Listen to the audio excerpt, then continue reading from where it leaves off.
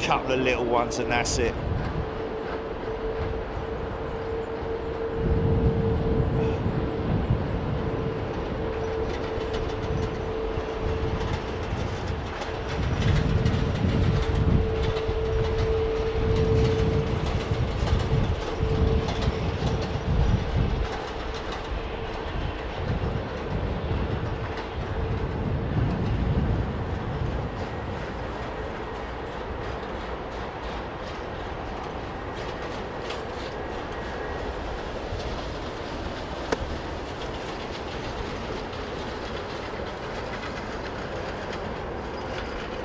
Big old quad jet.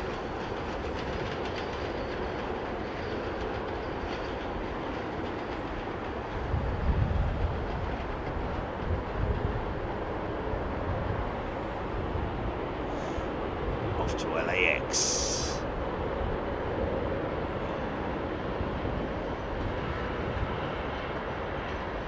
Don't know what to show. Just look at this big old lad rolling in here.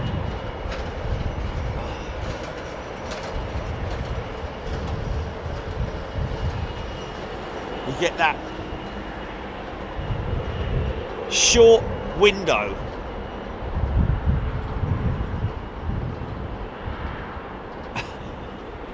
You don't want to pull back from it because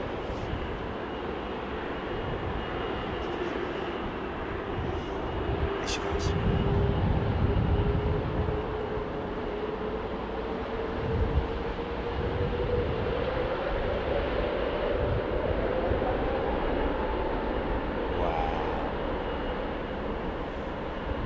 Wow, look at that.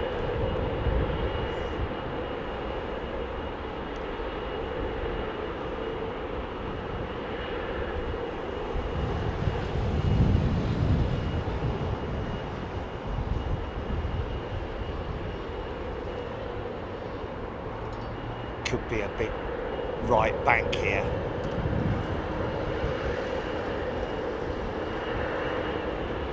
Nick Hanmore is a returning member now. We had some gifting on the other one, which I'm going to quickly jump to if I can.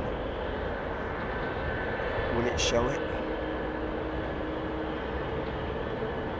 It won't show it, will it? Does it show the comments?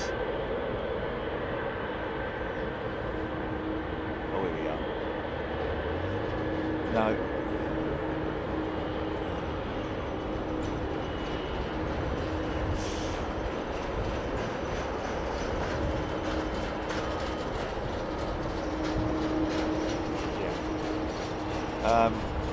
A couple of folks gifted memberships on the previous stream before I went all Doctor Who on everyone. Apologies for that, folks. That was a connectivity issue. Steph's gifted 5 memberships. Who else was it, Julie? Who else was it? Pete, some guy gifted 20, didn't he, or something like that?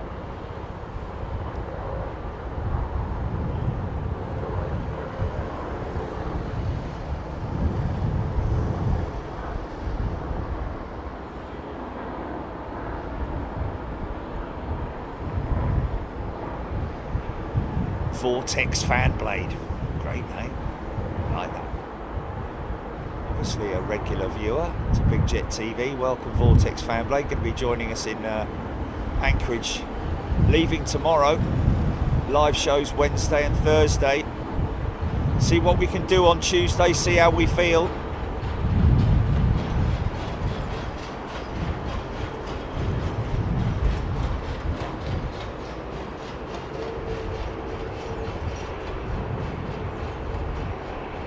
This 777 still waiting. Oh, we got a 220 intercepting departure here. Avro Arrow, that United 777 jet headed to Houston. Oh, Mark Atkins just brought the VX1. I guess the VX1, yeah. HCVX, isn't it? The Panasonic HCVX1. Yeah, but you don't want the F1 because that's just got the extra blah blah in it. Oh, doesn't it? Ah. Stephen Rouse, BA380 on the move to Boston.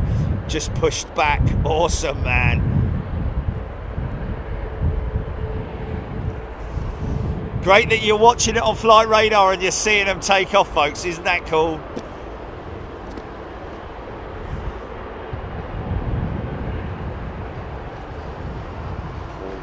Robert.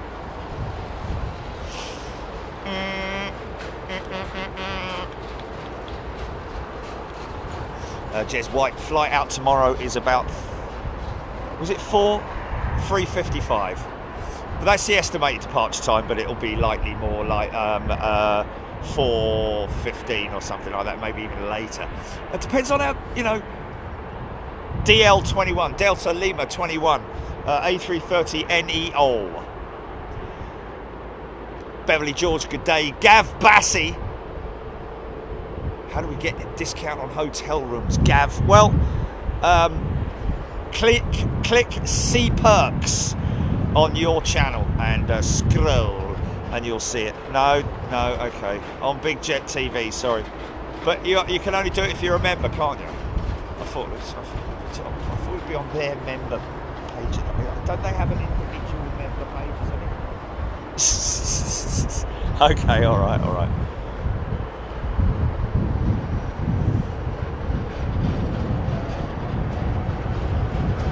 Jay Geist has upgraded their membership to first class. Nice one, Jay. Joining us in Anchorage next week. If you've ever watched, you know, like David Attenborough documentaries, you know, of the waterhole, you know, the wildebeest at the waterhole or the water buffalo, all around the waterhole in the evening time.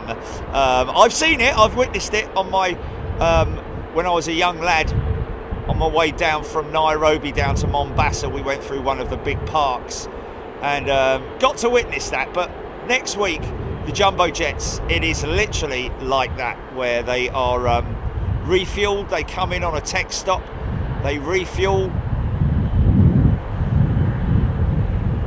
Big old 777s, look at those G90s, look at the size of that, mate.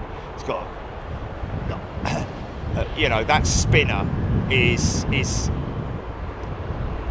I think a replacement spinner, quite an important piece of engineering. The spinner, there's a lot of things behind it. Well, not a lot of things, but there's stuff behind it which I think they removed that to clean the engine as well, as far as I'm aware.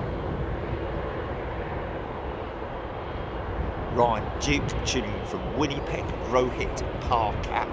Roxy Simmons. Lucy's gifted a membership. Thank you, Lucy.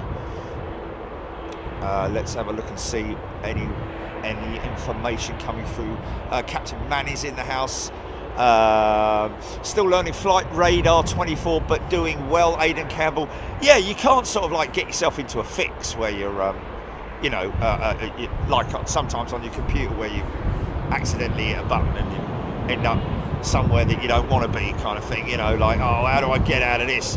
Flight Radar 24, very, very simple indeed. But if you know what you're doing, the one thing is that the airport, each airport has like a pear drop or a teardrop.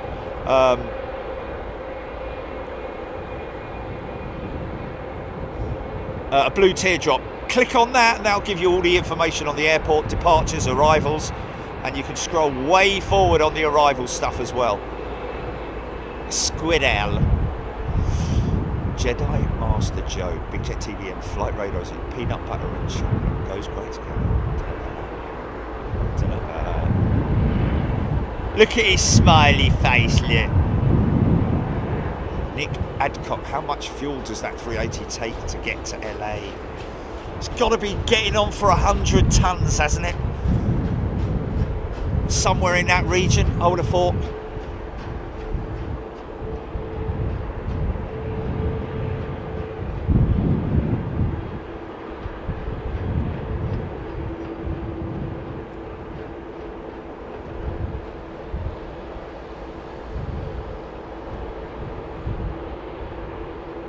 Okay, on average, an A380 burns about 4,600 gallons or 11,400 litres per hour.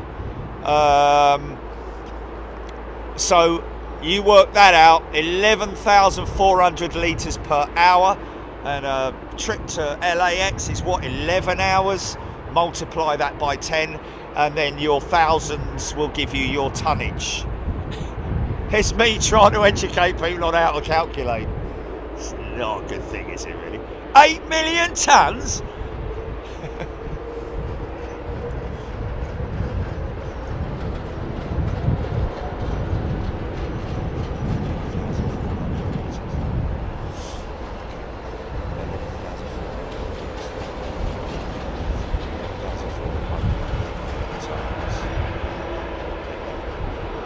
$125,000 litres of Jet A1 will be consumed by the A380. 125,400. Let me just see. 125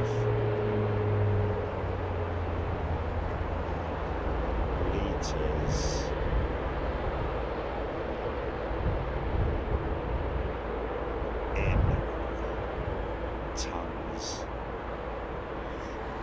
There we go. Oh, litres to tons, tons to litres, conversion table. Come on. Look at this Neo here. Now, down here on my right, folks, we've got Runway Sierra. Runway Sierra. Oh, wow, look at that for a bank. We have got Taxiway Sierra to my right. Now, you can also see stuff taxiing out from Terminal 4 to my right, which will enter to my right. Looks like, is this a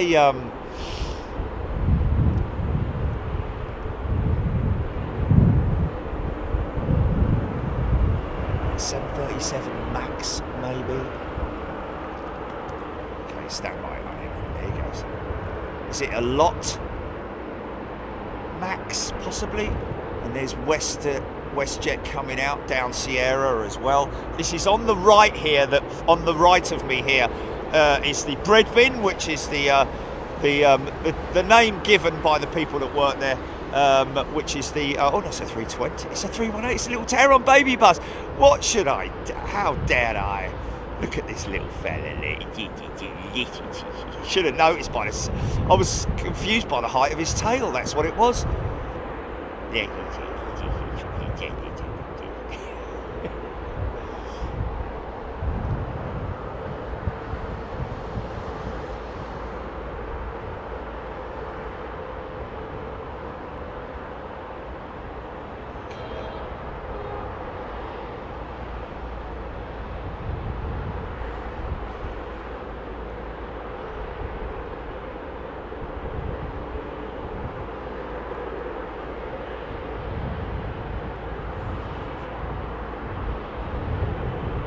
There we go.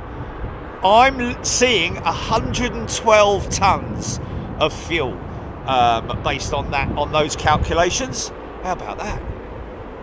Am I right there? About 120 odd tons of fuel.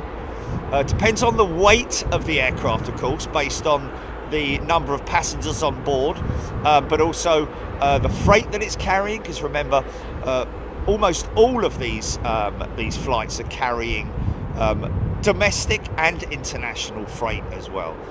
We do have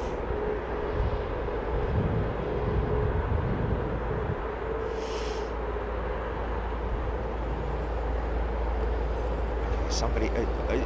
Is my comments just going nuts, Gillian? I can't quite make it out. Listen to the engines. Listen to the hum of those Rolls-Royce Trent 7s. Listen, Trent 8s. Sorry. Listen. It's got an oscillation noise. Oh, not anymore. It's not, because it's powered up to get to the front of the runway.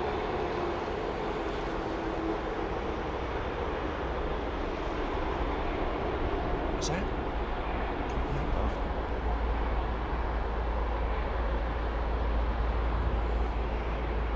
Glennis James has upgraded their membership.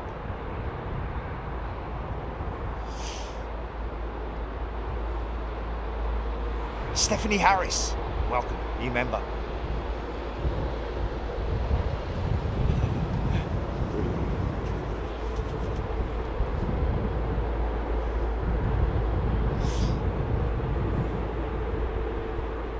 Tina Rion started watching some of the Stig Aviation videos. Yeah, I think I just caught that. WestJet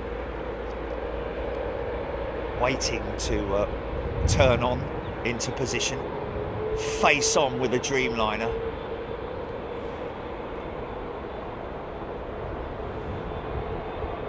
David Farah is a returning member, welcome back. And James is a new member. Derek Miles is also a new member. Wow, if you're getting involved, folks, then if you're joining as members, then please, if you want to, come in, ask any questions, get involved in the chat. We've got another A380 coming out. That just about means that we should go glitchy now, Jilly, around about now, yeah? Only joking. Oh, look, gear down.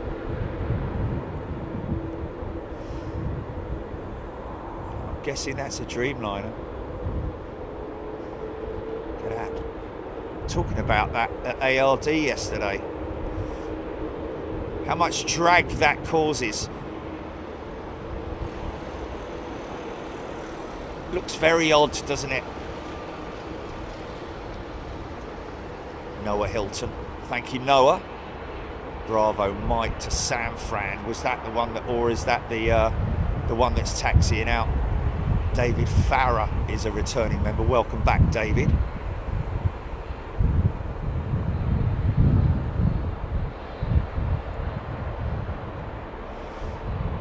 It's quite common on the Dreamliner. I think it's mainly down to the electrical systems not working on one of the wheels, and therefore the wheels are not braking. But give it a couple of minutes, they'll wait for that wheel to reduce up to a certain level of spin, and then they'll bring the gear up. But as you can see there, flying with that undercarriage extended like that is like dragging a bath load of water down the road behind you. If you've ever done that. James, welcome, premium. WestJet just pulled on from Sierra. Wow, Tim Smart's upgraded to super class. Thank you, Tim. Great to see you. Thanks, everybody.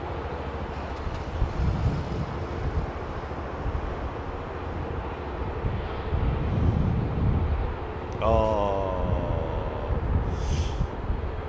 Dreamliner. So we do have, thank you, Paul Skilling, we've got a Cathay Pacific 747 freighter. Or is it single? No, it's Cathay, isn't it? Due in this afternoon. It's delayed, but we may see it land on this runway. Oh, look, these are the classic line-up shots.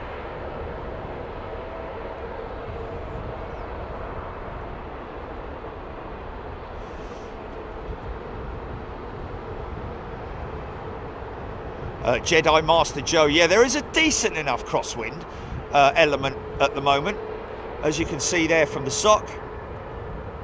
So yeah, when they wheels off ground, they will immediately, the aircraft will immediately sort of like turn into that left wind.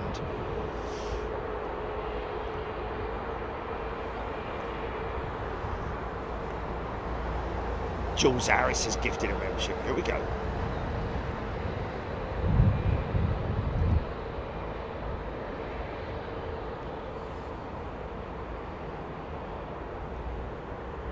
Yeah, well, why would we even say there's a Virgin flight? It's not we're on anything to do with Virgin, is it? Got flip. Yeah, but that doesn't matter. It doesn't matter. We just say, just give them the DL numbers. Oh, okay. Okay. Michael Bodner, WestJet Corporation headquarters in Calgary, Alberta, where I live. Well, the same city he's saying, so there we go.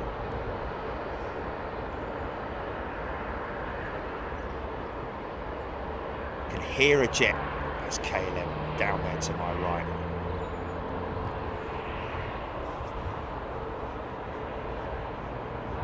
got two 380s on the move, folks.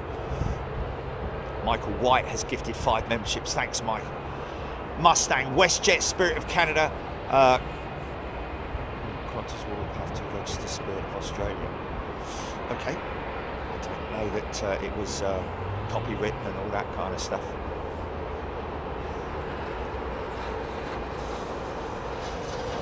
Due south. Obviously a lover of the Airbus A330. Still going to be seeing them for a good 10 years, folks, if not more. Interestingly enough, our friend that we're going to be catching later on the 767 with United, we've got a good friend of ours who I also met, ex Virgin Atlantic, flew the 346s, also flew with Laker on the DC-10. How about that, folks? Great guy to have a discussion with. Almost like talking to me dad in a funny sort of way, if you know what I mean, because he's such a piloty bloke, but he also likes talking technical. He loves we were talking about body gear, steering and all that kind of stuff, like main gear steering on the 380, the 747, and the 777 as well, which is quite interesting. But yeah, through the actuator system. Oh, it's just brilliant. But anyway, where was I going with that?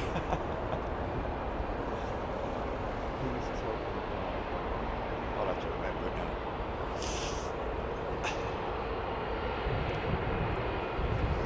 Yes, that's right. Yeah. What's his name?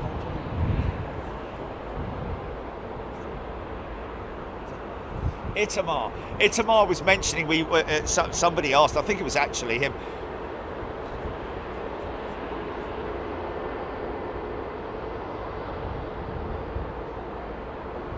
That's him, Paul. Yeah, big shout out to Paul if you're watching, mate. I'm terrible with names, actually. Thank God for Jilly.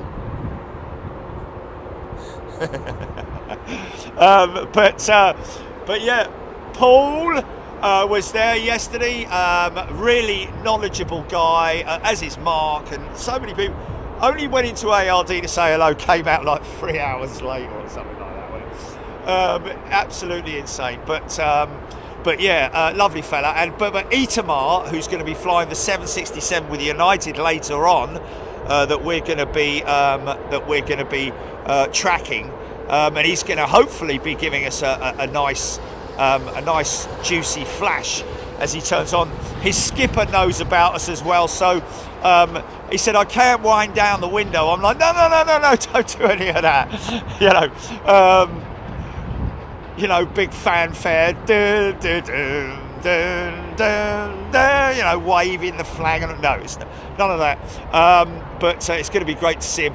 But interestingly enough, he did mention that the 767s are going to be in the United fleet for at least another 10 years. 10 years, folks. And he mentioned how crazy slow the startup procedure is on the Pratt Whitney that powers those 767s, which is related to why we see that smoke on startup. The exhaust Trents on this American 777.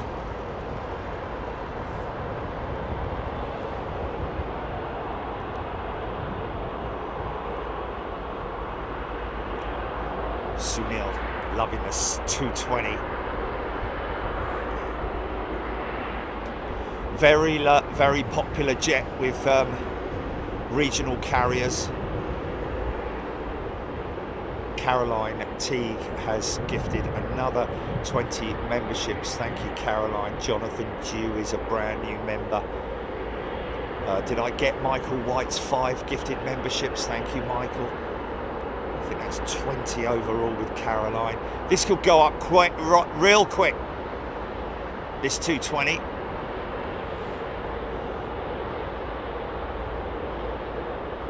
Oh, look what's coming into shot, which is going to nose bop us now.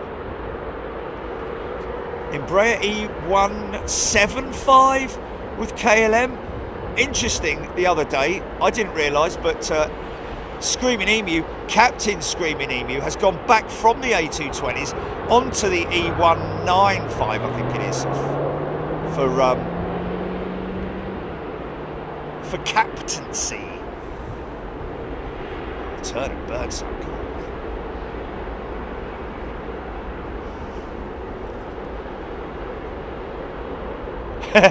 He's not far wrong there, is he? All right, mate. Yeah.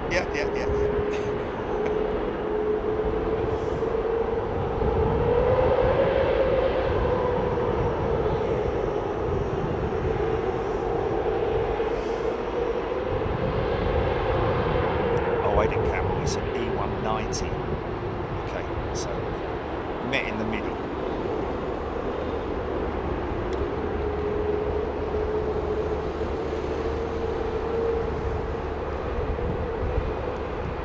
Barbara Siegel Road will be fun.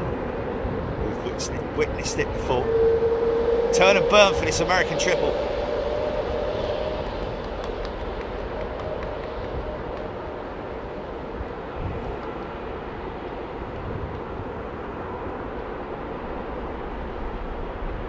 Wow, feel that force, mate. Feel that force.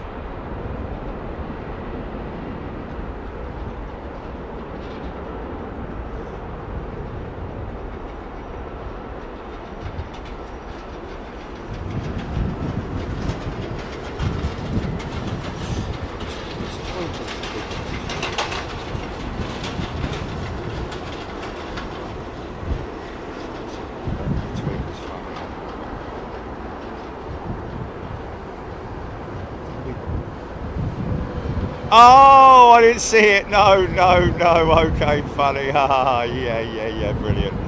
Brilliant. Yeah. Okay, that's hilarious, man. That's hilarious. With my new space bag. Dimitri Spirou, what do you think of the whistleblower guy trying to close Boeing?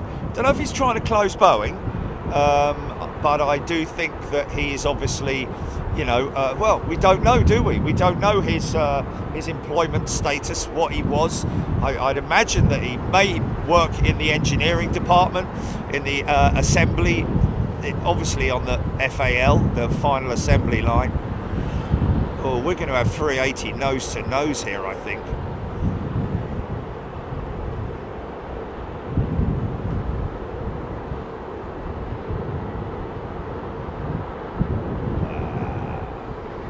Stand by for a thunder.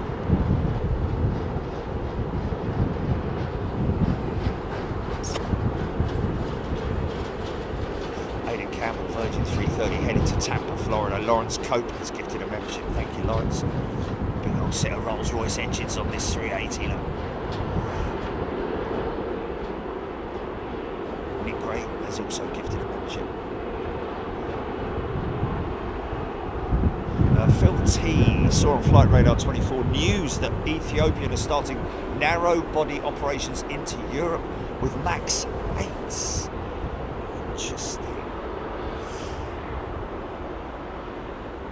Okay, well, I'm guessing they're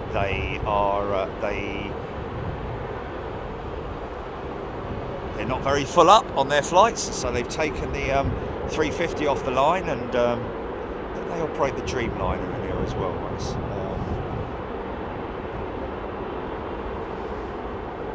Michael Bartlett, now I am a novice here, but what's the significance difference between Airbus and Boeing? Oh, that's something that you're, Michael, or Michelle, sorry, Michelle, you're going to have to, yeah, that's...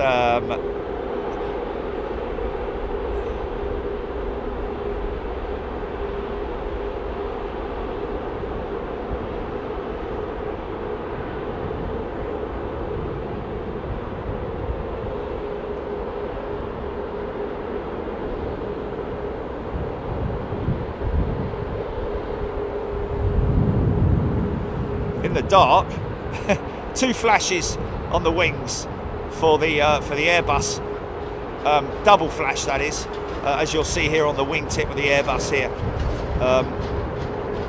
double flash on the wingtip, single flash on the Boeing jet. That's, you know, but that's only during. I mean, this is there is nothing like this in the Boeing. Wow, look at this double 380 going out. He's going straight out, this guy.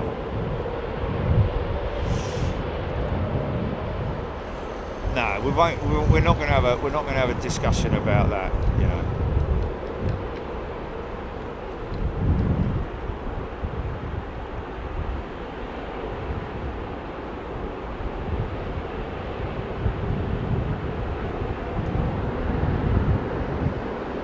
Yeah, we're talking about aircraft, not the company. We're talking about the aircraft, and of course, you know, Boeing. I mean. Yeah, the visual differences are, you know, I mean, in terms of the super twins, you know, like the 777 versus the A350, for example. I can show you any moment now, Michelle. Now, is this Emirates 380 even going to wait for this lump to get off the ground? Or is he just going to roll it straight out? Wow, look at that slow climb rate for that 380.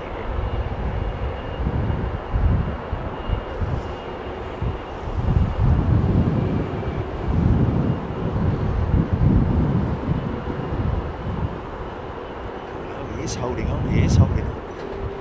No, he's not. Not for very long.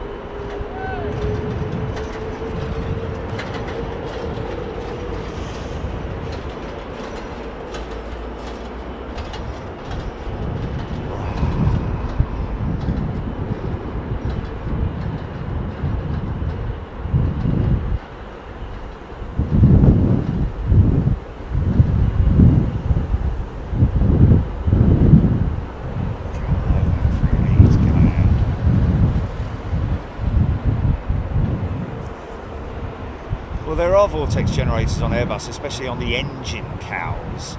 But in terms of Boeing vortex generators, yeah. Look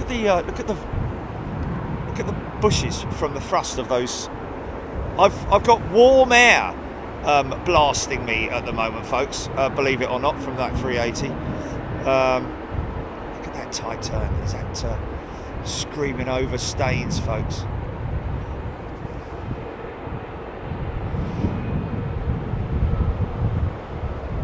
Travel what?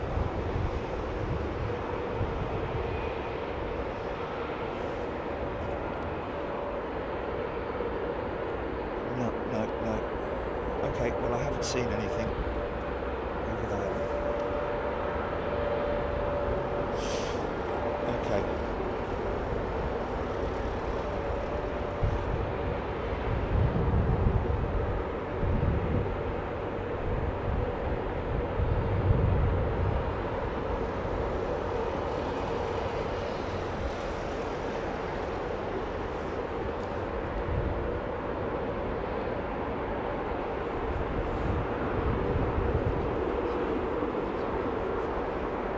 Qatar's 380 just crossing the active, coming out.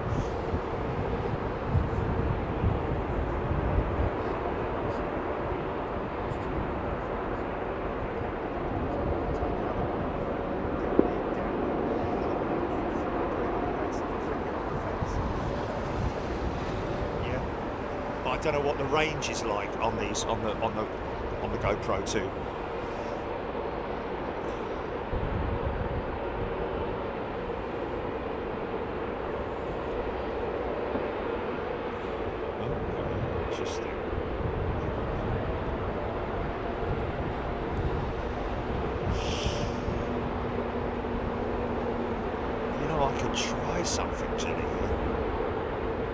Okay, folks, I'm going to do something here, and I want you to stand by.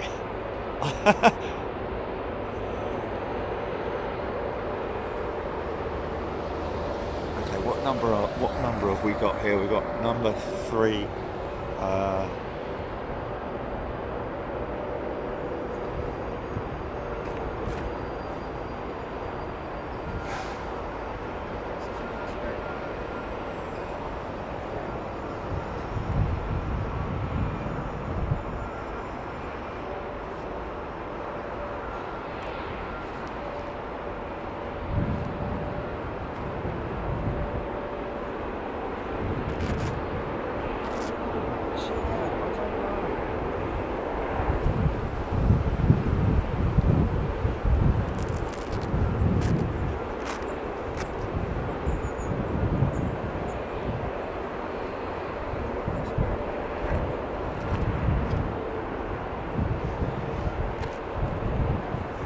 Well, if they're not, they're not. Then that's it then, isn't it?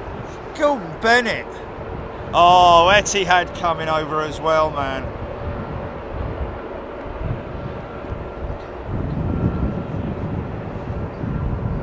Right. That one's going in the pocket. That one's going to go on. This little piggy went to market.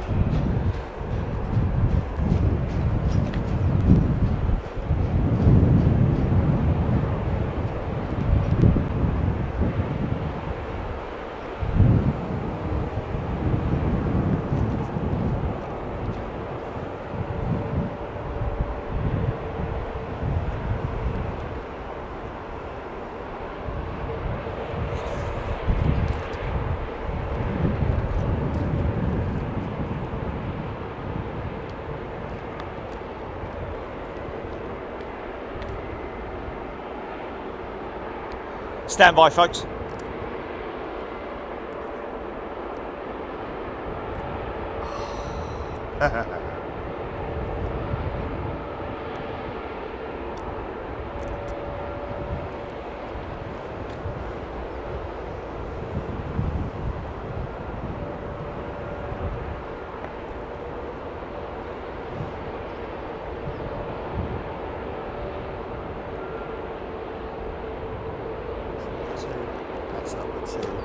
That's number two. Right, stand by. Audio's going to go off momentarily.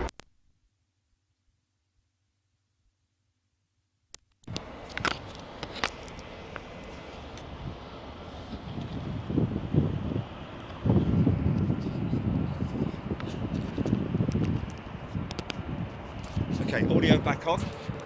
Just do a check, Jilly, just do a check. Audio check, check.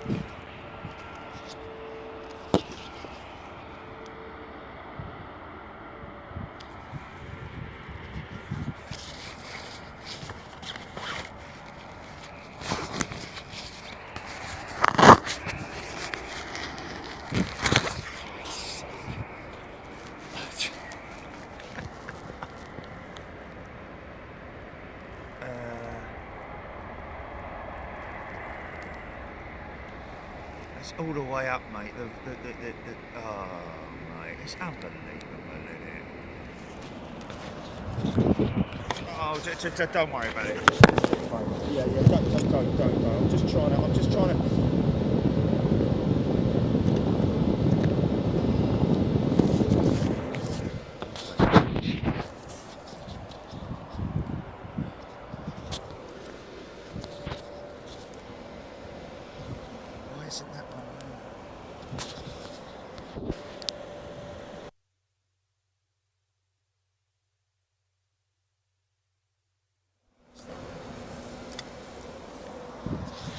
Oh, why isn't this working, mate? Flipping heck.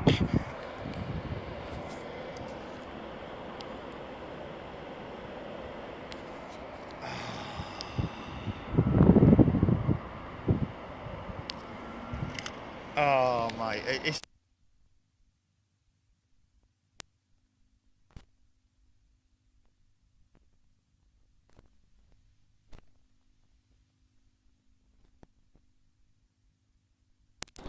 Why are the mics showing, why are they popping like that? Check. Is that coming through, just do that. Yeah, no, we'll go off momentarily, I think.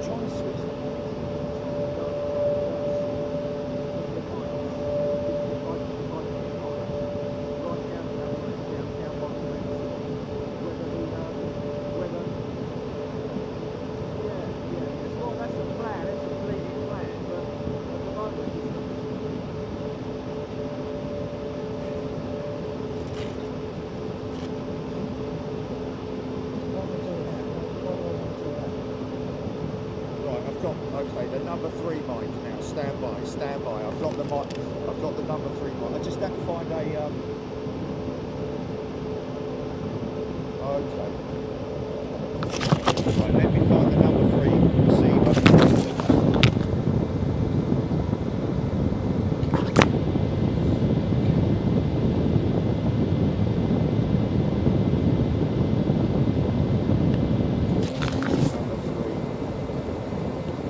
There we go. Right, both mics on now. Stand by.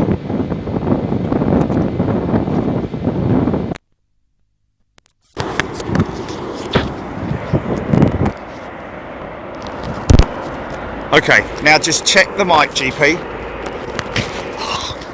Get out of there, you... Sorry. Okay, that's all right. Yeah, okay, so that's number 2. We're going to turn these off. Ordering a takeaway.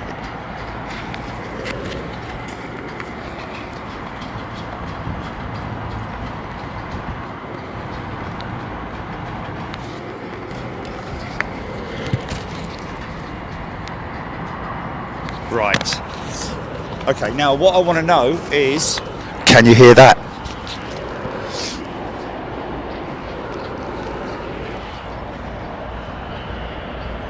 Okay, so that came out really loud, yeah? Okay, alright. Okay. Right, here's your experiment.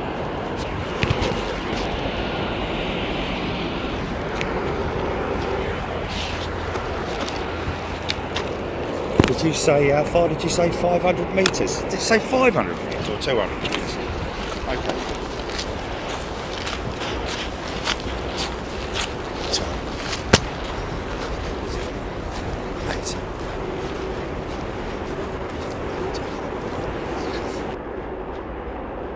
Listen to the audio to make sure you can still hear me talking. I'm talking into the mic.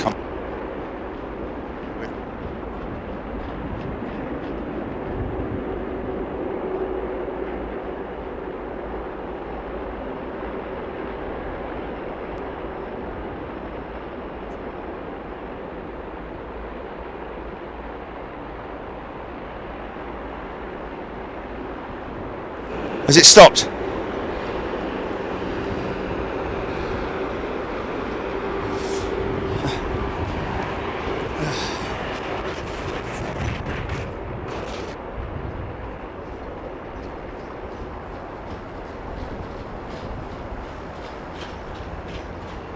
Listen to the sound.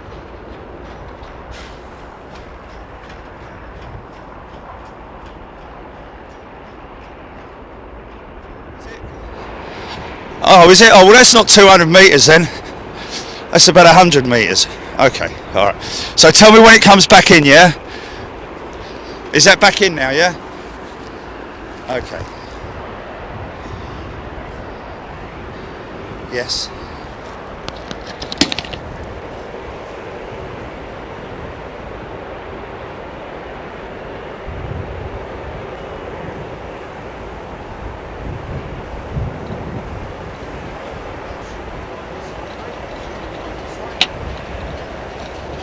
All I'm trying to determine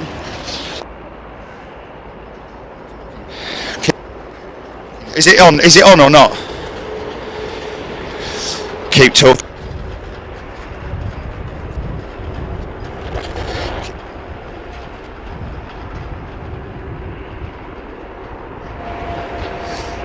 Ah, right, now I'm slightly going out of line of sight. So what I'm going to do is I'm going to attach it there and I'm going to leave them.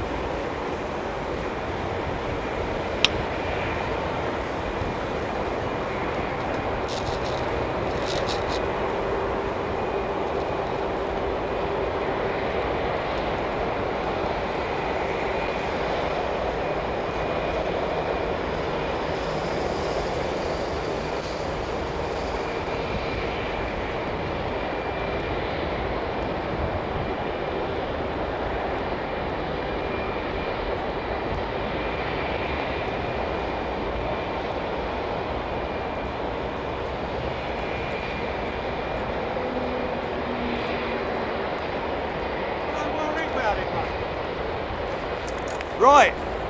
Okay, folks. So now you should be able to hear. I've basically connected another microphone.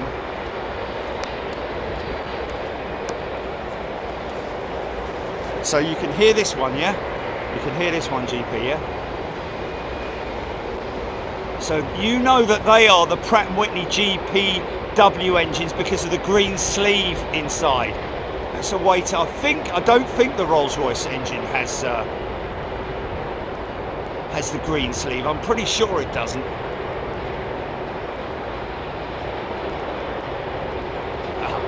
Etihad's coming out as well.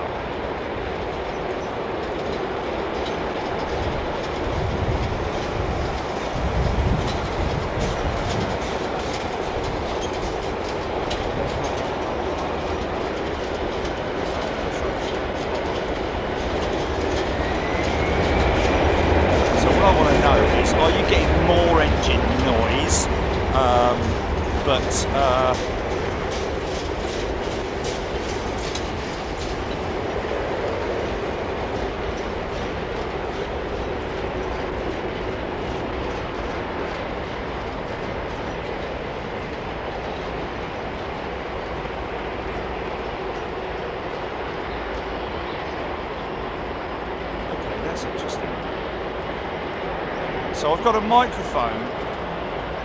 All I wanted to know was whether I'm going to have to wait. I'm going to have to listen to it back later on, Ginny, to see whether or not the sound. Yeah. But make a sound check. Do a sound check. Sorry, not sound check. Do a time check now, just to see. Okay, 48 minutes. Right, that's fine. Okay, so around about 46 minutes. Okay, Sarah saying more engine noise now. Zoe also saying more engine noise now. That is fantastic. Well, it's only a small experiment and it worked. Wow, that is brilliant. Wow. One of the wingtips that we were talking about the other day, folks. The fence style wingtip.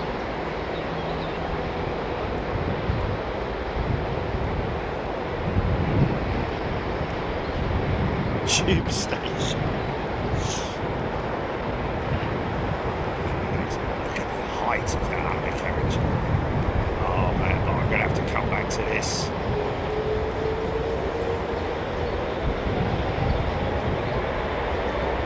Fire it up!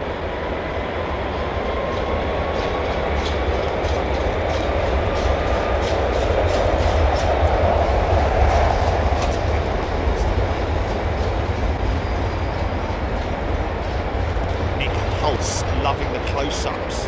Wow.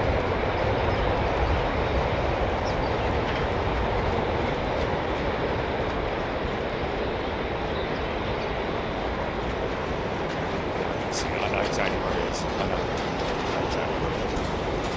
But I want to put it further down there, Jimmy, so it's even in front of the engines.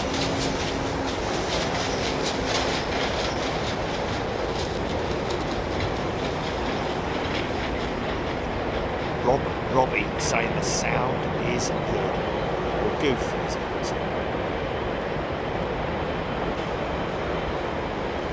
Lady Holt. Not far off of it, Lady Holt. Straight out this big old lump there.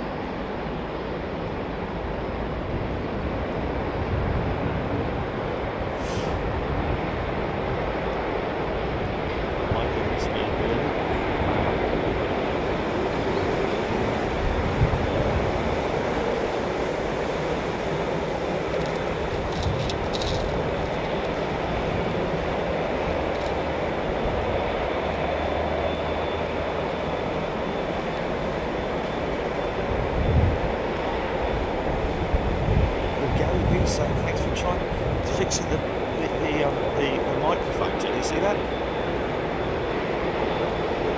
Gary B saying thanks for all your efforts in fixing the mic.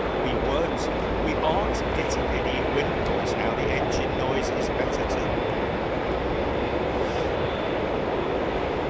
So I've got to set up a second mic, folks. That's what I've done.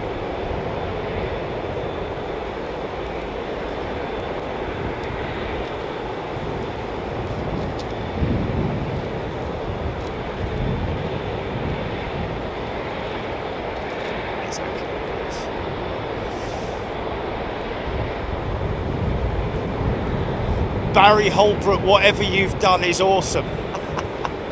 Can you physically hear it? Can you hear that?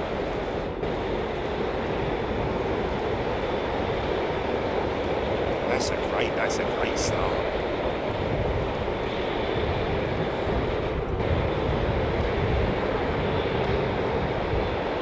Rohit Parkal sounds even better on my Bose headphones. Somebody's watching in church.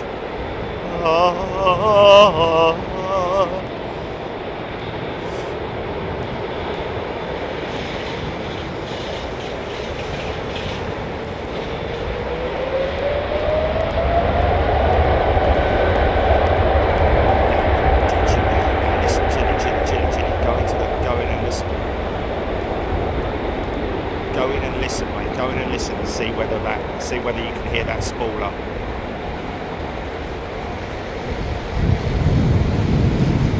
Wow, warm breeze.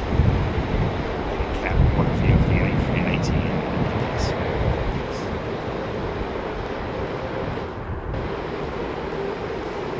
Big quad jet.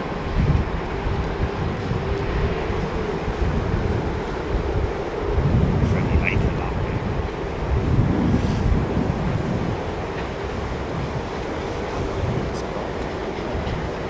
Interesting.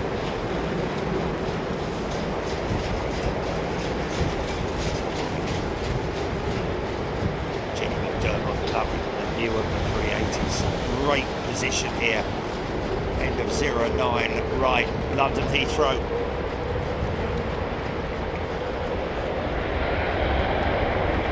Dylan Corkhill saying I can defo hear the spool up. Awesome! That's what I want to hear.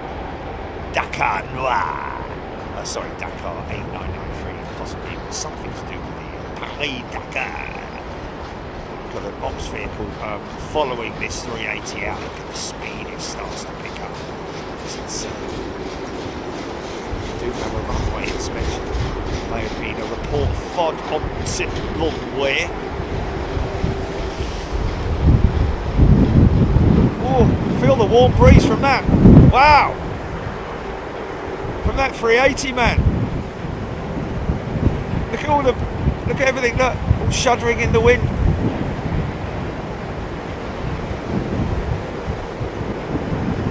Oh, that's crazy. That's crazy. It was a warm.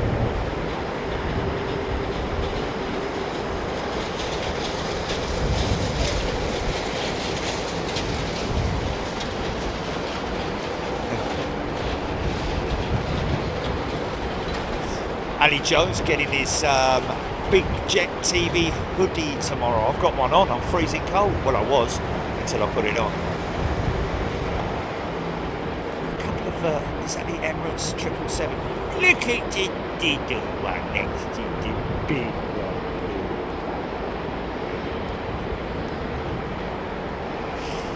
Flying with Delta tomorrow, folks. Legend from the lake. We can hear it, Jerry. That is just fantastic news, man. That they can hear. It's right on the limit of wow. Big chicken, you can hear the swoosh. Just sorry, take that.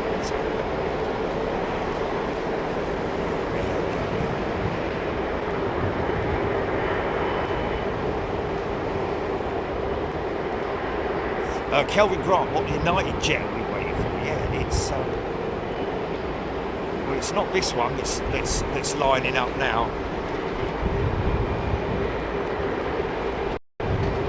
UA 921. Make a note of that, folks. UA9 921 is our pilots. We'll say pilots because we met one of them, but from what I understand, they're both big fans of Big Jet TV, as are apparently quite a lot of United crew. What was interesting yesterday when I talked to them, that big old hangar was built in the 70s, originally built for the TriStar. Can you believe it? And then we got onto the subject of prototypes that have been here at London Heathrow over the years. A330, not the 747.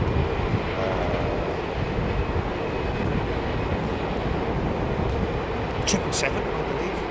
The prototype 777 flew into London Heathrow. Stuff that was going to Farnborough, I believe, back in those old days. Roxy Simmons, thank you, gifted a membership. Yes, due out around about 16 something or other, isn't it? The United Jet we're waiting for, not this one, folks. 1800 is his due departure time. Concorde, basking in the sun all the way down there.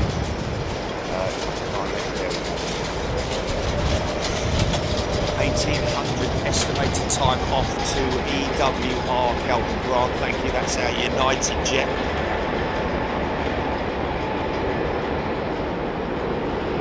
Beneath the Bows has gifted 5 memberships, thanks. Beneath the Bows. Okay. Oh, we've got the Air Lingus Retrojet at T2, haven't we?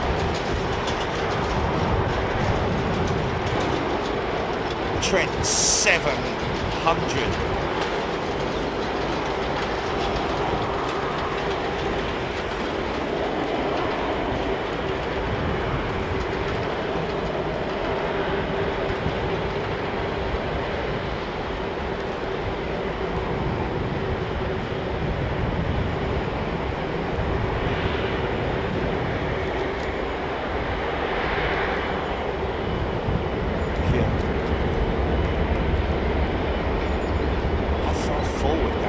Sitting in their seat.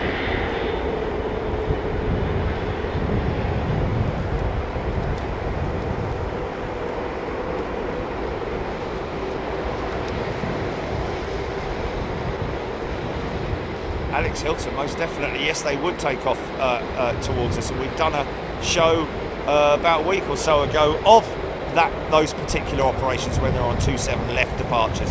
We wanted to test it to see how it worked out, and it did actually work out very favourably amongst a lot of people. We've got another aircraft at Sierra. This is the Sierra taxiway, folks. The big bread bin cargo terminal down there. Terminal 4 all the way down there. See that Biman tail, a couple of others as well.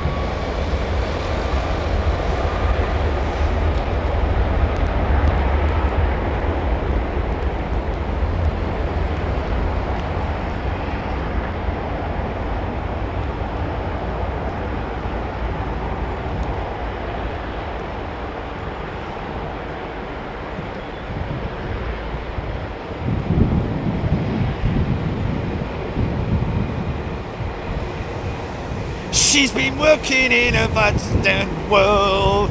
She's been herself right that she can't see that she don't know what else to be.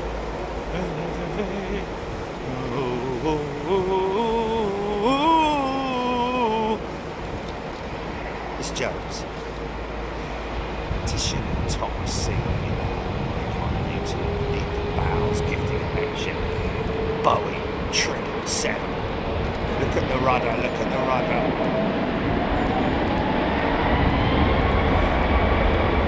There's an jet creeping out on my right hand side. Might be able to pick it up nicely with the other mic, I don't know. See if I've got any tricks.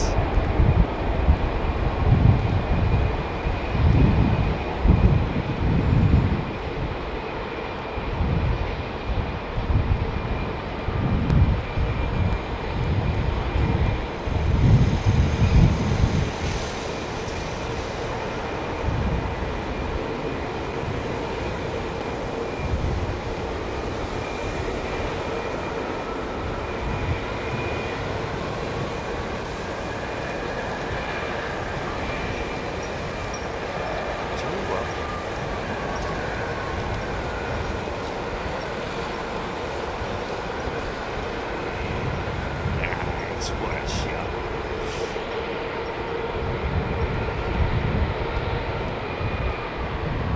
Thomas Max, yes, I am aware there is a 747 freighter due in with Cathay Pacific. We're hoping she's going to go rogue on this runway.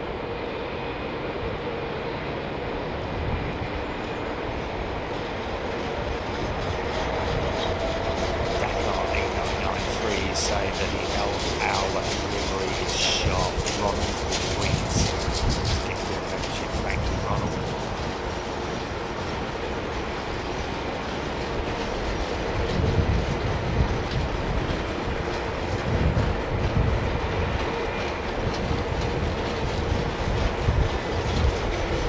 It's all about the planes, folks. It's all about the planes. Not just in the politics at all.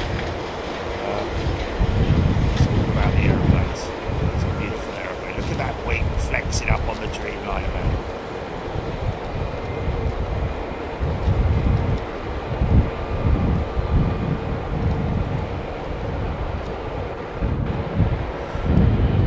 Yeah, see the brake dust coming off the brakes there, folks. Puff of brake dust.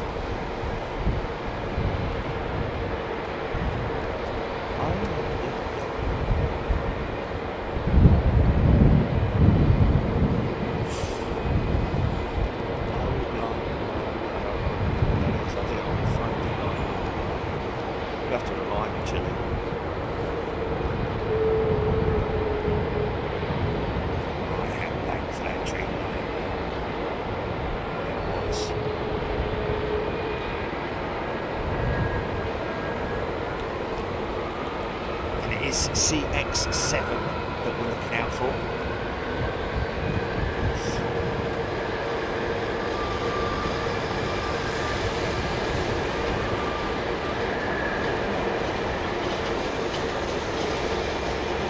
Seven Jumbo, that oscillating sound is the fence movement from the thrust.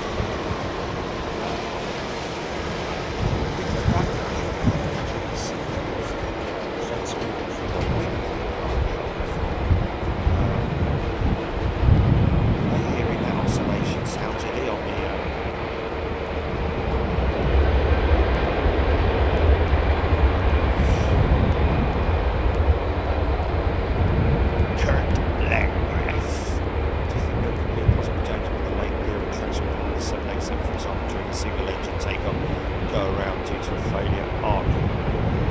negative, really are negative with that.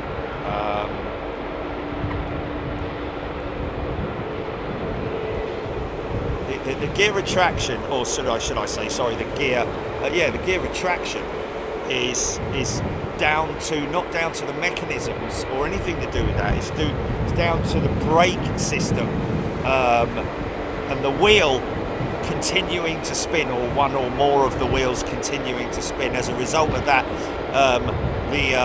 the mechanics of an undercarriage, as any wheel really, is the bearing system is designed to work in a vertical position and not in a horizontal position. Don't get me wrong, it would work in a horizontal position, but with the crazy amount of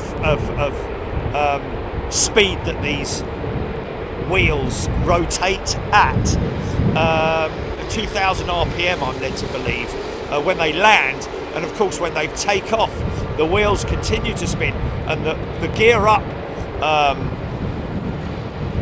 procedure is also includes braking the wheels as well, as in stopping the wheels from turning, basically. And when that fails, they have to wait a certain amount of time before the wheel is safe. Whether it stops completely, I don't know, but at least so that it's safe. Because obviously you don't want to break the bearing mechanism. Scott Thompson, squid out. So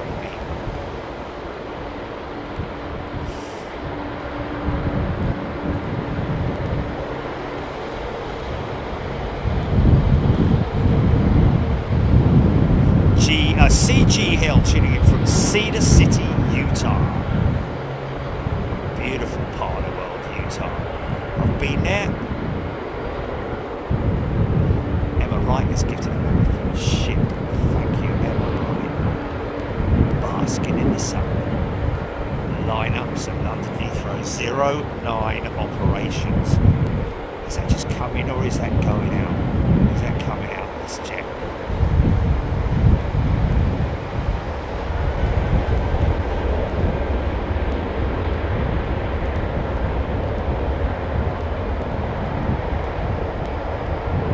Oh, is it now? Oh. What, in terms of if you don't pre-order it, you'll get a crap one, or? Oh, the error, right. Yeah, Ginny, I wouldn't worry about it, mate. Just... Okay, all right. Well, don't worry about mine so much, do your one. Anders, interesting. Why does the 747 land on 09 right? Great question, that, Anders. The reason is because if they can, it means less taxi time for them to get to the freight terminal, which is right there behind those fuel bins. So obviously, when they land on 09 left, they have to taxi all the way across, and when they land on 09 right, they just have to make a little turn, and then they're there. Look at this, looking quite bad, this 787, isn't it? Look. Faded cows, look. I feed my cows. Feed my cows.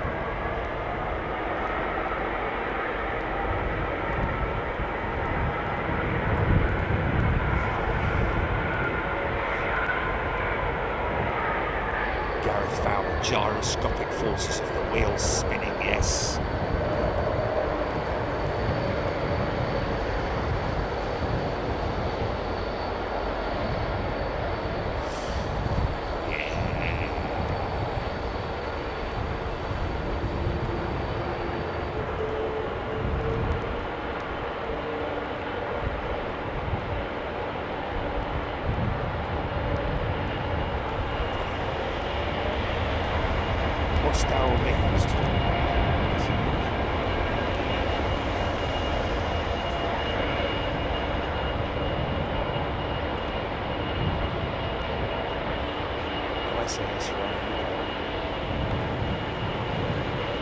YHF.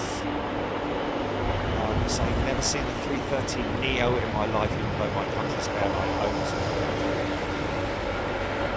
Right, can you hear those engines, folks?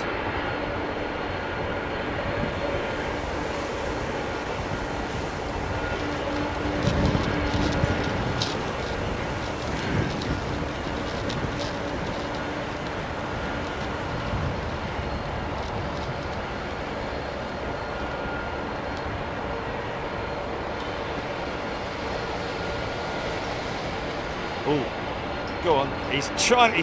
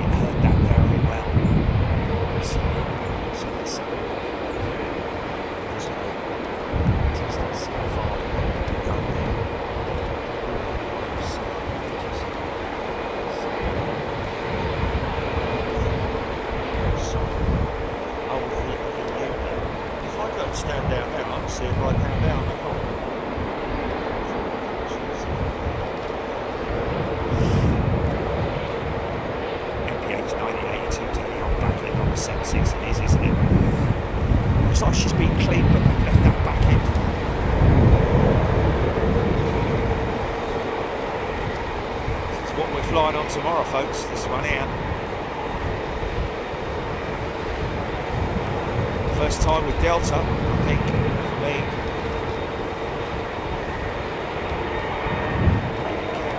Lovely old lady. Here she goes.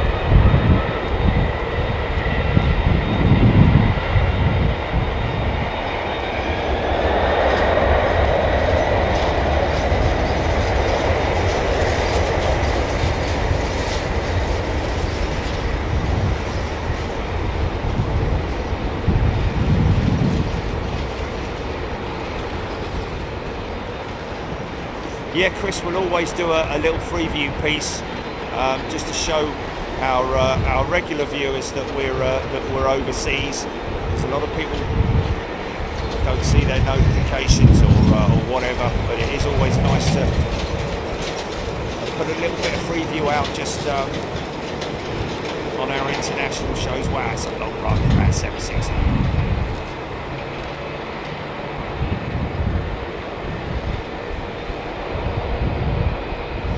Dacre Holden. Do all airlines operate the same engines on all models? No.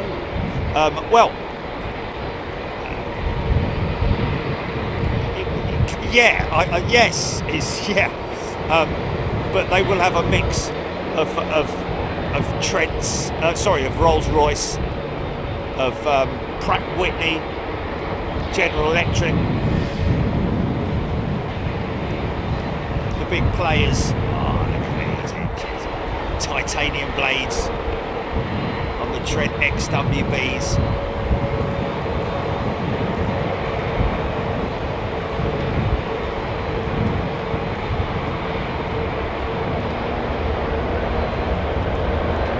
But yeah, Dacre, that's a good question.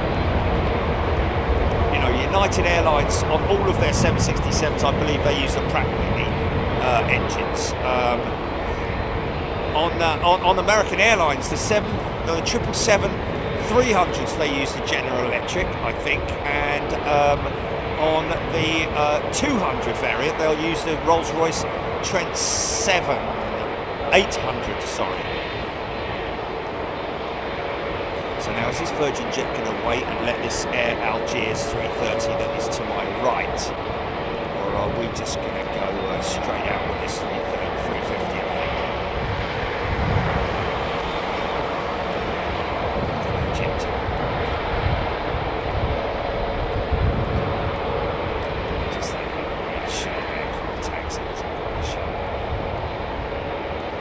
Holding station. Oh, no, he's not.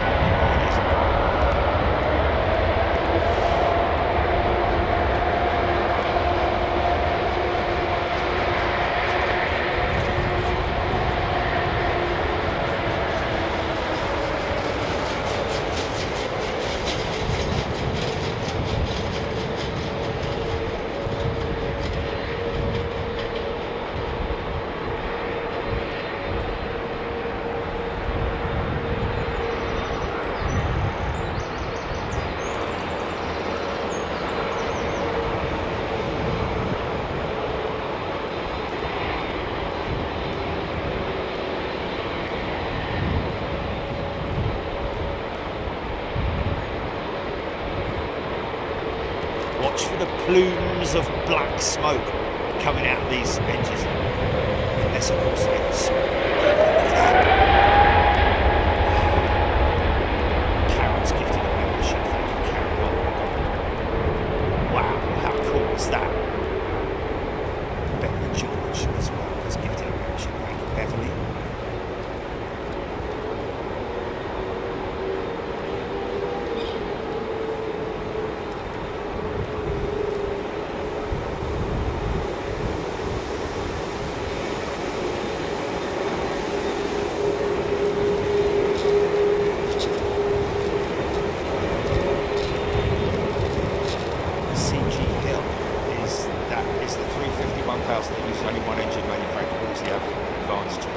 Well, CG, they probably, Airbus would have probably offered it to General Electric and Pratt Whitney to develop an engine for the A350, or they may have just gone after Rolls-Royce.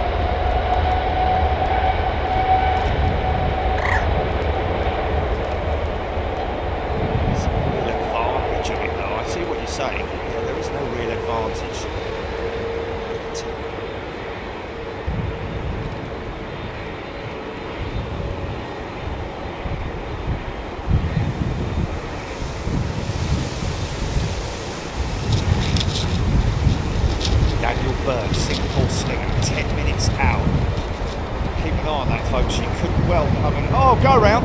Go around. Pilot induced. Nothing to do with the winds. I heard this power up and I was like, what the hell's that? There must be something on to northern runway. It's just landed and it's slow in getting off, I'm guessing.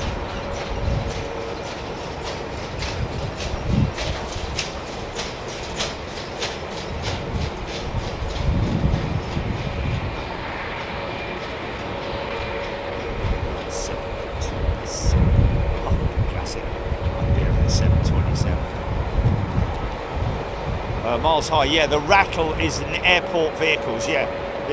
These are obviously they're carrying freight from one point to another, either coming out or going in, one of the two. But yeah, you're hearing the wheels because obviously they have very solid wheels on these, on the trailers.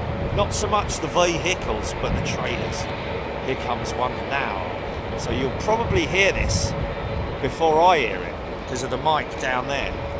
Right, Mike!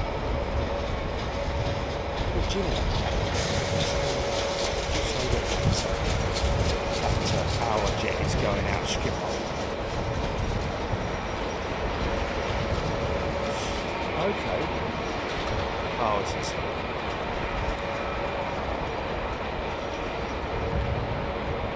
We're still waiting for this Air Algiers 330. Sitting patiently over there on taxiway Sierra.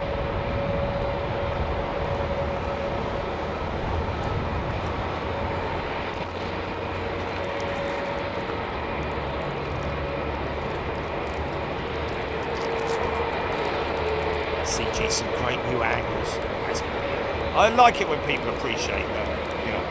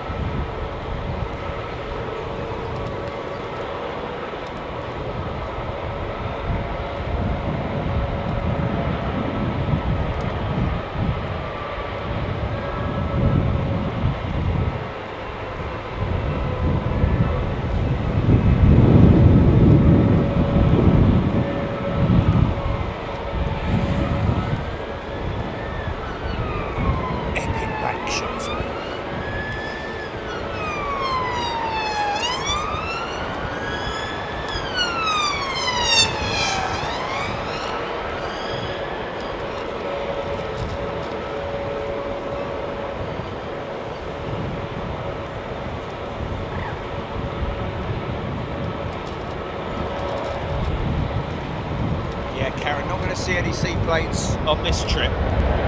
It's the August trip where you'll get to see the seaplanes at Anchorage. Lake is still partially frozen. May see some action, but certainly nothing like what we see in the summer months.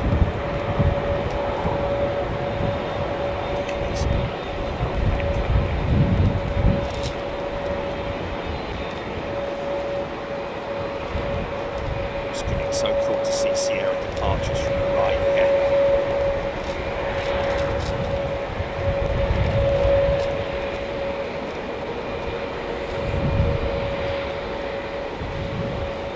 Charles Toast, yes. True. Low profile, not even rubber wheels, I don't think, on the trailers.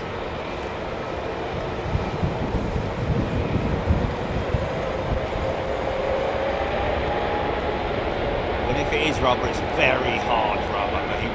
You know, you need a long-lasting sort of like nylon wheel type setup, don't you?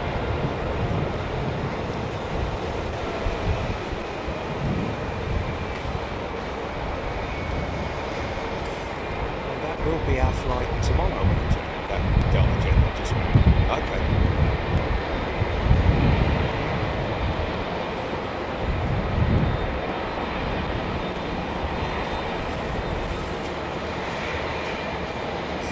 Pacific 747 standby. I'm going to my flight radar to check.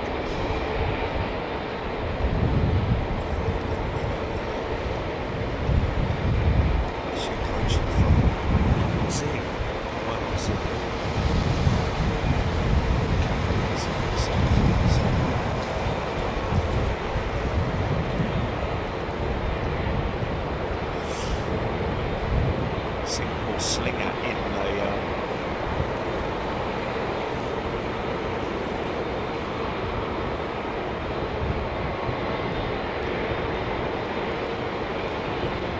Lamborn hold.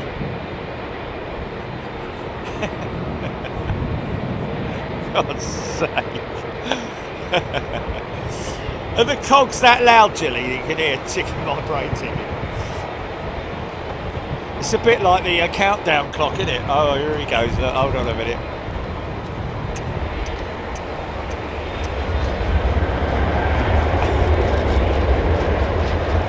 Okay, Jerry, what have you got? Absolutely nothing.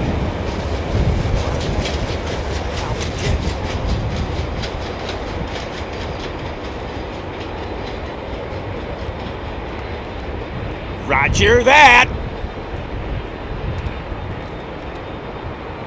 Cathay Pacific CX7 or what it is. Well, I can't see it. I can't see it. Okay. Somebody said it's in it, you know, any moment now. Stone Man, JD Stone. Yes, Stone Man, that is our aircraft for tomorrow. Heavily delayed today due at 5:38, Gary Boakes saying. So there we go. It's not...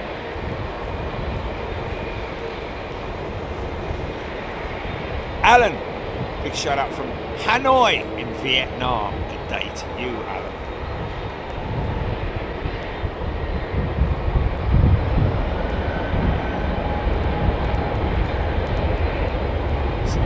Based on that Emirates 380.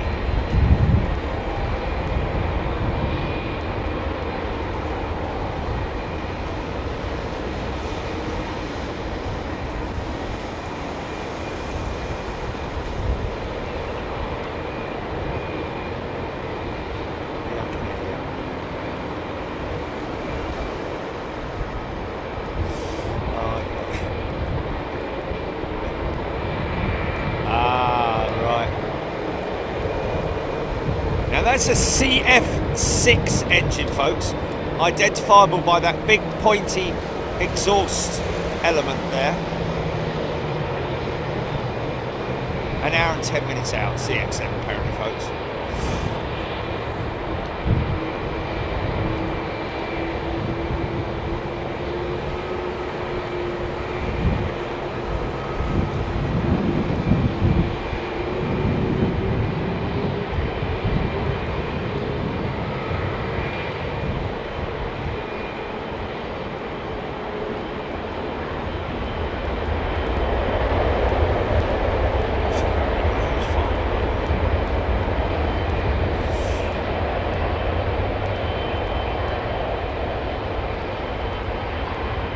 Well, getting lots of, reading lots of great comments about the position and how much they like it. I have moved the mic around, and another mic. I've got two mics on the go at the moment.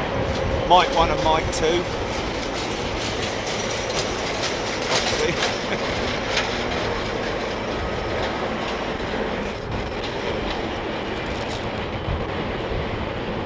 Oh, sorry.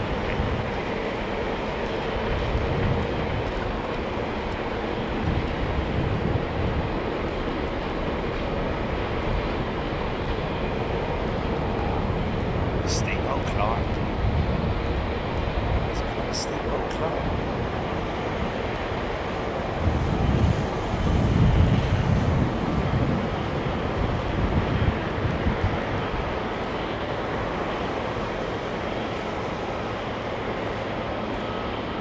Slim Jim. Well, Slim, I don't think you pull that bit off. I think you leave it on there. I know what you're talking about, the plastic bit of the rocket. Yeah, I think you leave it on there. I think you might be mistaking it with something else that you remember. Oh, well, actually, you know what? I think he's right. Yeah, because inside that, behind that, is the blue touch paper, isn't it? So it's a safety feature. Yes. So my apologies, you're absolutely right. It does. Light blue touch paper and stand well back. Come! Kurt Lang. Shots from the fire. There's nothing at the moment. YHF is the type of person to watch Big Jet TV until 2 AM. Wow. Fair play.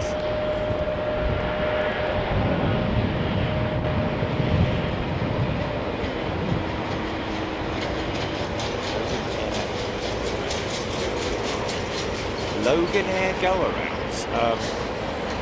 We've just briefly on the northern runway.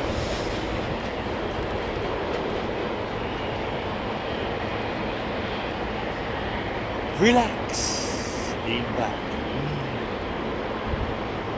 Got a bit of lava on your shoulder.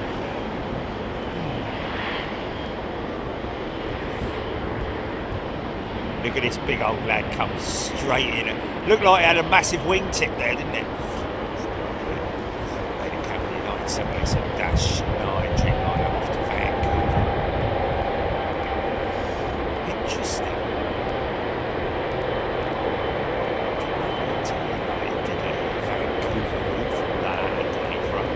What's going on there? Is that another go around? What was that all about, I wonder? That's very peculiar. That was that must have been either some kind of a rejected takeoff or a rejected landing, or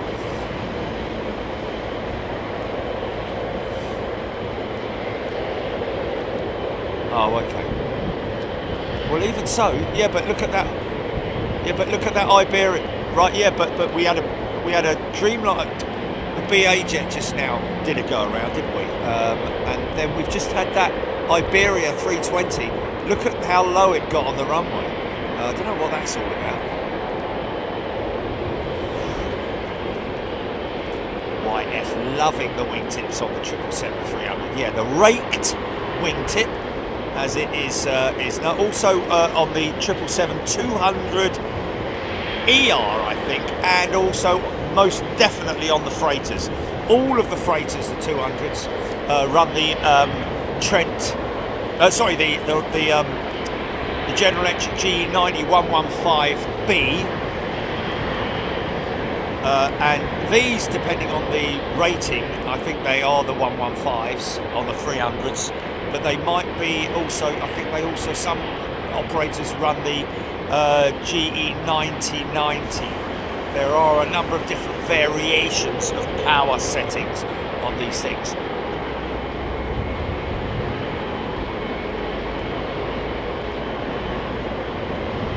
It's always putting that down to Logan Air potentially. So cheap. No.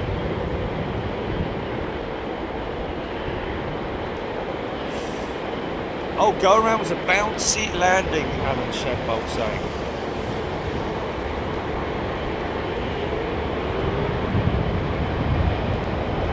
Dan must have been traffic again. It's strange to see two go around so soon after. I don't think they were in any way related.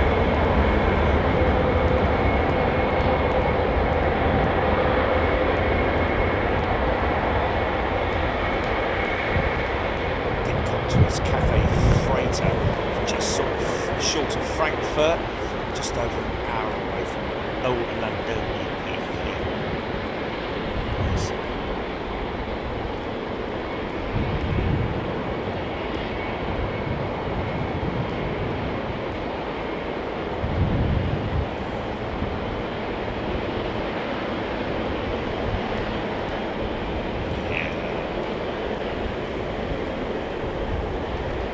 Airbus.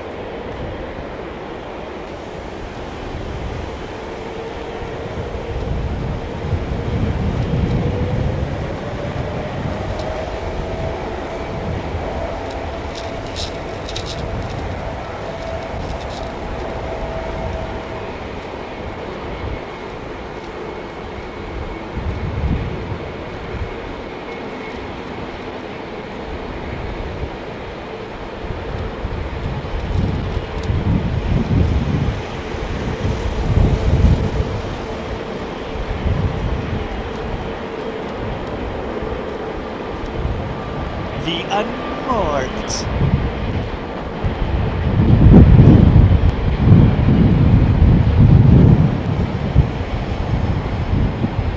Groovy gang fit. It's in the 70s. Flares. 1, 2, 3, 4, 5.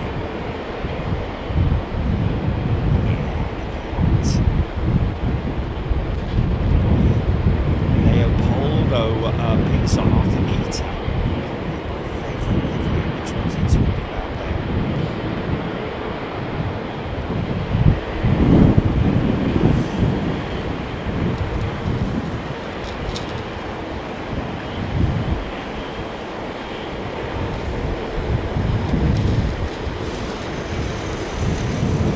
You have to get the right aircraft. It's got to be like a CFM 56 powered NG 737, hasn't it?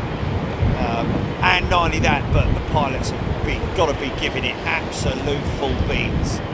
Helen Clapp's gifted a membership. Thank you, Helen.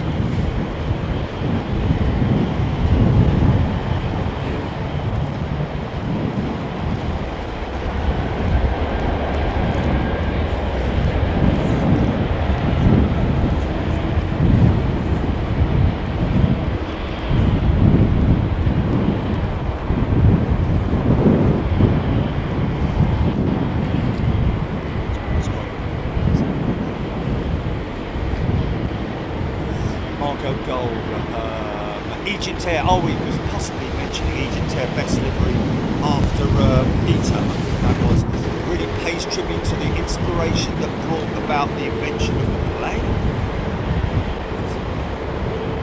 Something starting its engines.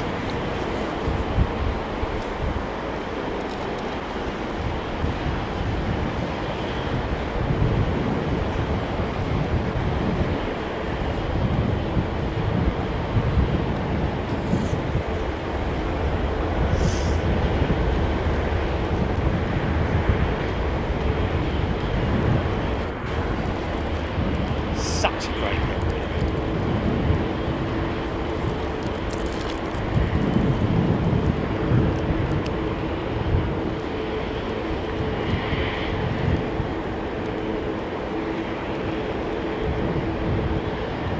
For what now?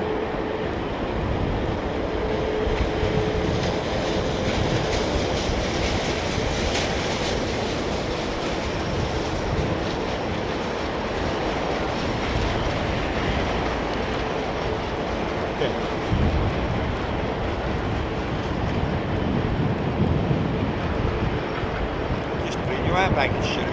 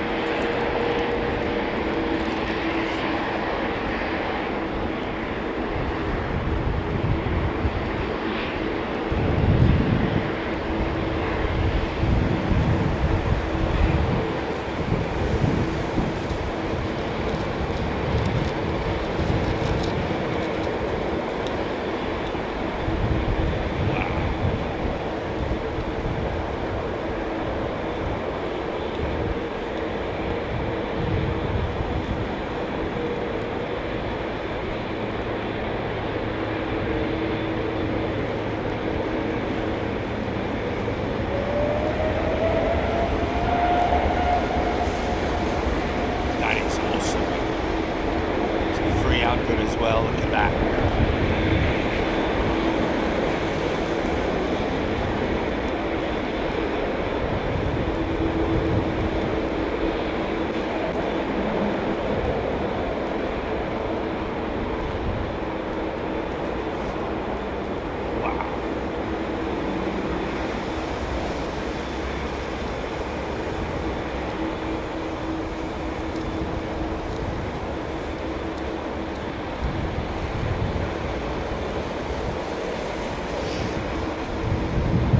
About 3 degrees steering on the back set of the undercarriage on the 777. On the 300, that is. I don't think they have body gear steer on the 200s. I don't think so. Big actuator system there. But don't confuse that with the angled actuator. It's the whole actuator system is on that back set of wheels, which has a steering mechanism, but there's also the angled actuator, which is the controller of the angle of the gear to stop it from tail striking or prevent it from tail striking.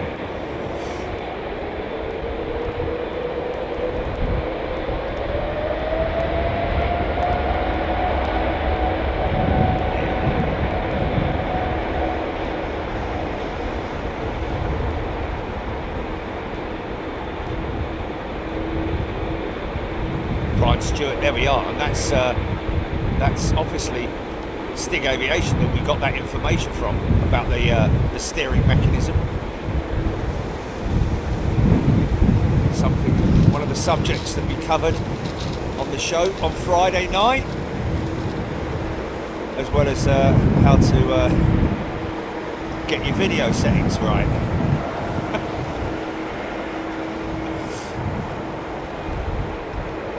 Cool. This guy here.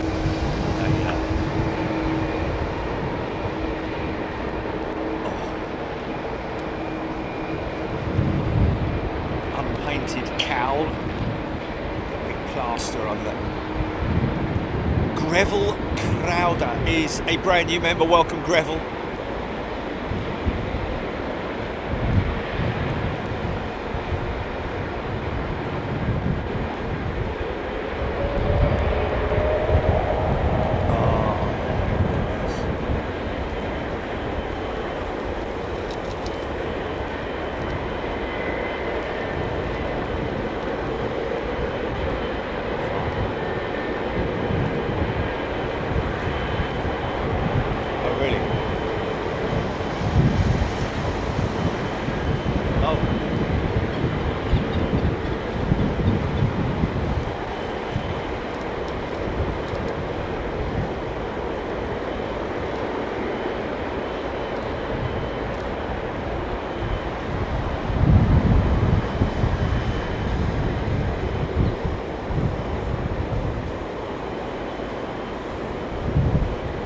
Wow, Nick. Thank you, Nick. He's gifted 50 memberships. Wow. That's 50 very lucky people, along with all our other new members going to be going to Anchorage with us. Great to see you there, folks, if you can make it. Might involve a couple of late nights, but worth it if you're into your jumbo jets, or if you're into freighters, if you're into... Hey, we got everything there. We got DC-9s, we got DC-3s, 737, pre-NGs. Well, actually, sorry, NG 400s.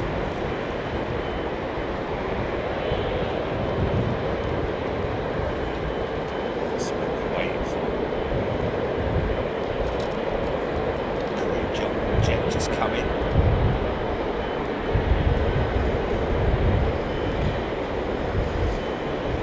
Legend Freddie Laker, was there any advantage in using the scallop-shaped engine cowls? Not particularly widespread from what I can see. Well, Legend Freddie Laker, yeah, that's interesting, because all of these wingtip designs and also those cowl designs are all as a result of the relationship that Boeing has with NASA. As far as I'm aware, they were, oh, look at that shot from the olden days. Look at that. Yeah. And the idea behind the engine cowls, the scalloped cowls, was to reduce the engine note. Excuse me. Was to reduce the engine sound, and therefore just make it a quieter aeroplane. But the unfortunate thing is that although it did make them quieter, it actually made them more draggy. So they created more drag on the engine, believe it or not.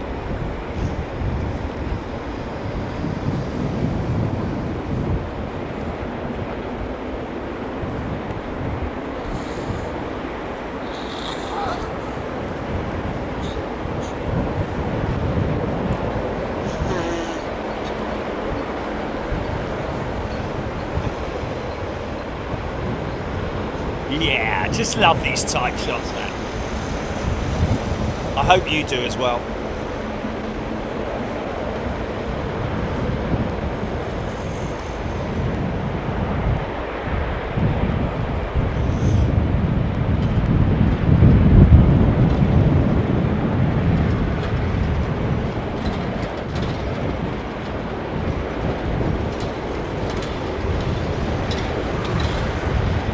Make life a lot easier for you. Who was it asking there about the VX1 settings? Everything's pretty much standard, isn't it? Apart from the what you want to. If you're live streaming, obviously there is different settings. But if you are videoing, you just video everything in 4K. Simple as that. Very, very simple settings.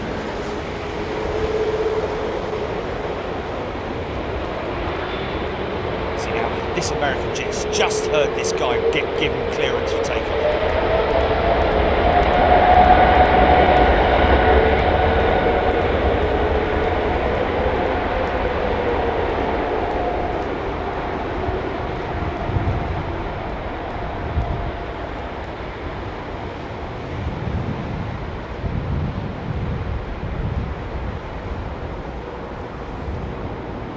MPH 1982, yeah. She's a dirty aeroplane, isn't she?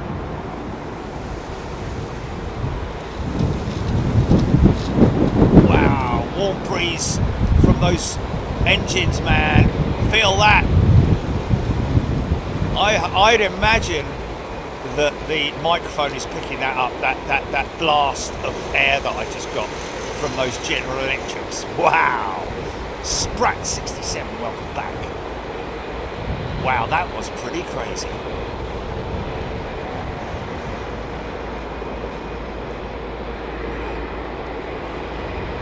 Full contingent. This time next year, though, maybe. Let's see.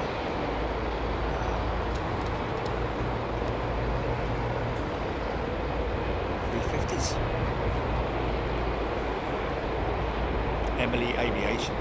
DP187 is flown by an Airbus A330 that I saw in Toulouse in October last year.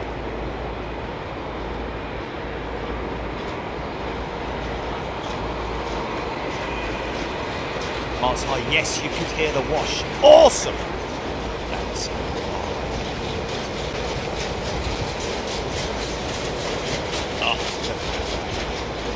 look.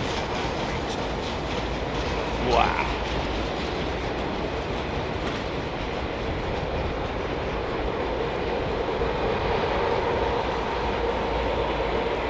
So there's a few people who are listening out on the mic, the second mic. Hear this one spool up.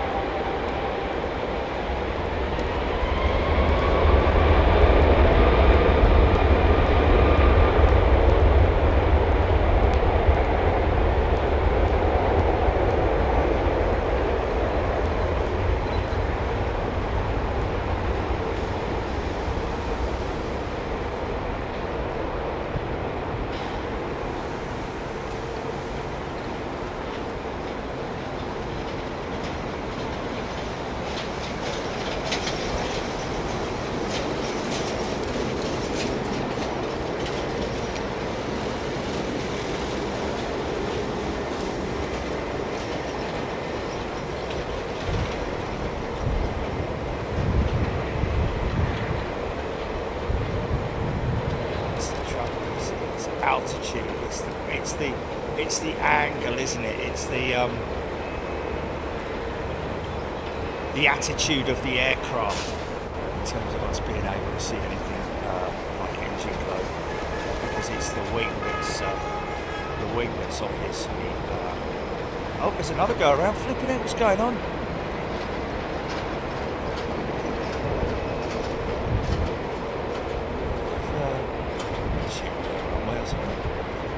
It's not windshield though. That's nothing to do with windshield. That is.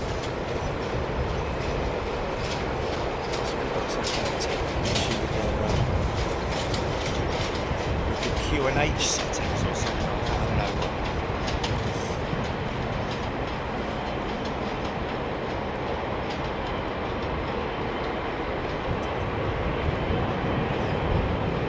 Odd, very odd indeed. That 777-200ER to CLT.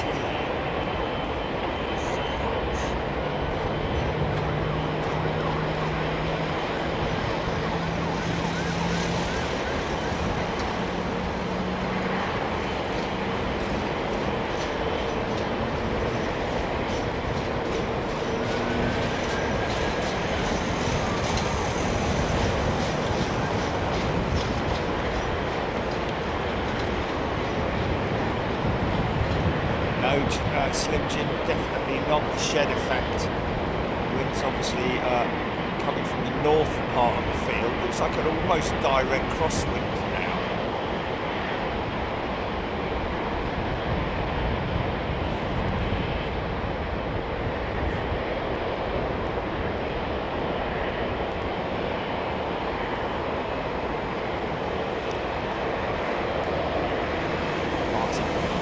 Turkish 1971 from Istanbul.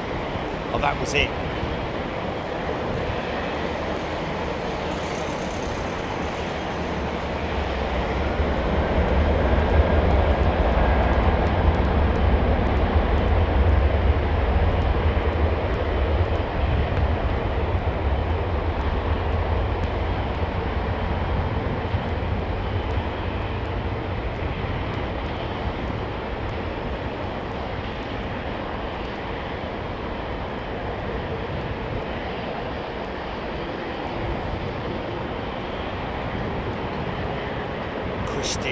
Schmidt saying winds 10 degrees at 9 to 10 knots, so nothing significant at all, other than potentially, mind you, the degrees even, 10 degrees, so that's just off what we're talking about for runway operations, isn't it, with the nines and the, got a little bit of a side slip going on there, got a great bug look about it, the Dreamliner at that angle, hasn't it?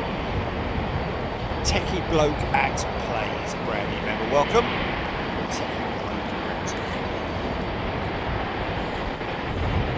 It's freezing, now it's 2 on. John Higgins air limits through the 720 this eventually.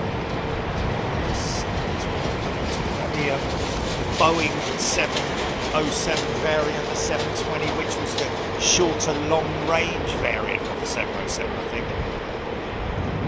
Darren J tuning in from there.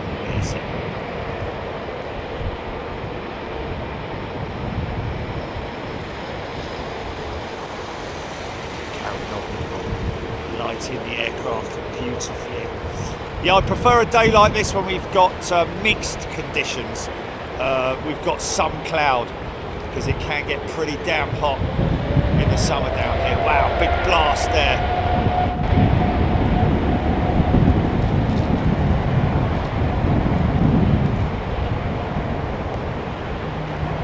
Start up.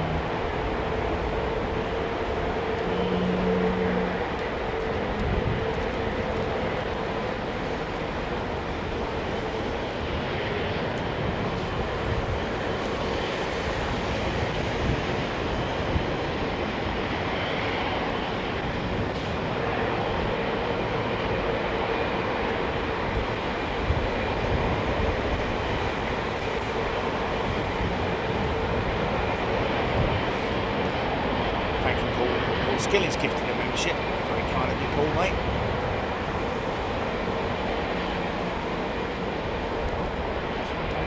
Dreamliner gets its gear up.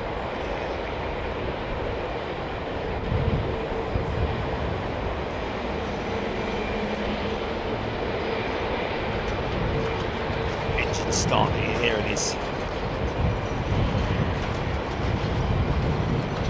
that.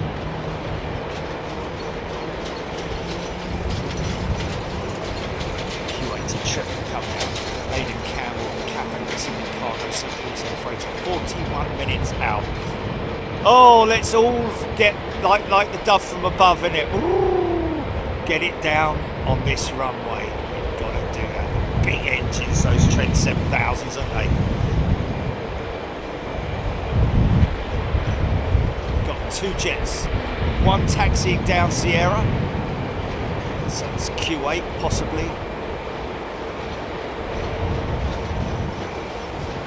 Got the Saudi 777 to my right, patiently waiting on Sierra. There she is. And this Q80 jet, I think she's come out from T4 undercarriage, beautifully lit on that jet. Look at that.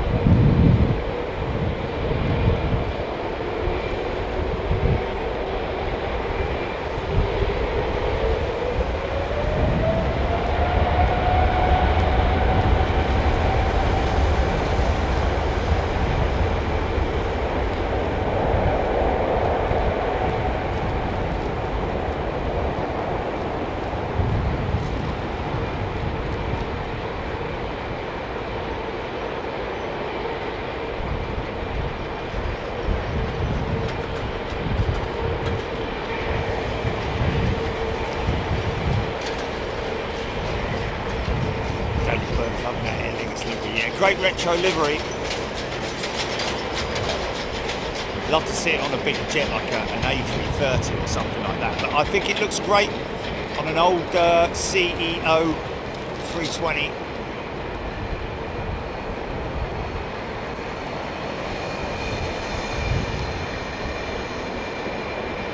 That's what you heard starting up just now. I think. I might be wrong actually, because that didn't sound like.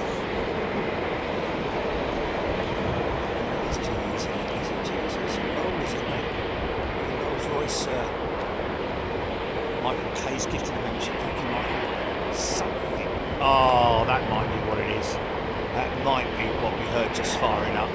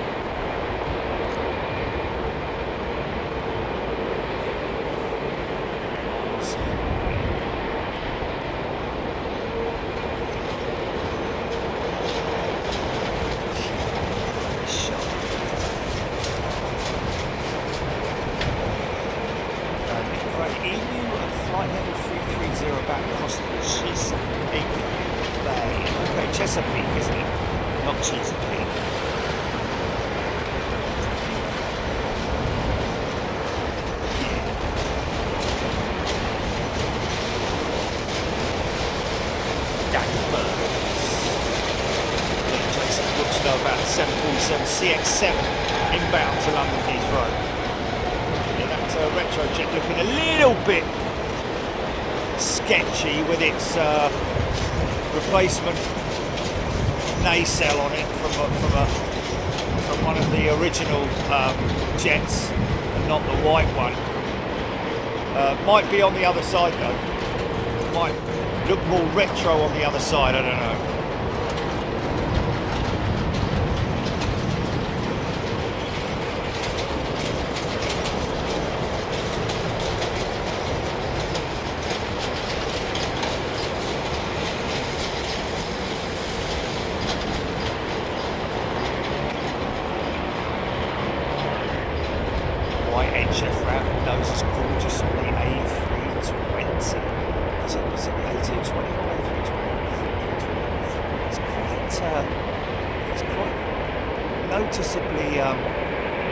I mean, it looks pointy on that retrojet purely because it's got a little boopy on the nose, isn't it?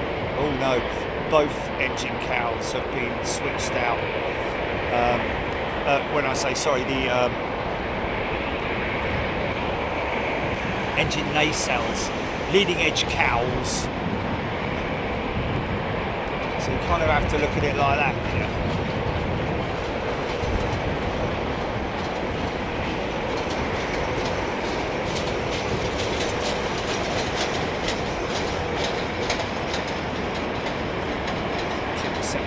TWA and United Airlines 720s did not have the HF antenna on the tail. Yeah, that was one of the ways to identify the... wasn't that one way to identify the 707 to the 720? Obviously the 720 was a lot shorter, but it also, the 707 is, unlike the 747, which had the HF aerial aerials on the end of the wing, on the wing tips, which was beautiful, let's face it. The 720 had it on the vertical stabilizer at the top of the tail, whereas the 707 did not. Smoky going up, isn't they? Really smoky going up. Got two 777s sitting waiting there at Sierra. See both their tails there. Hopefully you'll be able to pick that up on the mic, folks. That's down there on the far end of the fence. Hey dude, don't make it. Take a sad song and make it better. Sorry.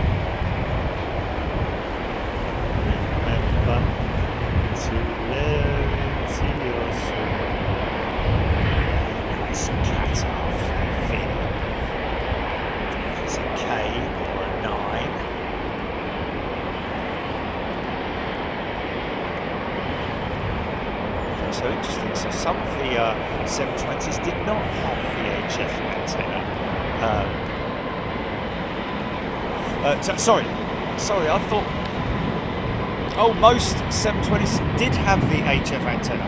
Oh, maybe it's the other way round then. Maybe it was the 720 that was that had the HF antenna, and the 707 did not. I'd have to have a look online and see which.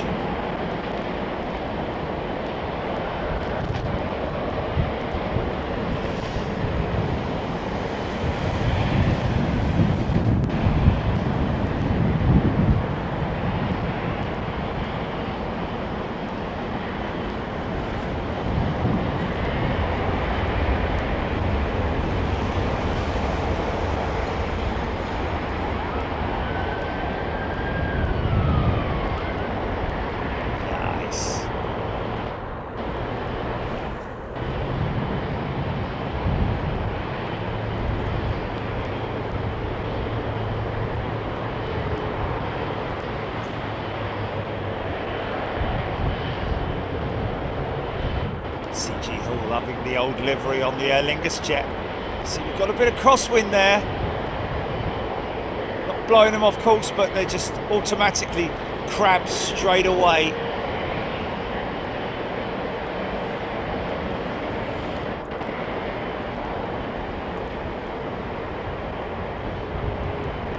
Delta 339 LAC airplane. Kenny PJs.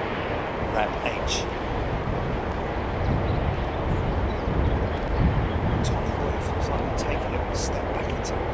Back into 2617 and the original us being here originally, now obviously all fully legitimate and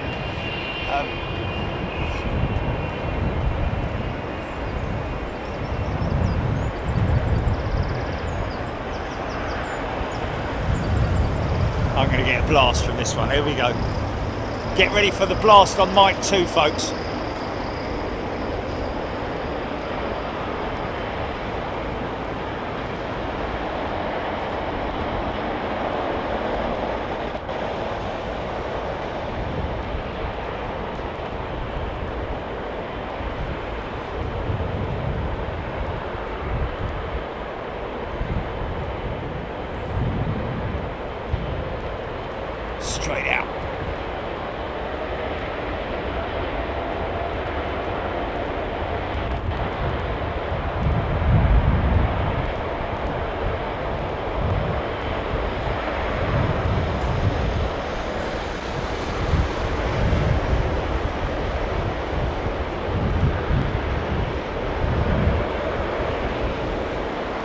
shed bolt, thank you.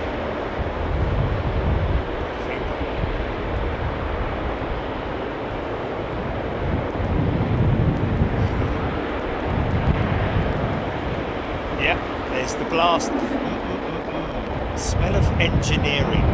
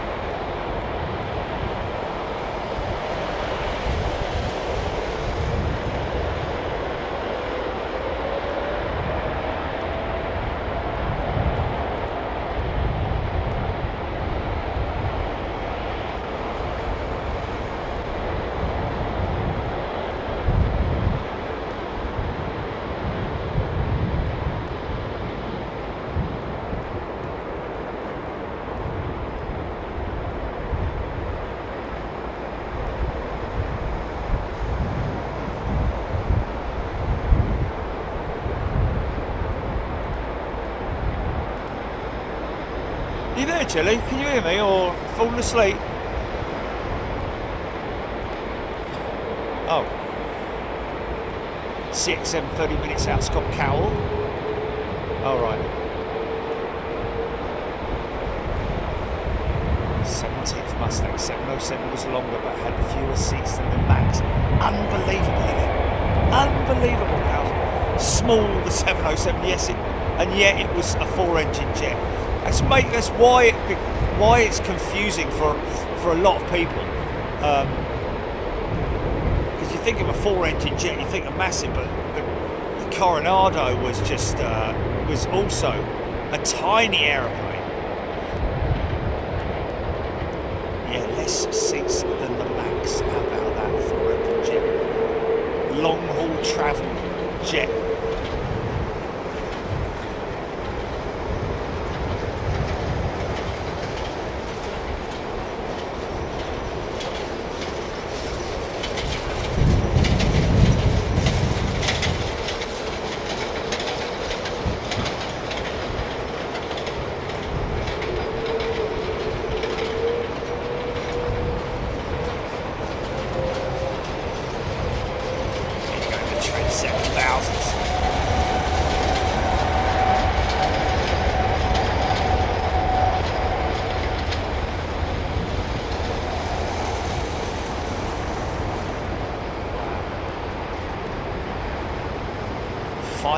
So another hour or so, maybe a bit less.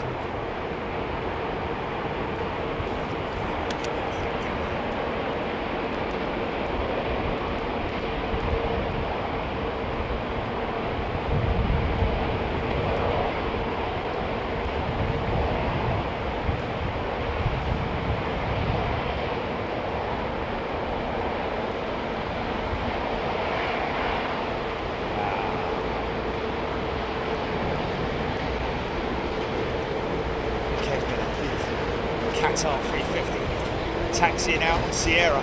There it is. Just about. That wasn't right. A lot of I wouldn't say smoke, but almost like steam or something, or even, I don't know, something, some overspill on that Dreamliner's engines there. On the left one, on the number 1 engine, definitely sort of like started out as sort of like a smoky sort of like look about it, but it like evaporated quite quickly, which leads me to think that it was venting something possibly.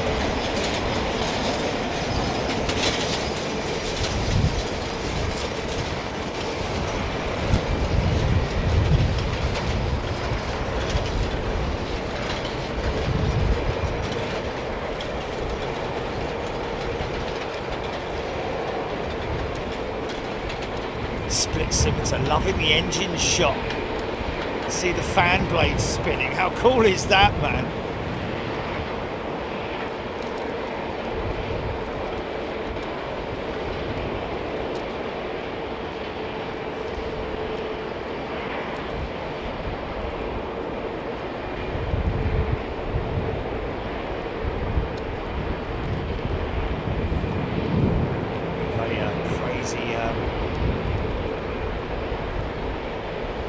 Exodus.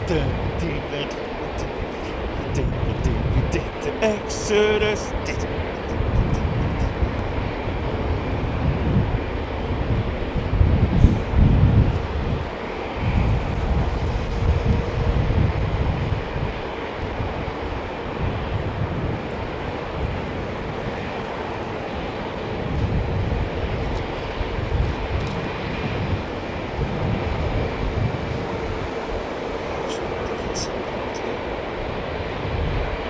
Everybody's doing well.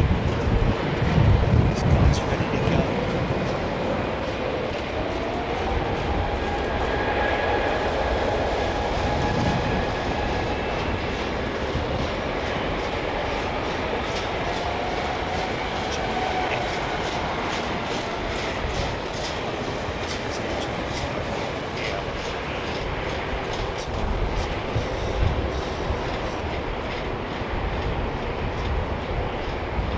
Be any underneath here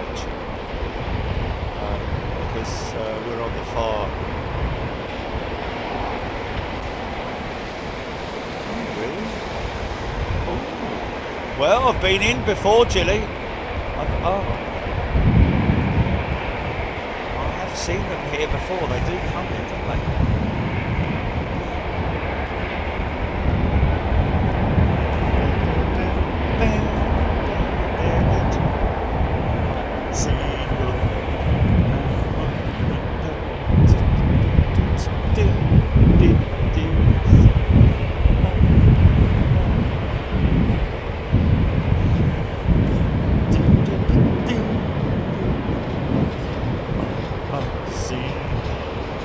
We'll be together.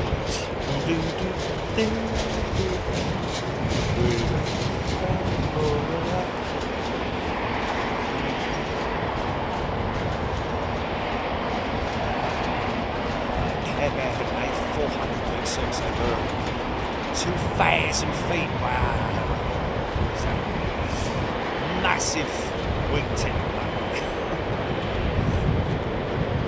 And peak it after that.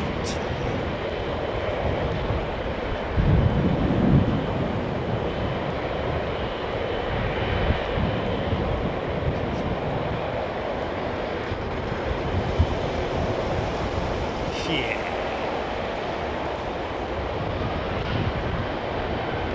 Of course, when I came here before, way back in the early days, I didn't really know the engine types and numbers and all that kind of stuff. Now, when this guy spools up, you should pick up the engine note on mic number 2.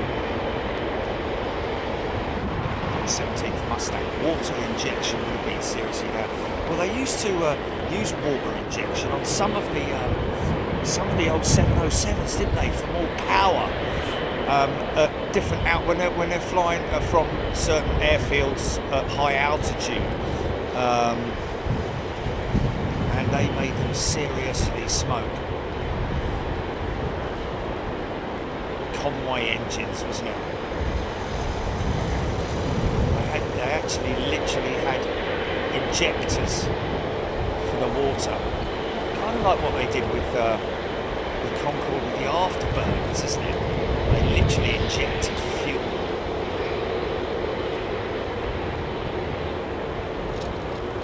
Legend for the fan blade Paul. Love that, man.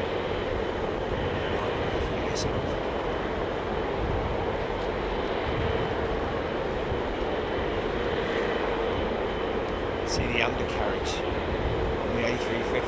The middle set is ever so slightly narrow, just the mid wheels, the axle, ever so slightly narrow. And the reason why they did that was so that they didn't have to create put an actuator system in there to tilt the undercarriage like the Boeing 777.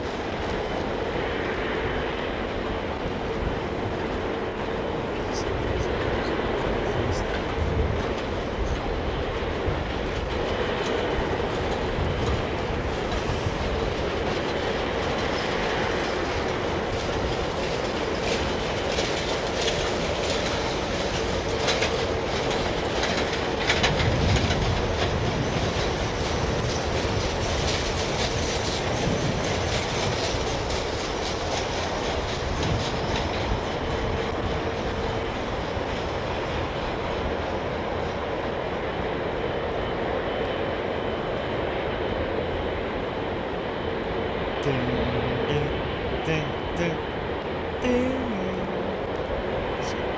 long range to something quite low altitude. There it is, there. It's low altitude.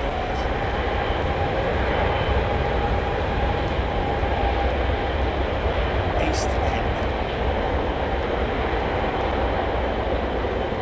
Heading down 6, 7, 15 minutes out.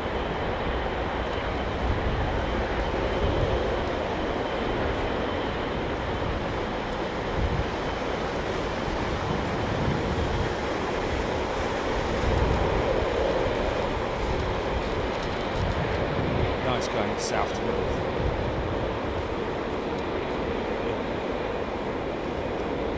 That's all Falcon, yeah, that could be right, yeah. Going in a Norfolk, possibly.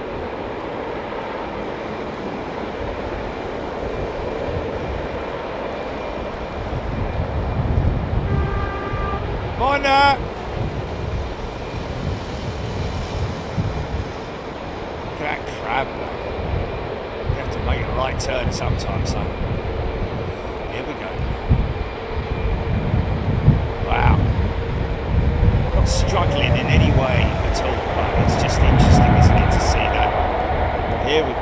Now she can turn nicely.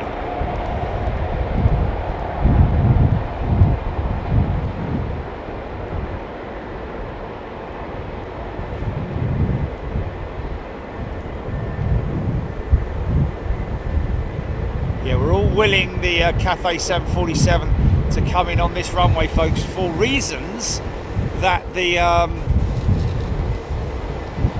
cargo terminal at London Heathrow is to our right here, so it makes sense. What's that, JP?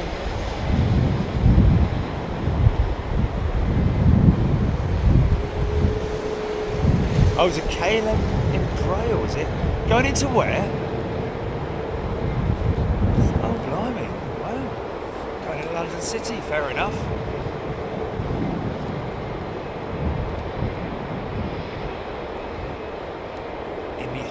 My friend is on the Virgin Dreamliner behind the American, and in front of the TAP way takeoff VS117 to Miami. She's cabin crew on it. Well, that's got to be that one there that we're looking at there, isn't it?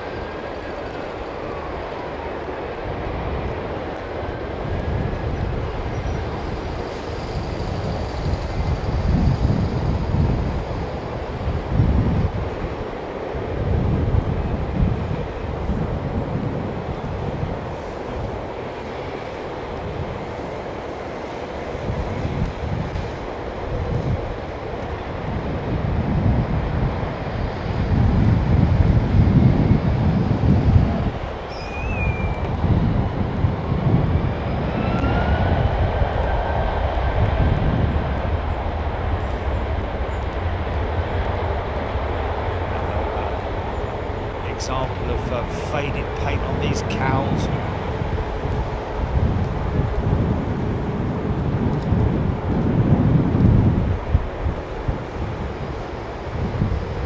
It's an old set of engines, look.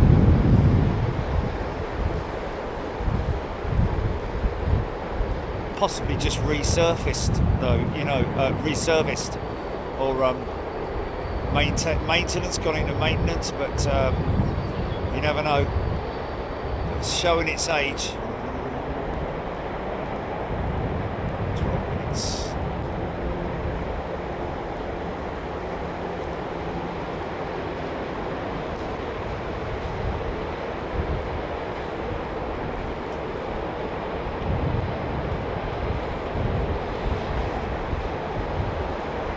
Park house spotting. Person for years, wow.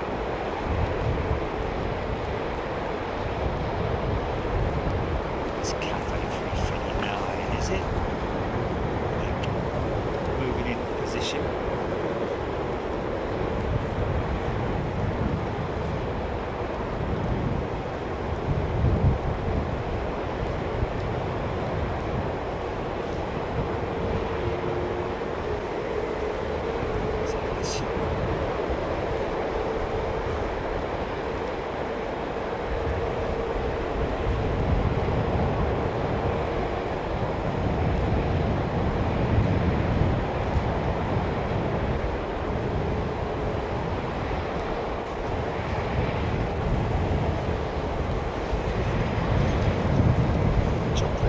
some cowlings.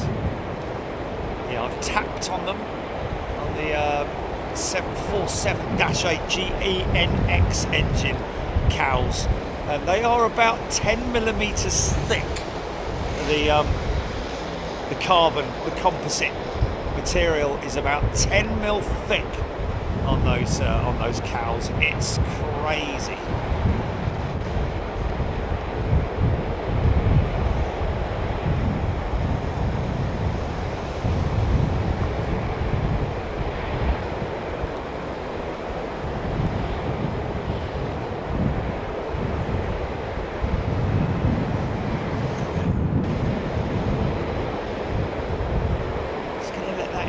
Jet out as well, I think he is.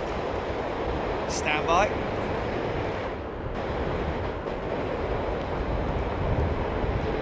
Looks like another Saudi jet coming out.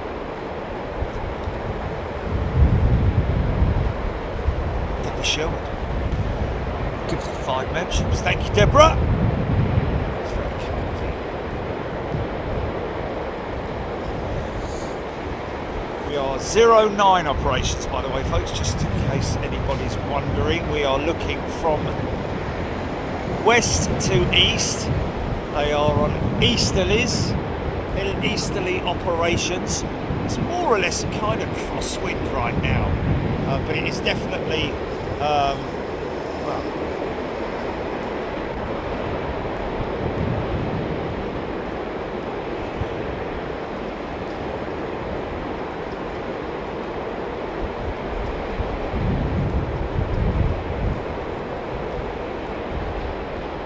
lay my cards on the table.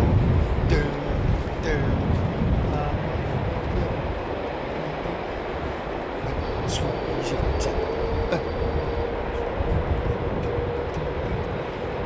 Watch the flapperons, folks, as they build up. There we go. See the flapperon drop?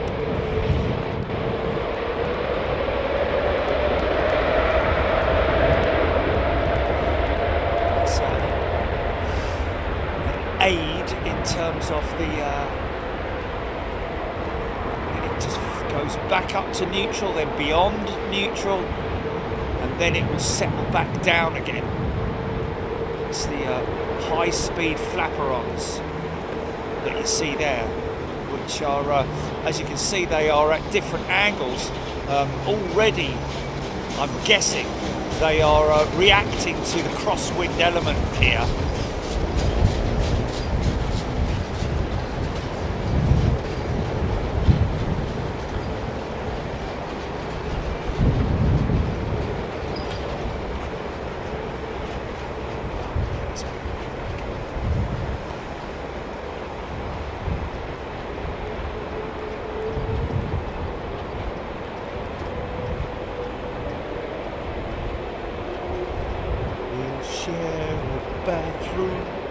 I wouldn't share my bathroom.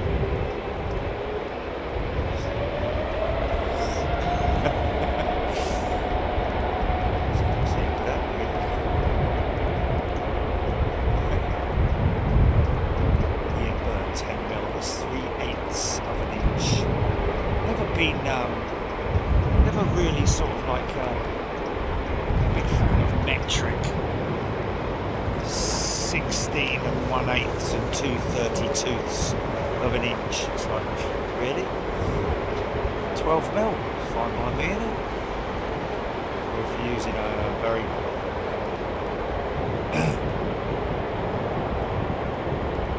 specific measuring tool, you can do the points.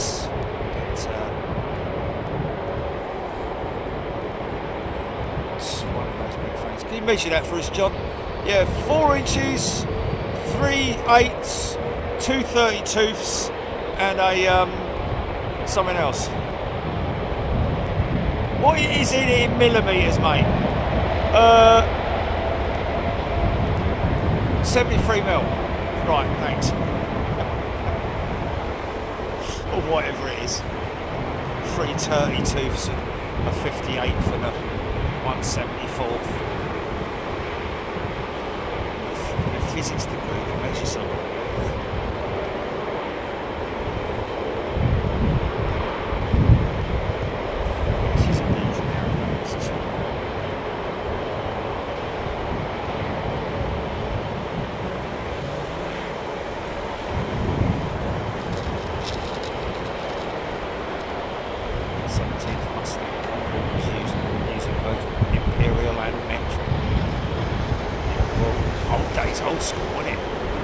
metric didn't come in till later, did it? Has metric always been around, or?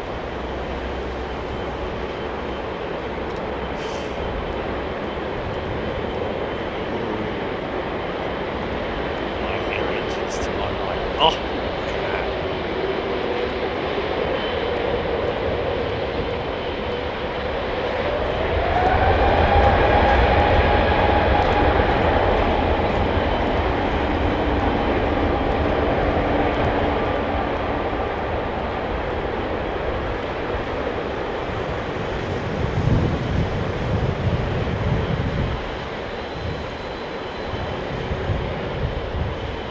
Look at the wingtips on that thing.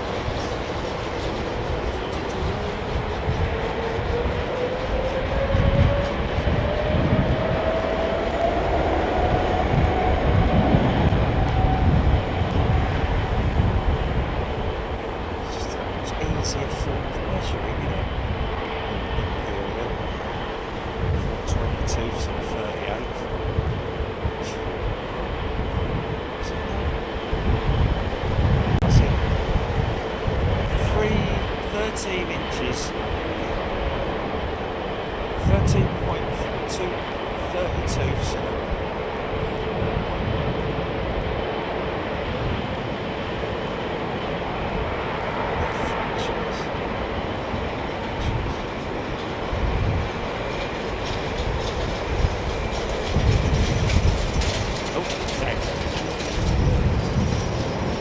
Right. Who was it?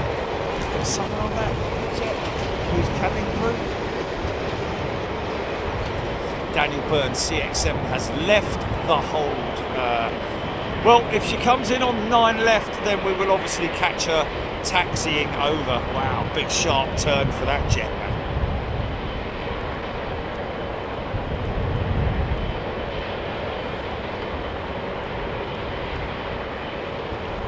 Like I said on the show the other day, crazy. Heard back from a pilot from Emirates who had to who left just before the main rain clouds arrived, and they were very lucky to make it out in time.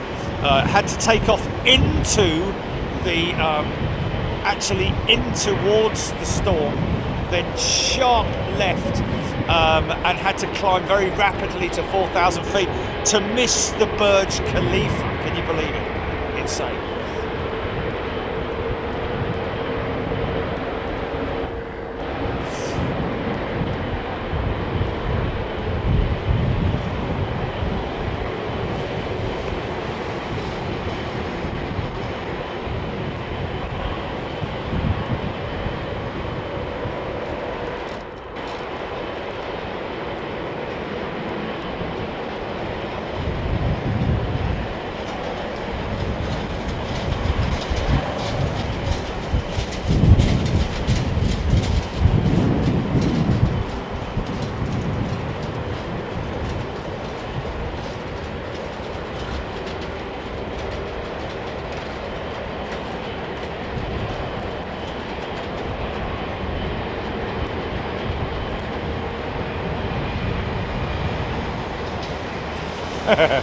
'17th Mustang. You're right, mate. He's right though. Socket sets. 3 mil, 4 mil, 5 mil, 6 mil, 7 mil, etc. Instead of 1/32, 16/14, 18/28. Not that any of that is true at all. I will try it. Sunil P2 Olivia Ray, indeed named after a member of staff, actually named after his daughter. Somebody with Virgin Atlantic, unfortunately, lost their life when they were overseas.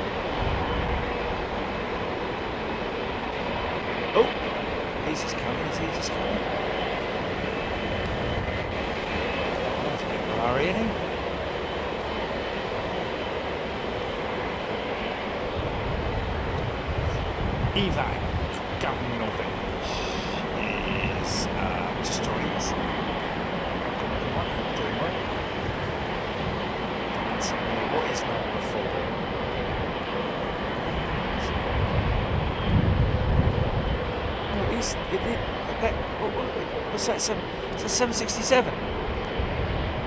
70, 67? 330? 330? Yeah, 330. Is that a private jet or is that just landed? Oh, that's the Qatar 330-300. Is it a 333? Oh, okay. Or 332 by the looks of it, it's that short.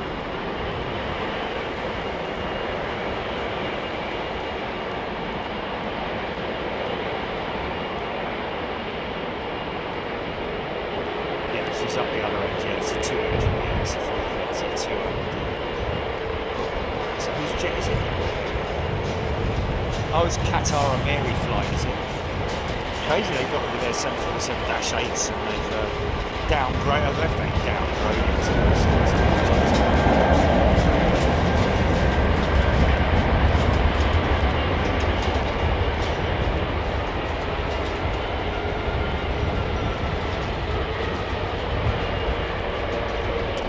Must have quite a rake on the 330. There is a crazy rake. Oh, did we miss our Virgin jet? Catch her going out, or did I? Oh, I don't know.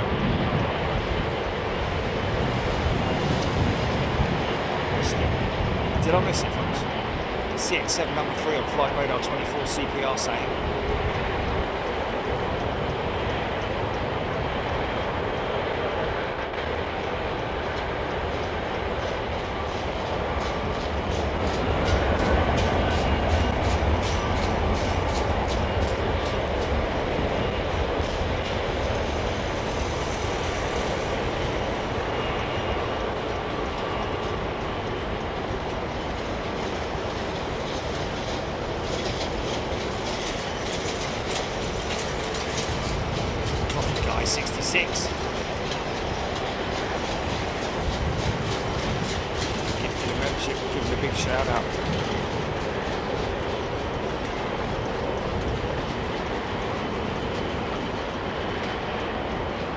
A330, proper old school, yeah. Still got some glass in the cockpit, of course, but still primarily. Oh, that's 3 hours. Is it 3 hours already? We did a reboot, didn't we?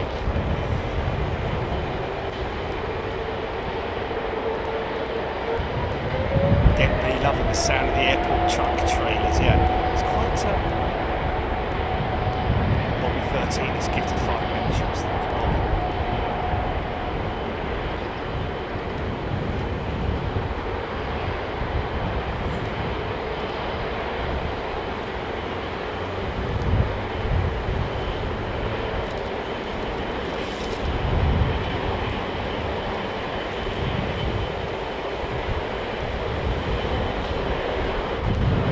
yeah, still quite a lot of analog instruments on this old DHL 300, A300. Airbus is well, the world's first wide-body jetliner, wasn't it? The A300.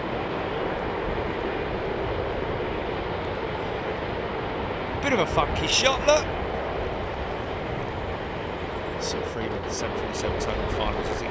Is it coming in from the north or the south? It's coming in from the. Oh, it's going to go 09 left then. I'll go now 9 left.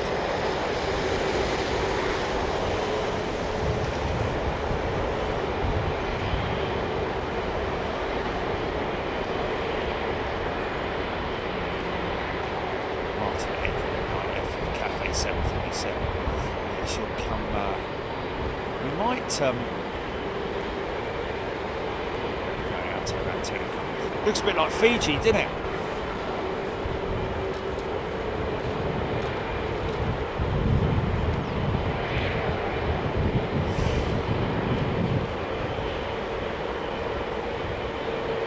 Got a hat.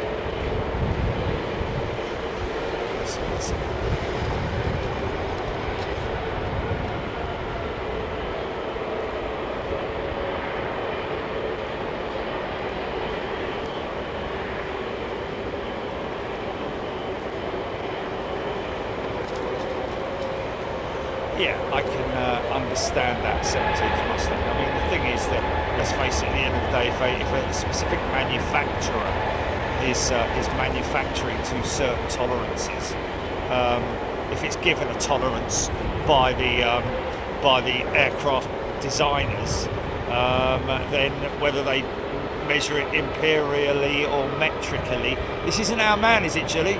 Not come out early, is he? Jelly, this is Newark bound, this 767, folks. Yeah, it's too early, isn't it? Yeah. Vince Powley, any idea why there's 3 Emirates? No idea. I think one of them may be delayed because of. Normally, you get one 380 in and one 380 out, literally at the same time. More or less, if they can. And of course, we've got the 777 in here today as well. So,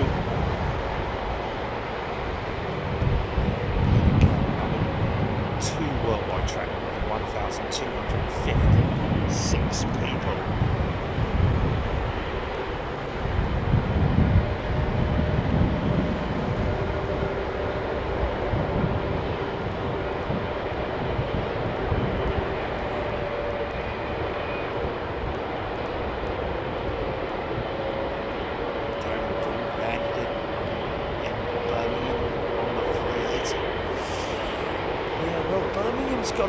It's got a very slanted runway, hasn't it?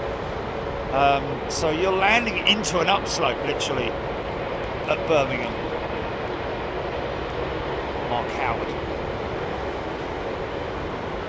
Let's see.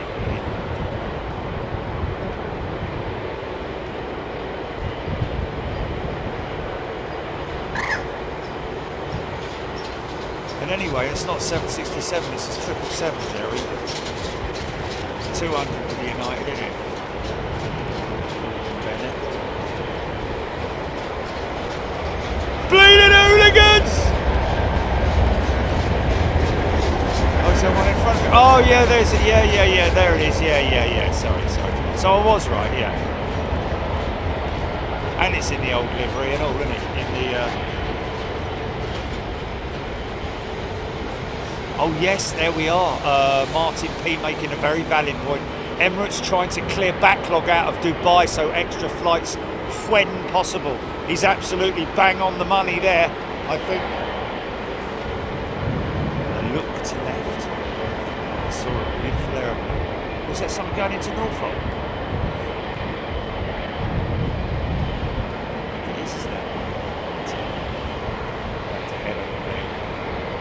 It's going into Norfolk.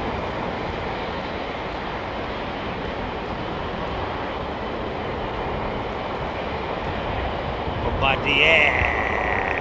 CS Global from Amsterdam.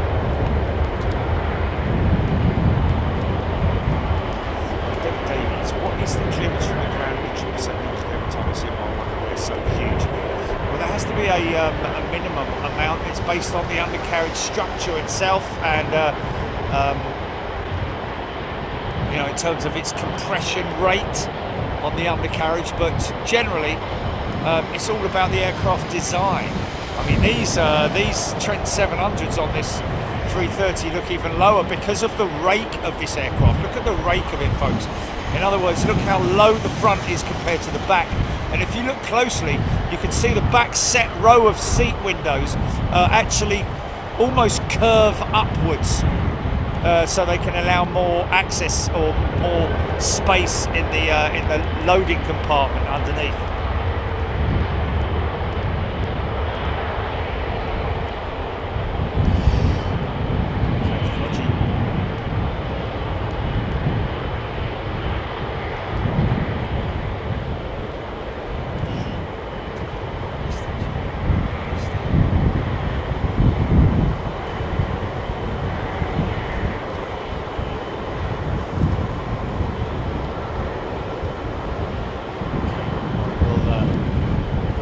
That taxi in across to the bread bins.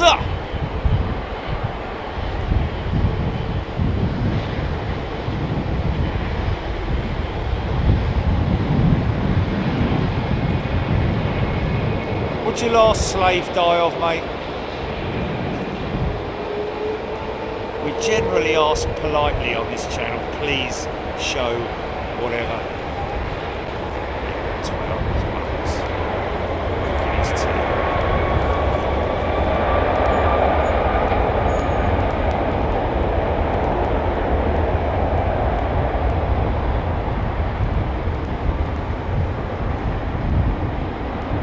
Oh, Aviation in 4K, sorry we missed you yesterday, man. I think this guy, well, I don't know if he can turn and burn, because we've still got an aircraft actively rolling down the runway.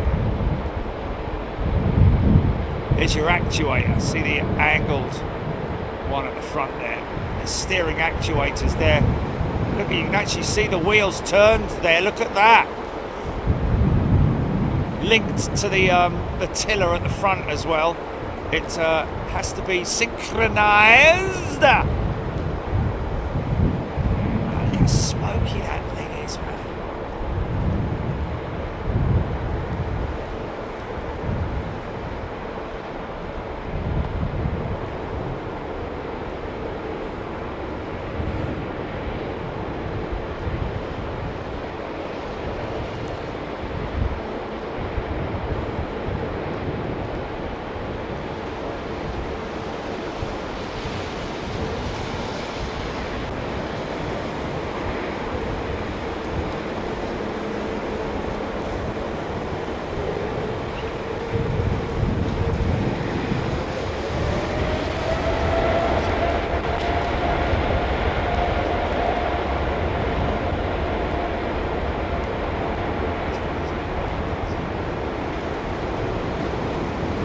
Greg Lear tuning in from Paris. Bonjour. Oh no, I don't think he's a French person. Greg, see you.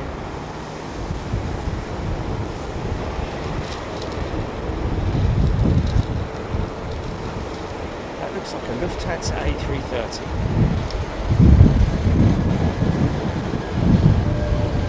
And the answer is... it is heading west, yes. It's a 350, is it? Lufthansa 350. Okay, cool. You can hear this 767, folks. Listen out on the other mic. Should pick it up. I need to keep an eye on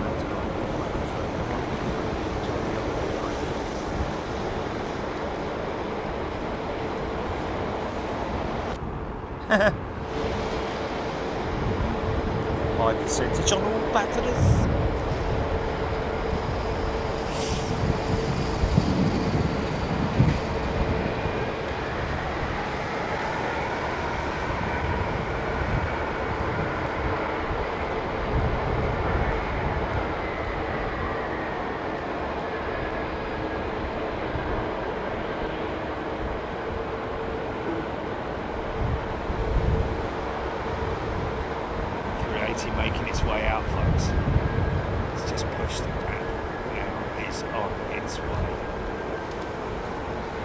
There's another 767. Is that the Newark-bound 767 in the background there, GB? He knows exactly where to look. Does Neymar? Is it Neymar? Oh, okay, sorry. Itamar, there we go. Itamar, sorry. Yeah.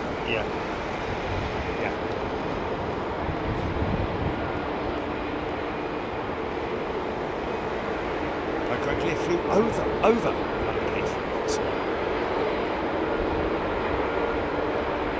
Azzy Hay 88, cracking shot. Thank you, Azzy Hay. Thank you, everybody. Squopy, coffee guy. What kind of camera are you using? Very, very cheap and reasonably priced Panasonic VX1, my friend. Lots of people have bought them as a result of what we do. Lots of other streamers actually use this same camera, purely down to the fact that it is a point and shoot. A couple of settings that you need to work out, which if you know me, then you'll know that I'm not a sort of person who reads the instruction manual. It's more like a destruction manual for me. But yeah, I like to learn things myself. But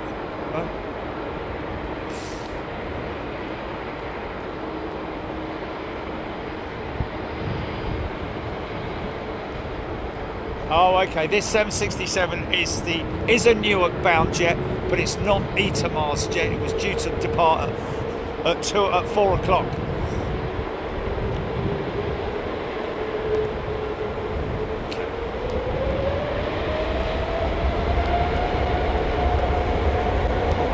Saying this 767 is bound for Washington. Oh, there's another one. Okay. Oh, yeah, there it is. I got it. Yeah, it's got another one. Yeah. And then there's a 777 lined up behind him. Pratt and Whitney. Wow, £500 for a camera is not cheap. I tell you, have a look across the range of what is available. This is the most reasonably priced and reliable camera. You know, it's got 4K on it. It's got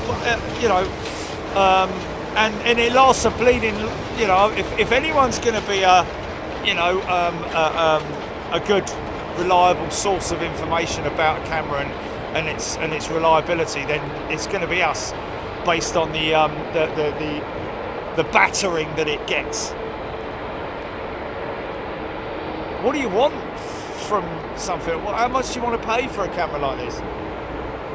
You pay little money, you'll get something that won't last very long, or it'll be unreliable, or it'll be a non-proprietary camera like Mr. Yakamoto or something like that, or I don't know, an unknown name. I'm sure Mr. Yakamoto makes amazing cameras, but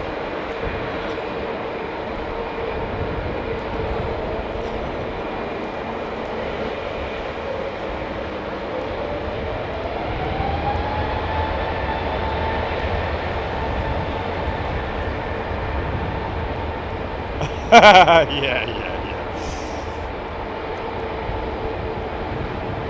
So there's your green sleeve, green inner lining sleeve of the Pratt Whitney engine.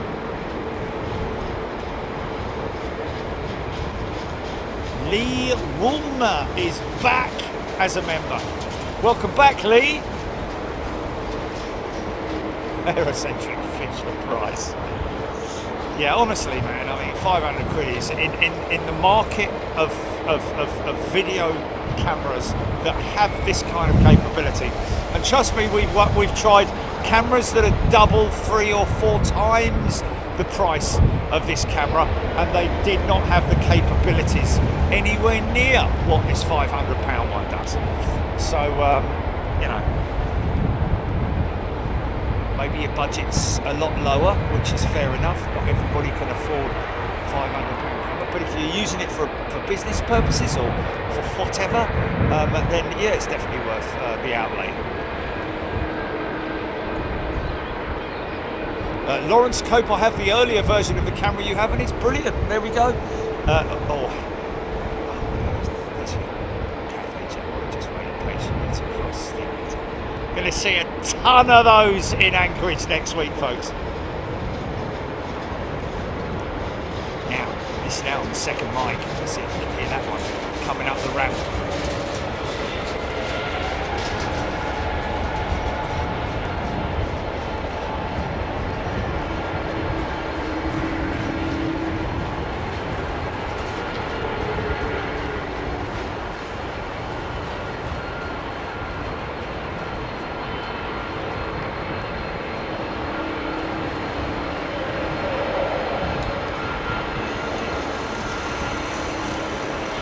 What a lovely old school sound.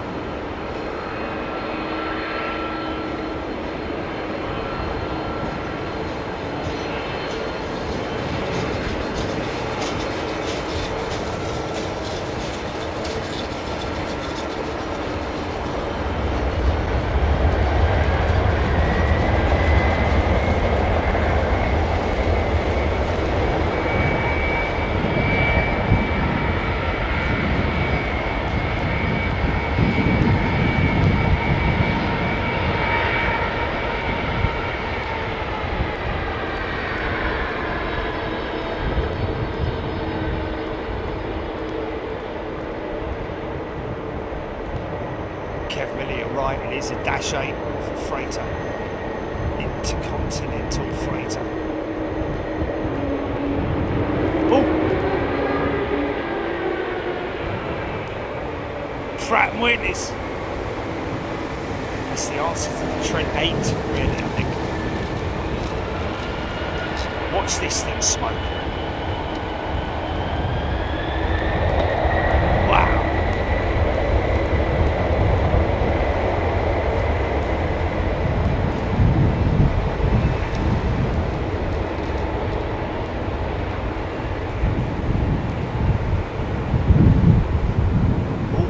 Is going to be joining us next week. This one, Alan.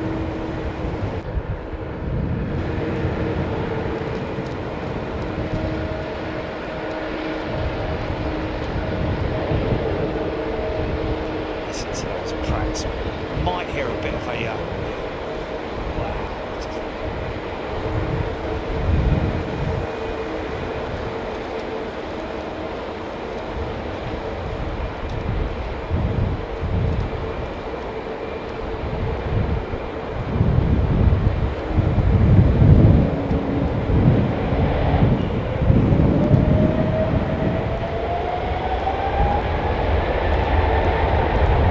wow! Mate, you're flying through Ules. Just gonna get a flipping notice from the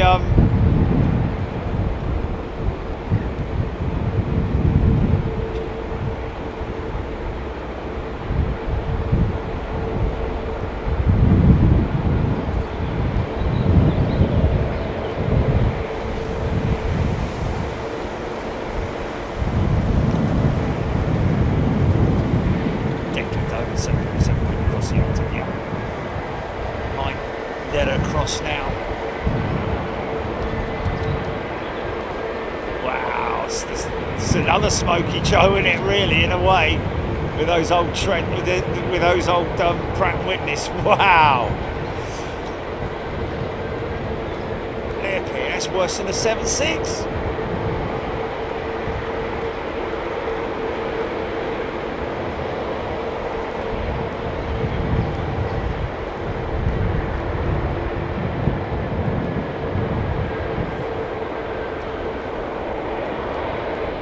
See that trundling towards us, which will be pretty cool.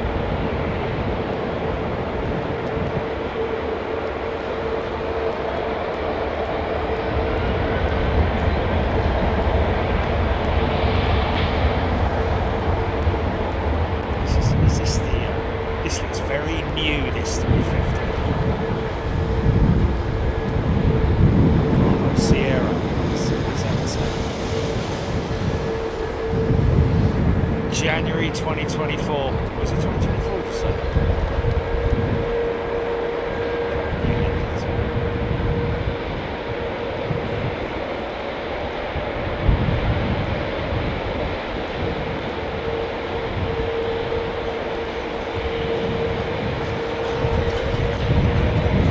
Delivered 21st of February. Look, no wow, smoke coming out of those engines. You watch when this thing lifts off. Almost as smoke as those old Pratt Whitneys. You watch.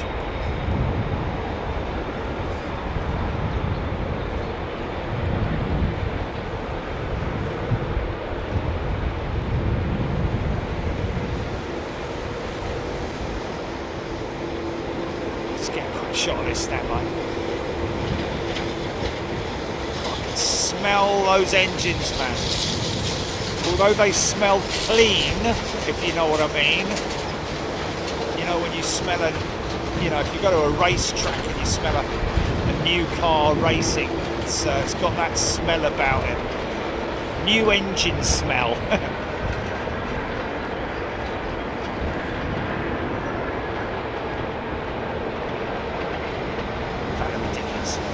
Busy evening at Heathrow, Tony Chuti, trying to beat aircraft off to focus.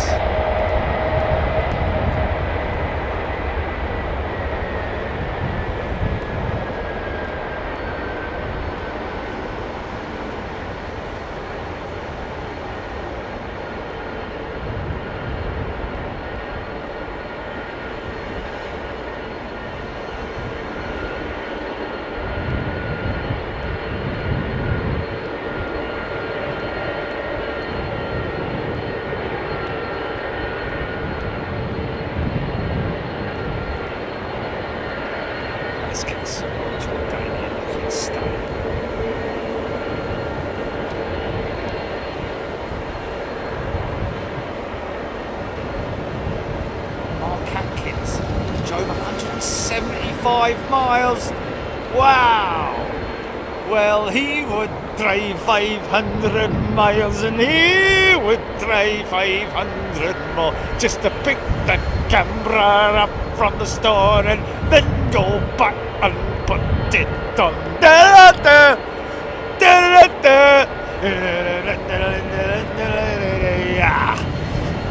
Play 175. 3 hours in the motor, isn't it?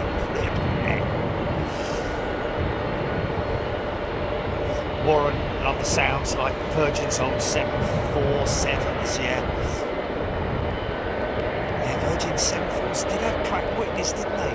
Not all of them, I think they had a mix, didn't they? Raskets would love to see a Royal Jordanian 350.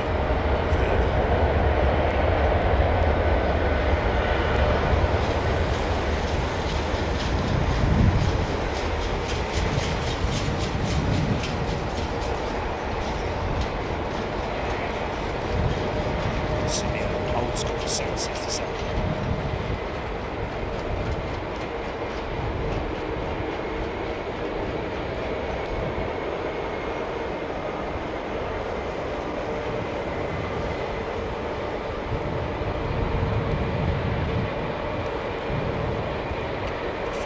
I've never noticed if the flaperons move when the 767 moves like the Dreamliners will, if they drop.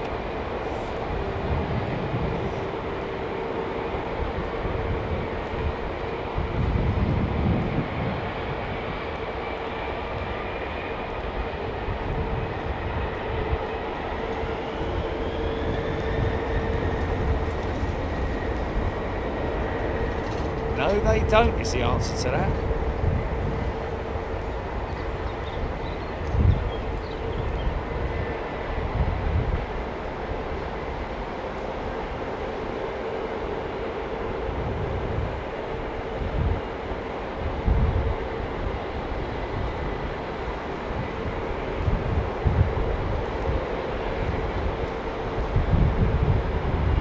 No, that would be Billy Connolly.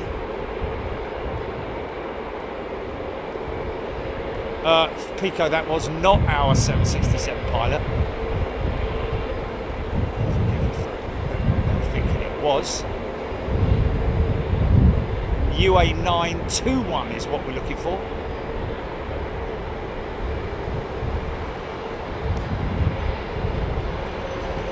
Due out any time now, isn't it? Do what?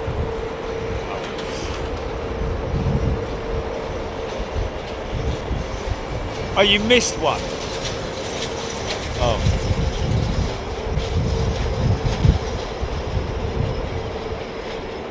Oh, look at that shot there.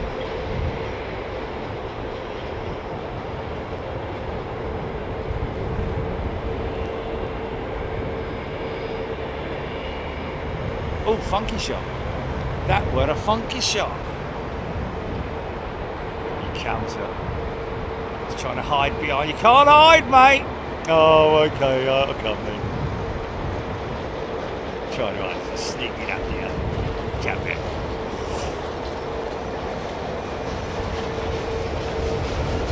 Anders, we met the pilot yesterday, Aviation Retail Direct.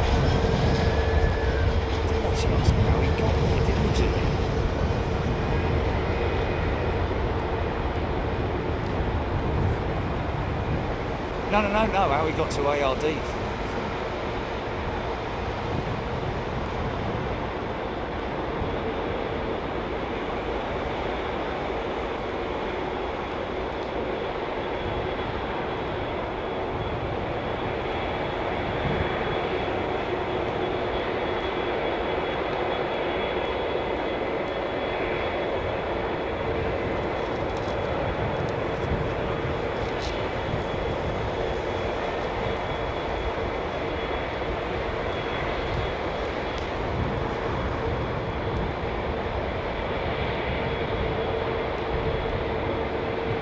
Well, I know I want to be the man who's hovering next to you.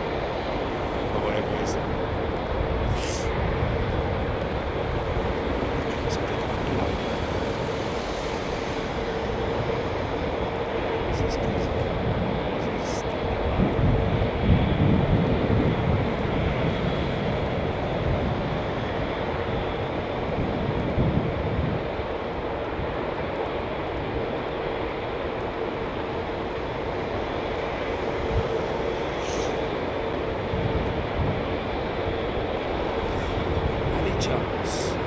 Nothing is a silly question, Ali. How does Wi-Fi work on a plane? Much the same as it does at your home, where they have a router, which is literally a big giant router, which is a lot of the times in that sometimes that satellite communications blister up there. But yeah, much the same way, links to a satellite, which is why it's only operational normally when they are at cruise altitude, we believe.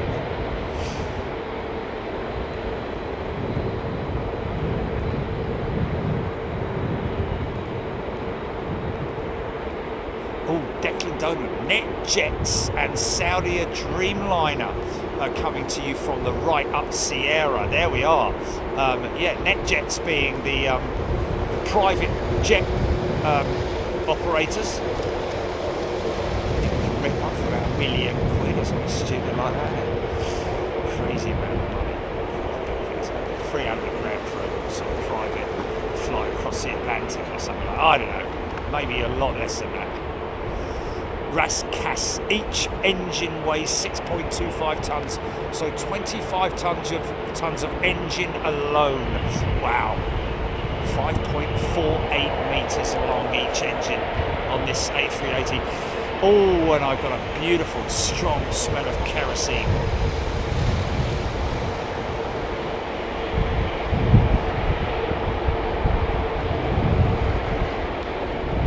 Are you good to go, Captain? Just sitting there.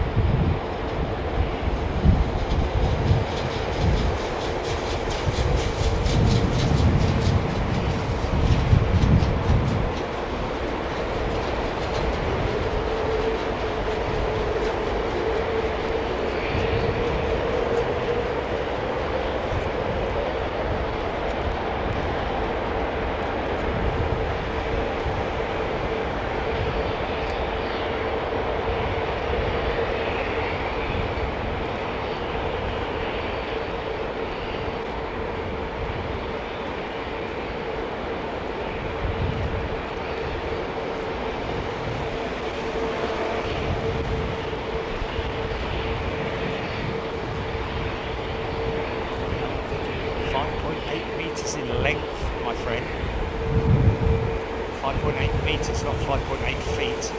Obviously, very small engine if it does.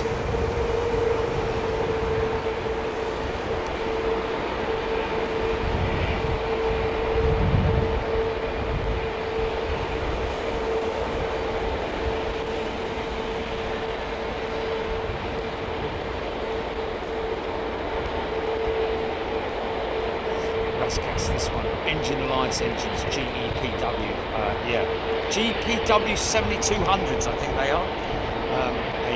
The other engine option is, of course, the Rolls-Royce Trent 900 on the A330. Yeah, Pratt Whitney, General Electric Pratt Whitney.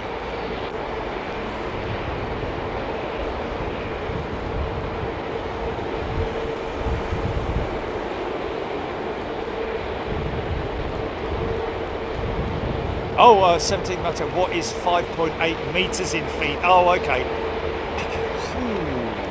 Google it. 5.8 meters.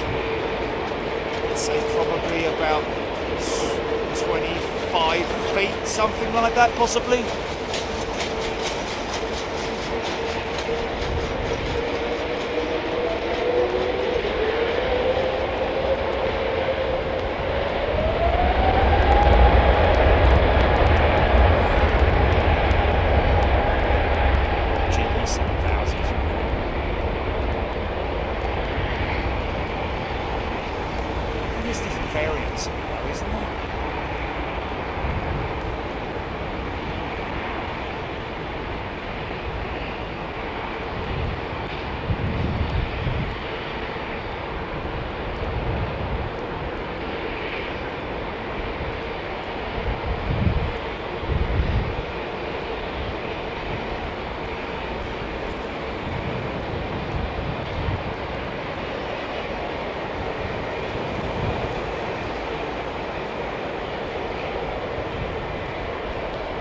Multiply by 3, Michael K. saying.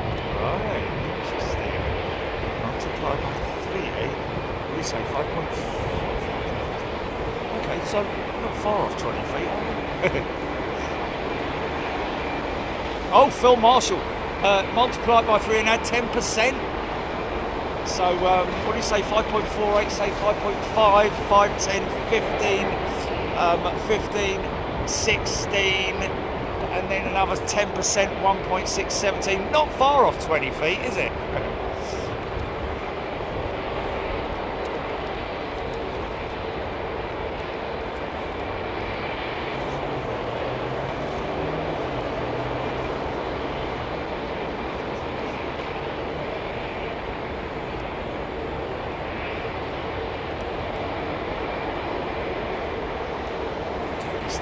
Thank you.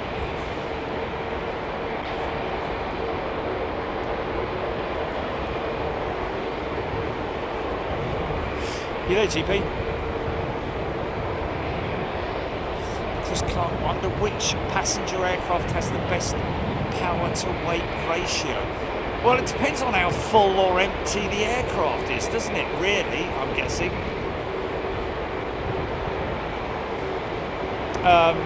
Yeah. That's, I'm guessing. Oh, is that the jet that was one of those jets? Was over on one of the remote stands with its engine covers on, Rwandan 330s.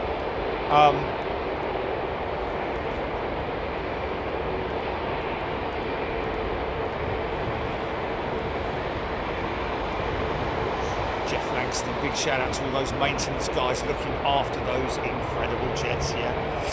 Well, no maintenance guys for the other operators, other than obviously Virgin Atlantic, British Airways, and if there are, they do require any maintenance, they will probably borrow it from, you know, the manpower and the parts. But it's very rare that they'll need to. They'll just do a turnaround and then straight out again. There may be the odd occasion where they need a tyre change or whatever it might be.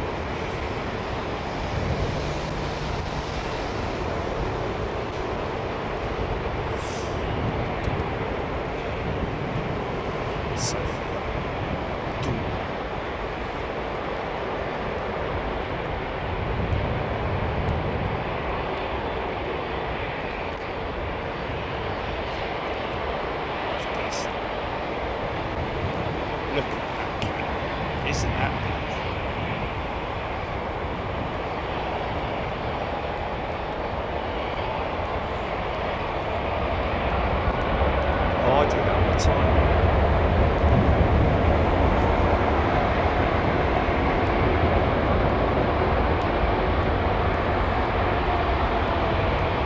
It's easy to get that thing on the ramp pedal.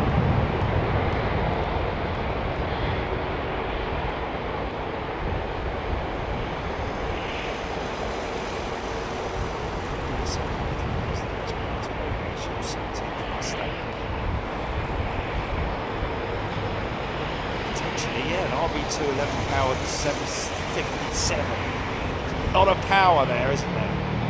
But you never know. I mean, I don't know. It is all relative, isn't it, to the aircraft type and size and structure, design, and engine power, all those sorts of things. Smart pilots are. Starting to turn the taxi lights on. This BA 350 that's rolling out in front of us. She's got her lights on full. Todd Roy, pilots looking so tiny, they do, don't they?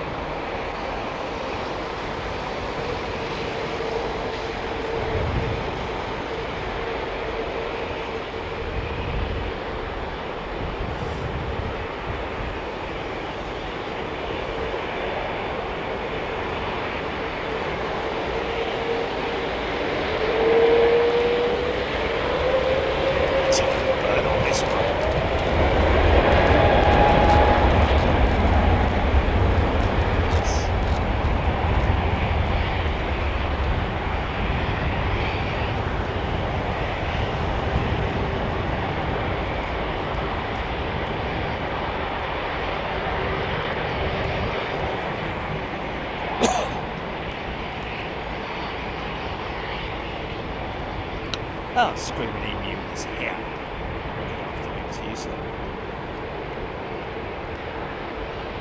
Yeah, the old, young pilot, he was a young pilot as well. There was a young pilot from America. Yeah, he was, old, is it Tamar? Atamir.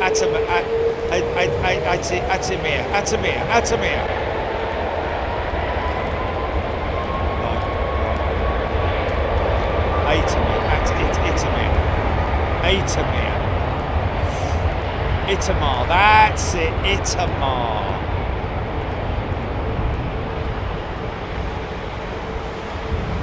Anyway, I think United could have given him a better fitting uniform, put it that way.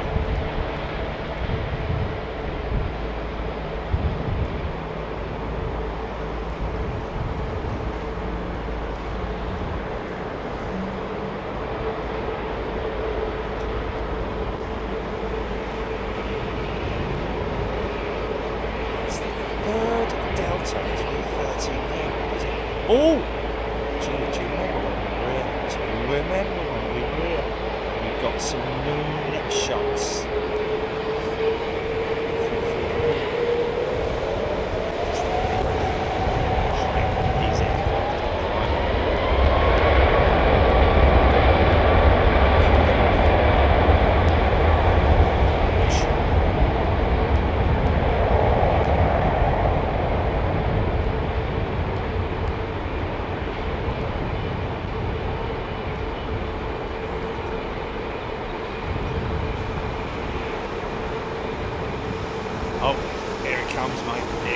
I think we've got the first moonshot, GP. I think we might have it. We might have it. It's another London City-bound jet. It needs to turn right. It needs to climb and turn.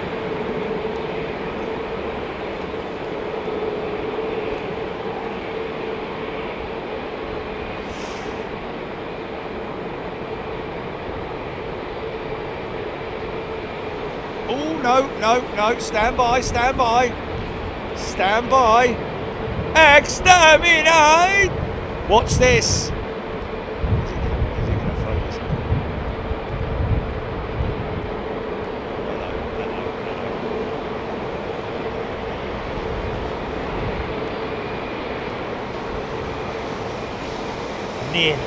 Nearly.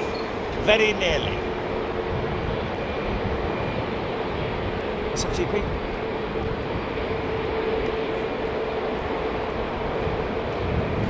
Oh, Bill Odendahl.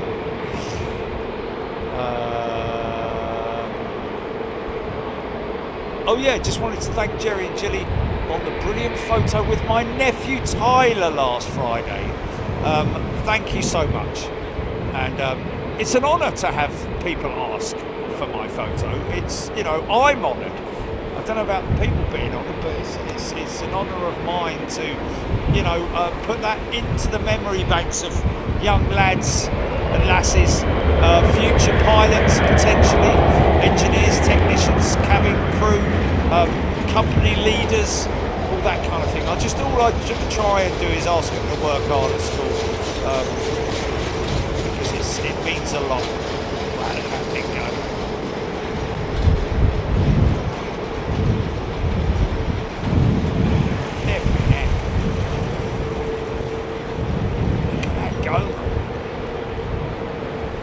Right, he's on radar. Itamar is on radar, folks. That's who we're tracking.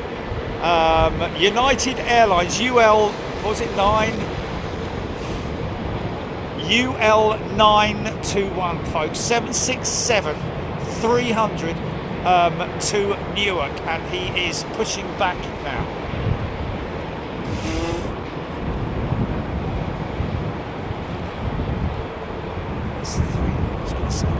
It's at 339s we've seen with Delta today. It's incredible. So more Delta 339s we've seen. I think so. Yeah, I think so. So more Delta 339s we've seen.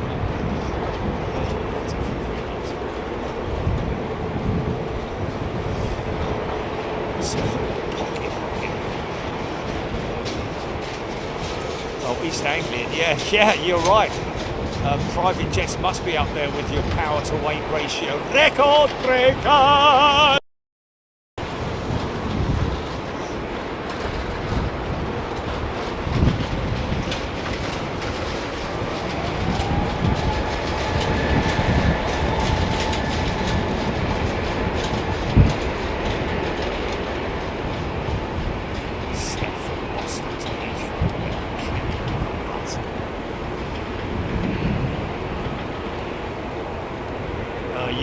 United 921 on radar, Paul Skilling. Thank you, Kev Miller 330 Arrow. That's the one I was trying to remember. United 921. Ras Cass loving the 330 Neo. Special livery. He just told me that Pico 7. There it is. Not a big fan of it. And when they painted it, looks like it's fading already. Look. It's a very fadey paint. Out of Sierra. Aidan Campbell, United 921 N652 United Airlines, September 1992. Wow.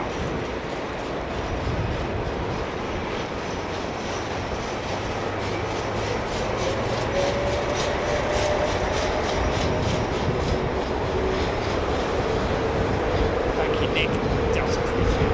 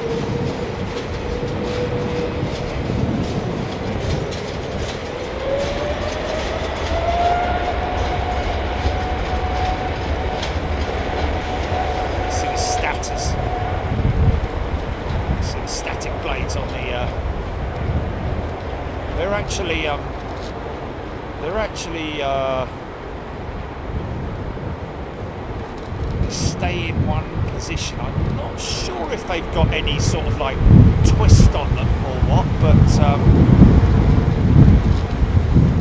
static.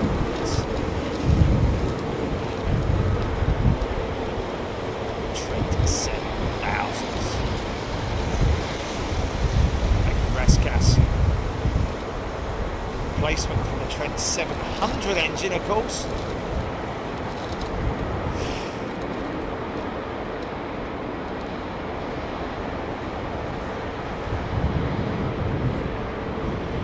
Joanna, you just got to accept it's aeroplane, it's aircraft noise. It's airport noise. The rattling that you're hearing. That's that's these guys here. It's getting on your nerves. I do apologise, but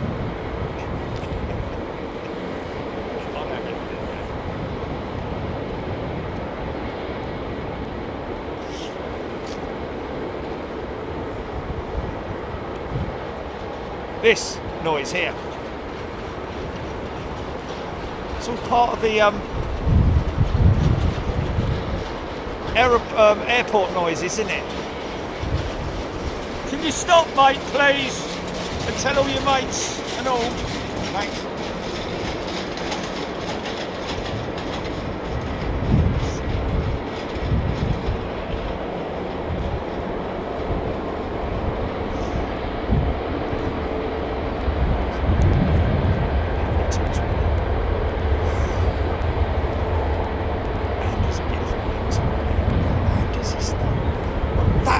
Different on the Neo than it is on the CEO, really.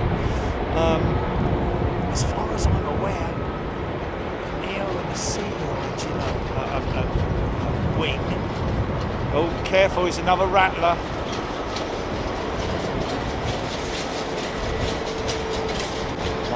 Airport ambience, there we go, that's it, airport ambience.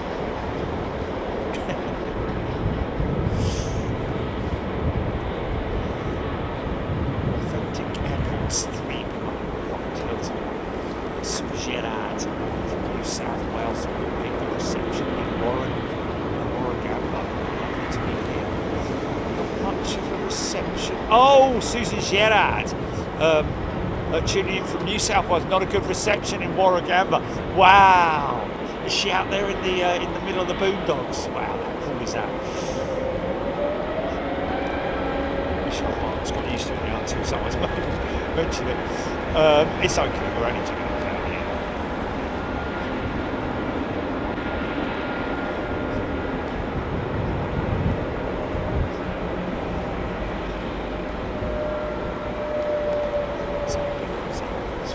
Ambulance? Ambulance.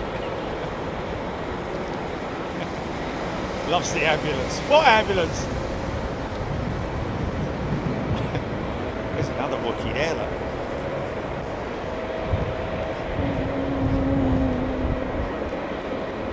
Close up shot.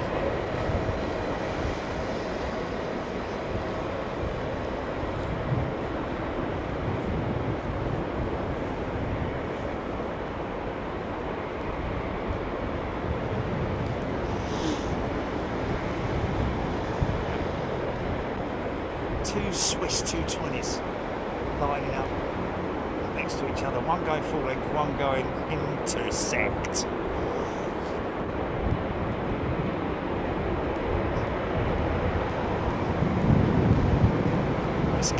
First 339 was delivered to Tapman, first flew in December 2018.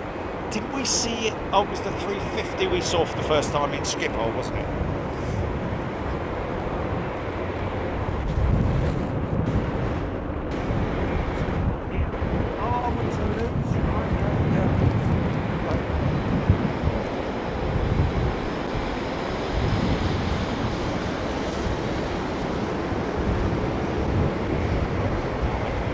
That's what we're waiting for, folks.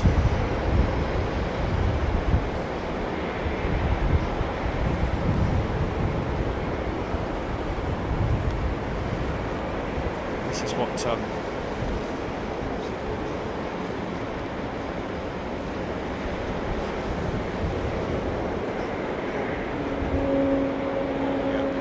yeah, Paul Oh, here he comes now, folks. Now, we are hoping to get a flash, an ident flash from this guy when he rocks up to the entry point.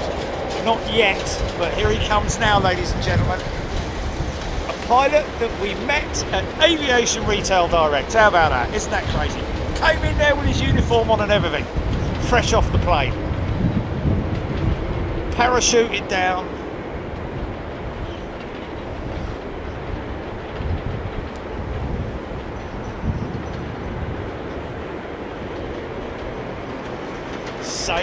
Same here. When he walked in, I was like, yeah, okay, somebody who really wants to be a pilot, but then his ident tag was all, yeah. But like I say, I think, oh wow, look at that. Can you see that, folks? Look at that. You are seeing double. You actually are seeing double. Yes, but I did think that it would be fair enough if United were to give their pilots more better fitting uniforms. He looked like it was too, I don't know, just everything was wrong. It was just massive. It was too long, and yeah, it was all creased at the bottom of his trousers. And anyway, lovely fella. Sea Hassel upgraded to first class membership. Sea Hassel.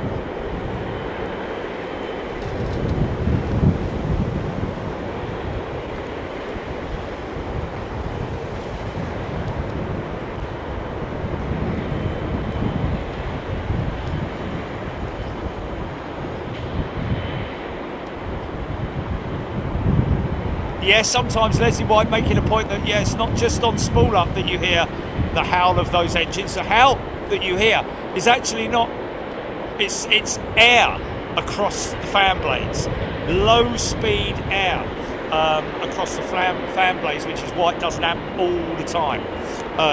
Look, literally at the spool up point, might hear it here.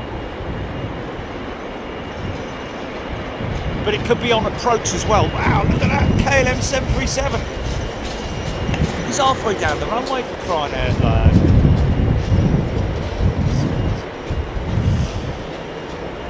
That's what you call an intercept departure. Just giving our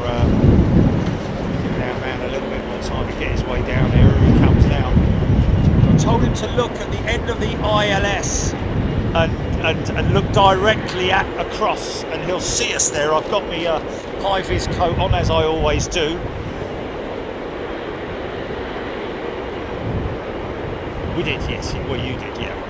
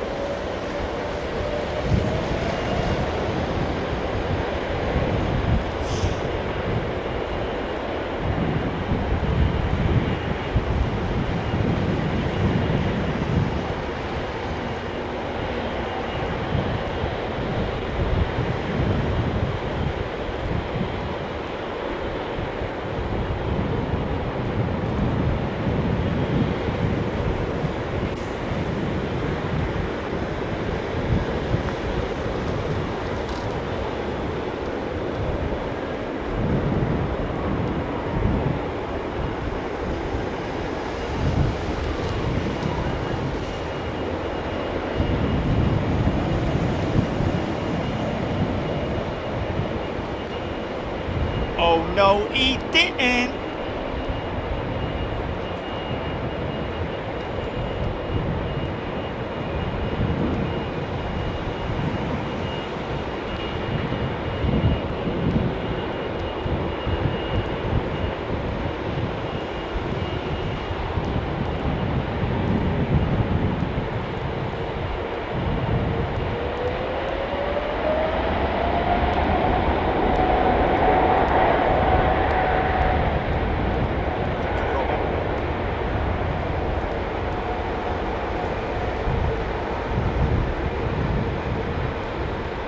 Come on in, folks.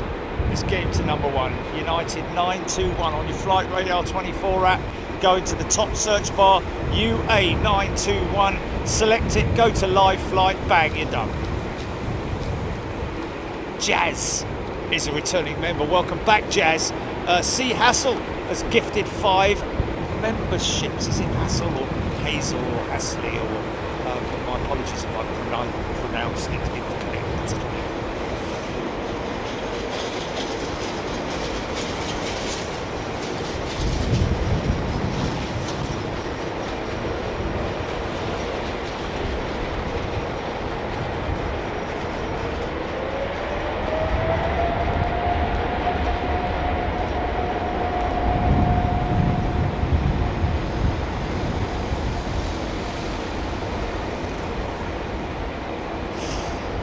Attached Games and Planes, United 921 is flown by a pilot friend of ours, a newly acquainted friend of Big Jet TV. Well, he's a viewer, co-pilot. I don't know if he's flying it, but I don't know if he's... Oh, he said he's on comms, yeah. Oh, was he on comms on the inbound jet, though? Yeah, yeah.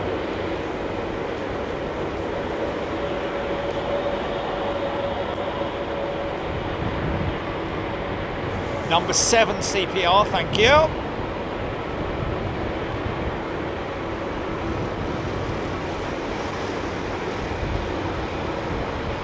Yeah.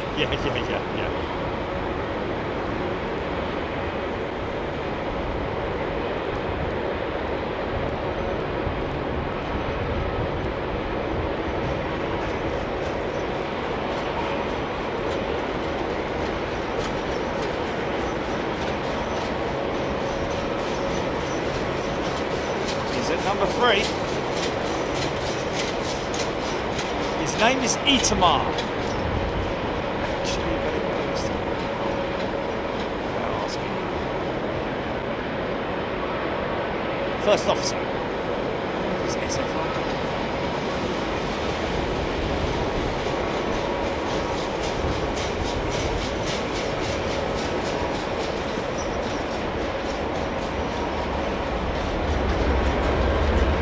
Is it number 2? Come on, folks, you're doing well. You're doing well. Push a little harder.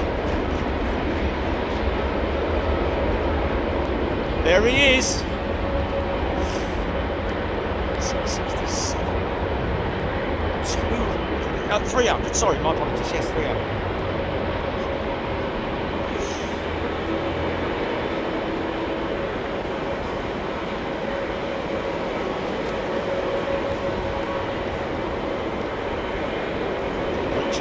Voyager tanker is number 1.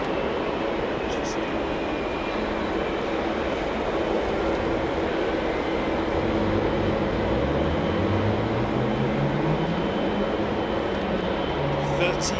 Years old, Rusty Joints telling us. She's number 2 for the queue.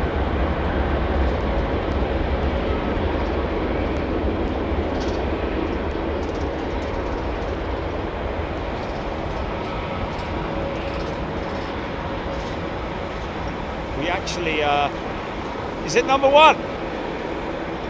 Oh, brilliant. Yeah, keep it going, folks.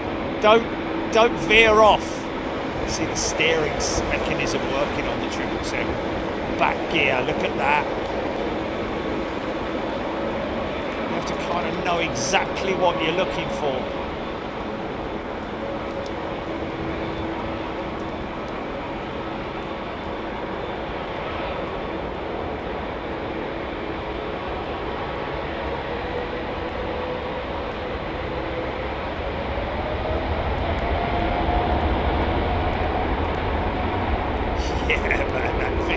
Going, doesn't it, eh? Look at that, man.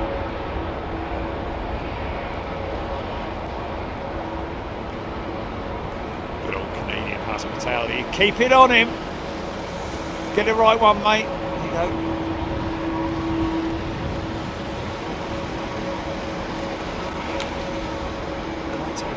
Quite a buggy look about the Dreamliner. Just at that angle, isn't it?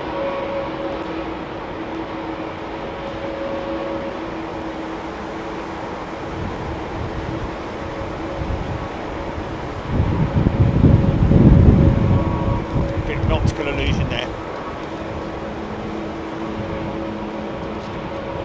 Taxiway turning point.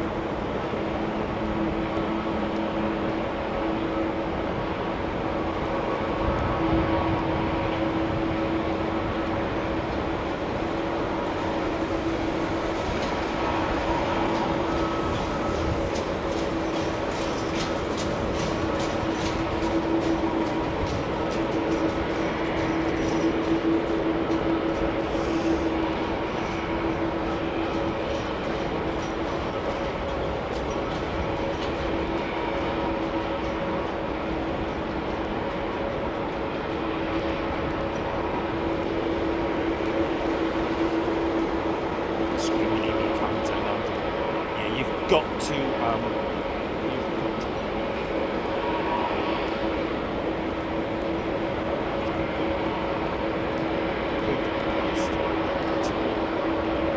pub roast, that's what you need, is a good pub roast there.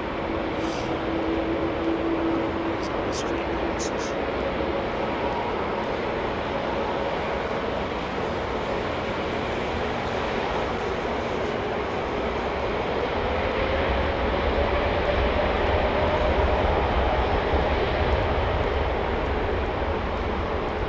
Toddler, yep, on flight radar 24, United 921. That's what we're looking at.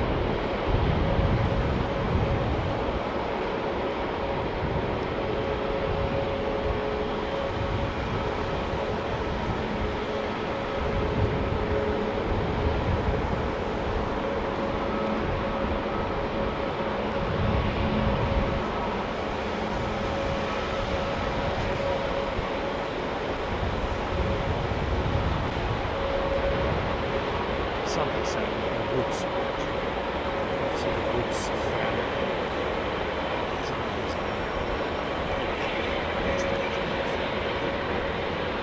Trying desperately to break the phones out to some gorgeous A330. Rascals obviously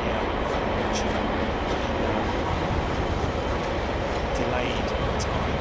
Wow, look at the turn on that.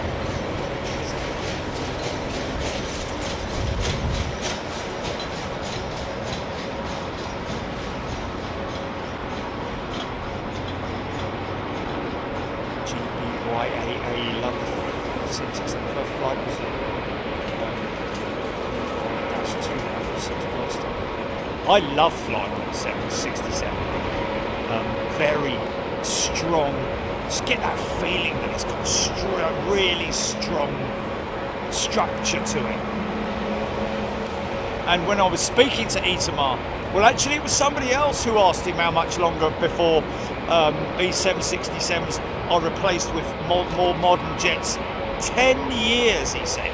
We'll have them for at least another 10 years. Insane, isn't it? You know. And that is because of the delay in delivery of not just raw materials for the manufacture of aircraft parts, components, engines, etc., but also the general delay in manufacturing, delivery. Even though I'm hearing that things are sort of like starting to level out now with Airbus, at least.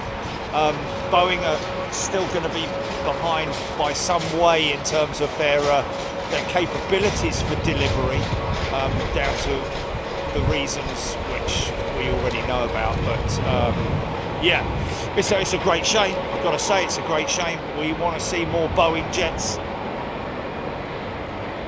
especially that 777-9. I'm desperate to see it fly. Okay, we can hear her coming in now. 740 Alpha X-ray is the oldest 767 they can count.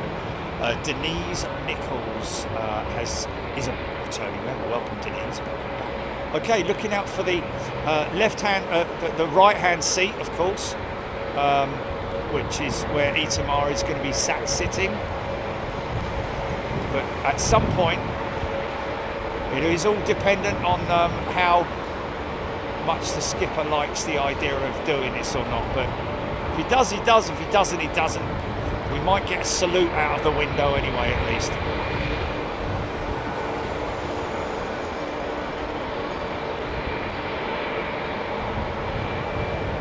See them both. See them both.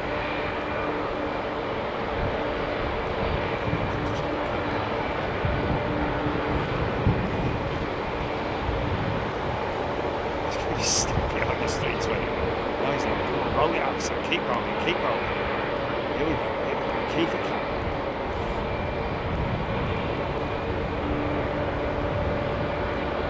He's got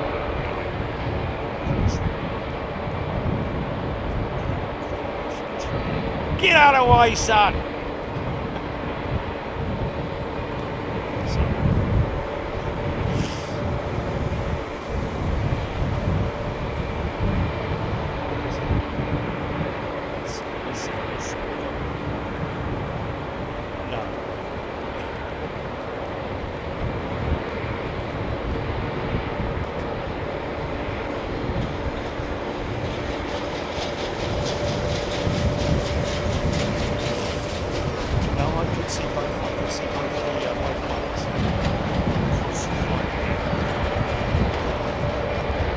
Come on, mate, get out of the way, son.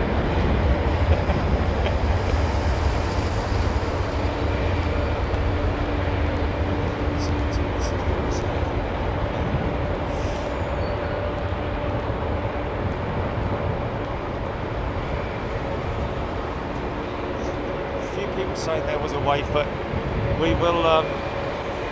It's quite nice looking jet in the air style. Remember there's 757 that we used to get here at Heathrow. Okay, let's get that United 921 back to number one. Is she still at number one? Okay, there we go.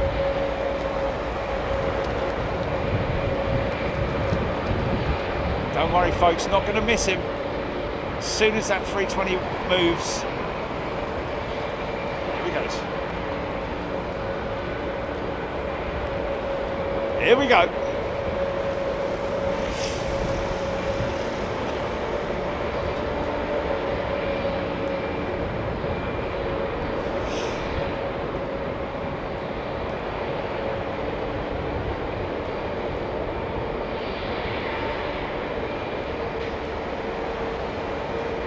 Itamar is his name, folks.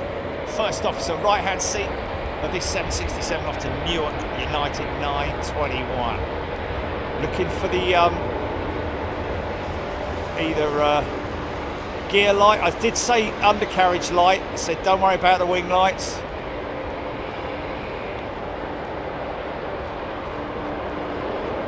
There we go. There we go.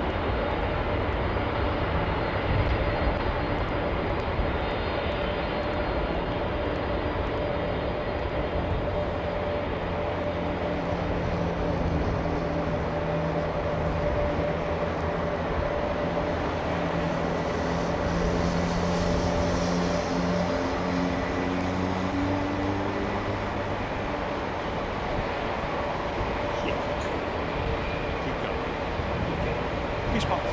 Goosebumps. 60-year-old bloke, goosebumps.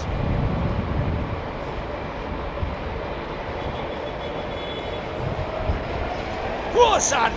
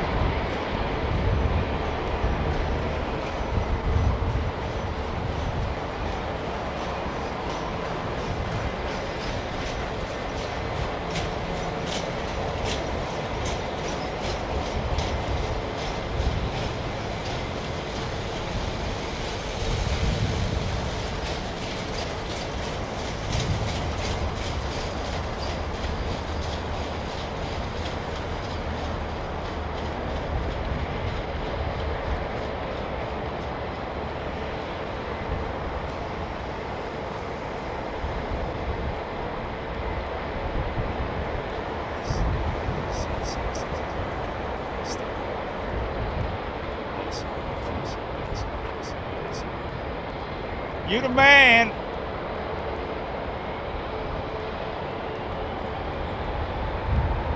Safe journey, Itama, and all the passengers and everybody else involved in that. Thank you so much.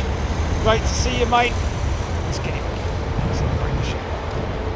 It's the time turn, isn't it?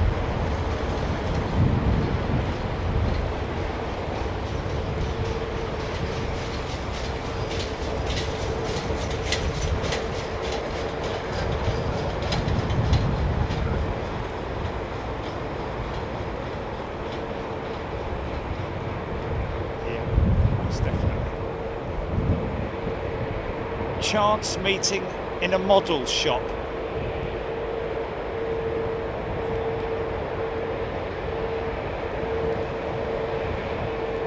And thanks to the captain as well, whoever you are, for your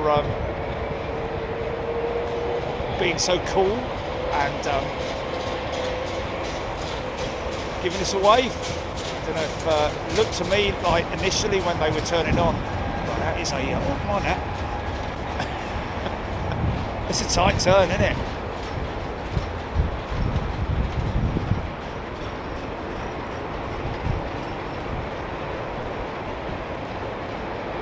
Yeah, cool. Thanks, mate. Didn't get any.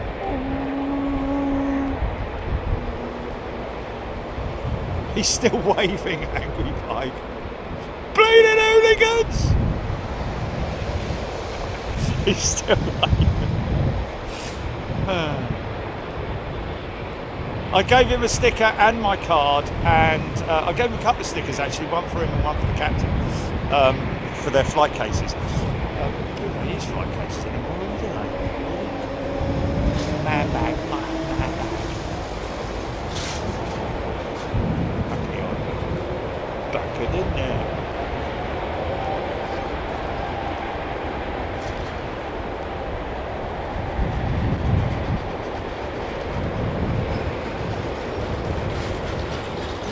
Jeff Langston, thank you.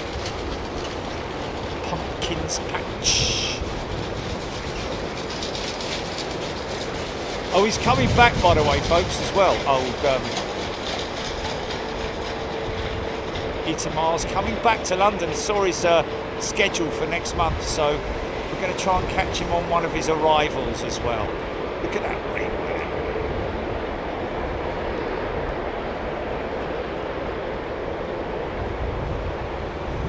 Yeah, he nailed it. He nailed it 27 left on Saturday morning.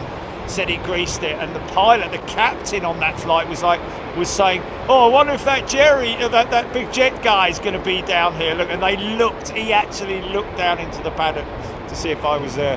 That was insane, man.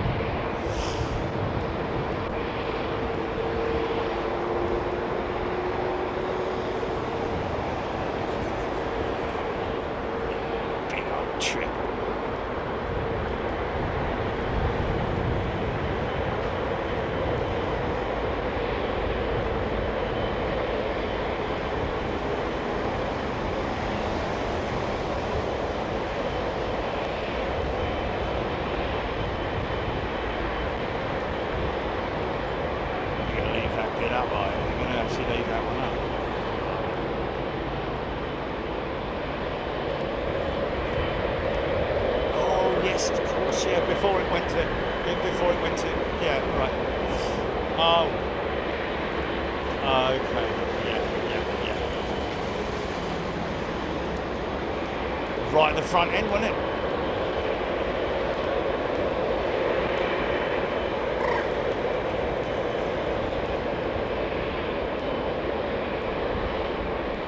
We're getting the sea right away through these. The sun is blasting through. We're getting the sea right into these engines. Isn't that beautiful? Still number one, Captain Charlie saying. Brilliant. Michael K loving the spot. Hopefully, folks, as well, you're also loving the audio. If I disconnect this mic, Jilly, let's just do an experiment. I'm just going to disconnect this mic, folks, so you won't hear my voice. You'll just hear the planes. Okay, you ready? Stand by. Here we go.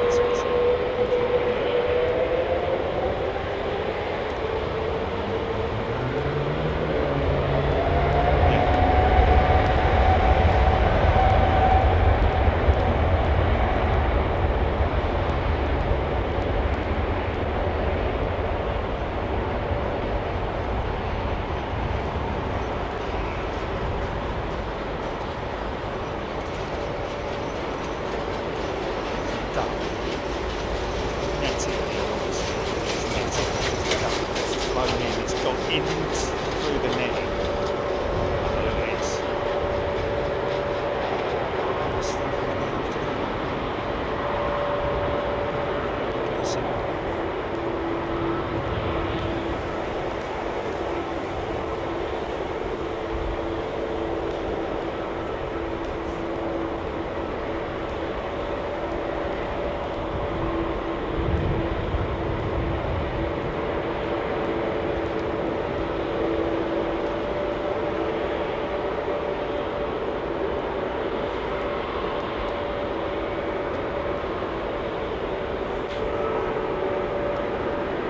No, I've turned it back on, Don't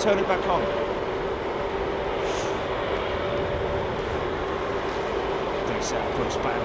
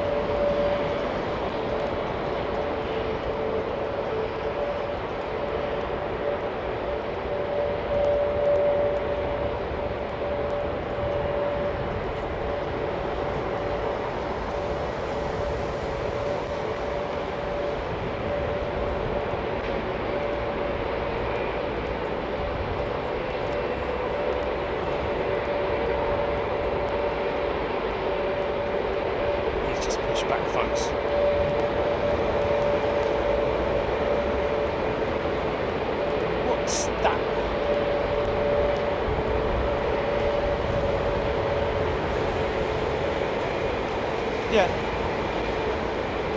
Hey? I did. I put it back on. The mic's on. Do you want me to turn it off and turn it on again?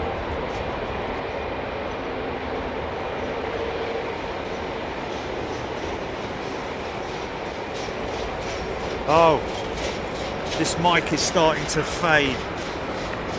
I think that might be part of the reason, but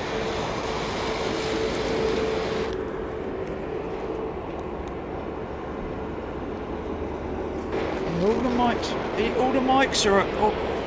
mics are at the right level, at the same level. That's what I've done.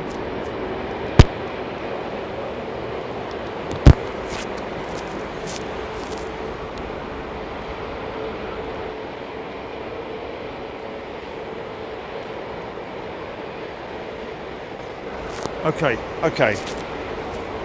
I think some people might be a little bit behind, Jilly.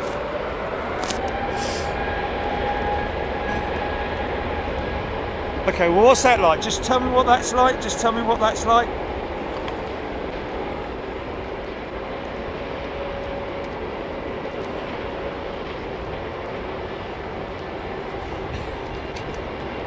Experimenting with things. Stop it!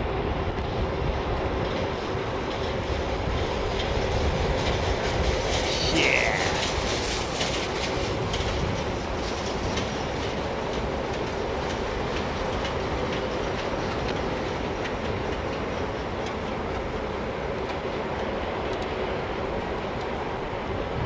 Well, I don't know what that was, mate. I've got no idea what that was because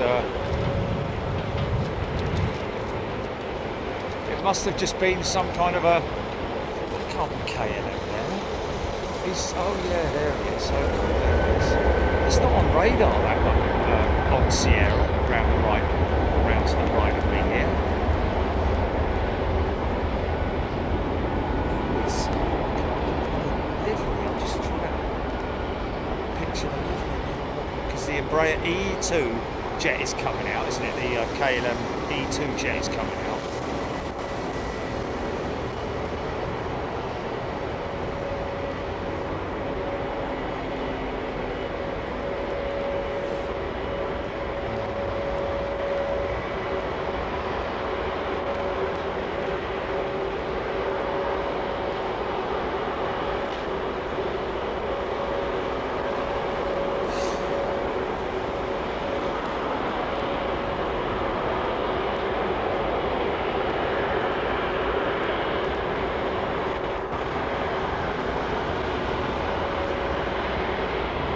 Ty's tuning in, dropping some new members for Anchorage. Got a bump and run, catch you on the high hat side.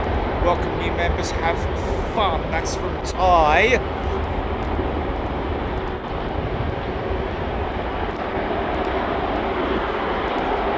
Oh, somebody you gotta know this man. Wow, Ty, bang, straight in there, gifting 50 memberships. Thank you, Ty.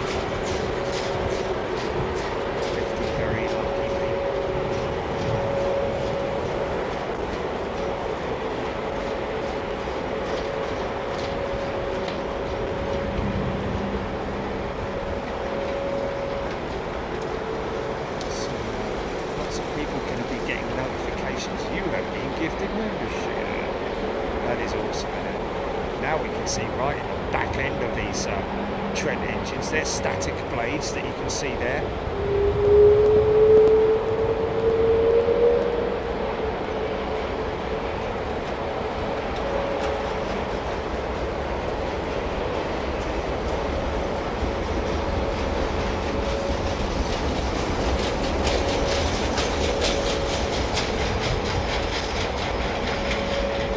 Oh, didn't even notice that lot 737 special livery jet in town.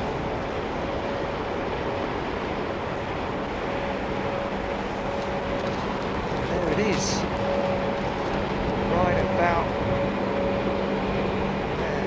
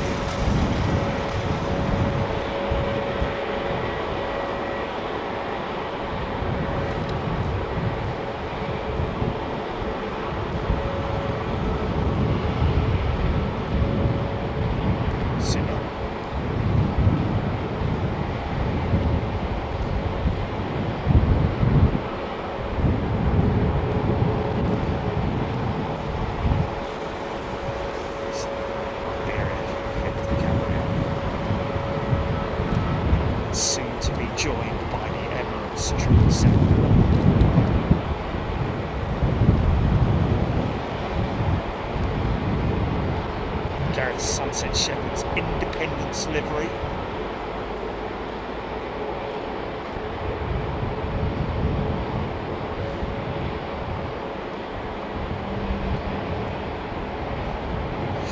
Catherine Green, are we doing a road trip at Anchorage? We'll have to see.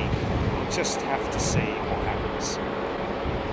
Actually, we probably will do, because I do tend to break off and go to the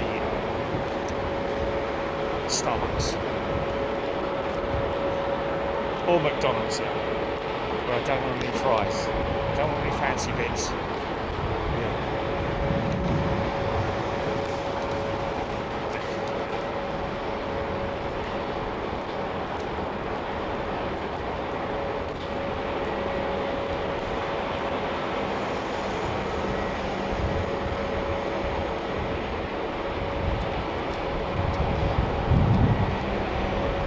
Michael Bodnar, loving how the cockpit windows look on the A350. I'm guessing he's talking about there.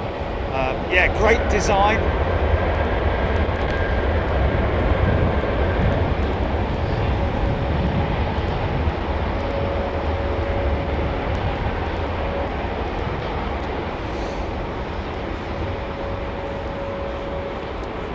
It's rolling there in the rock. You can only see the very back end of the tail.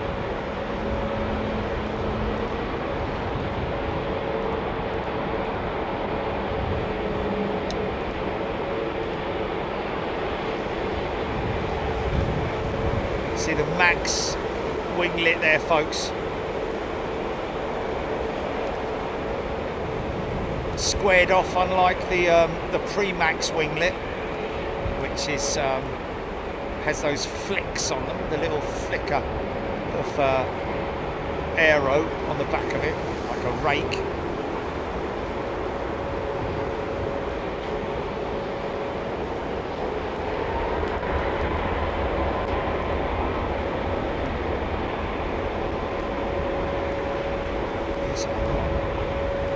E2.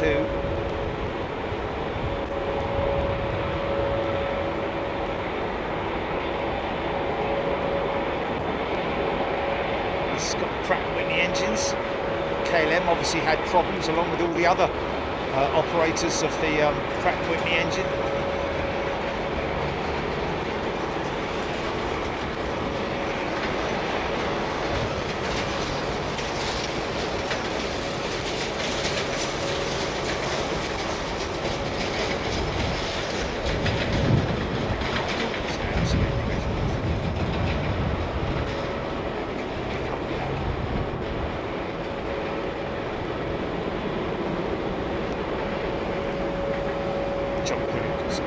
Shots, Airbus A330, 5 from live and Captain shot.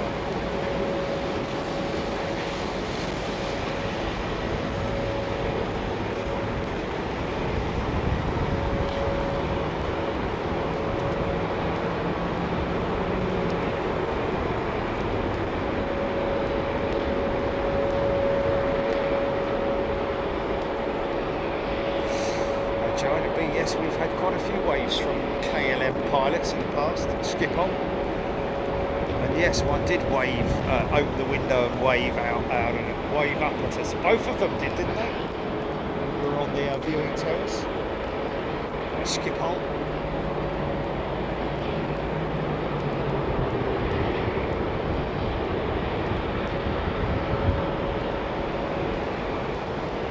Yeah, beautiful lighting conditions right now.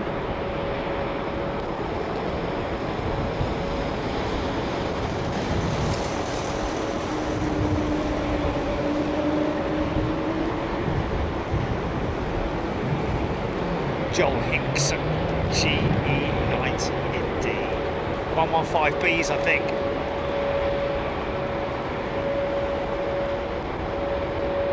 Sunil, the 777 looks much nicer than the 350. Well, that's each to their own, isn't it? 777's got a much beefier look about it than the 350. 350's got a very dainty sort of tail on it, hasn't it? You know, it's a completely different looking aircraft.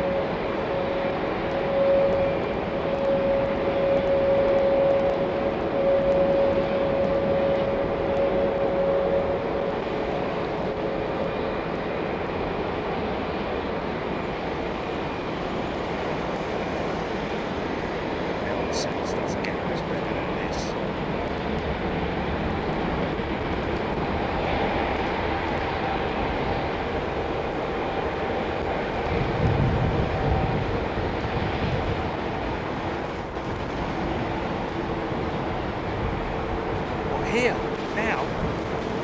737 planes.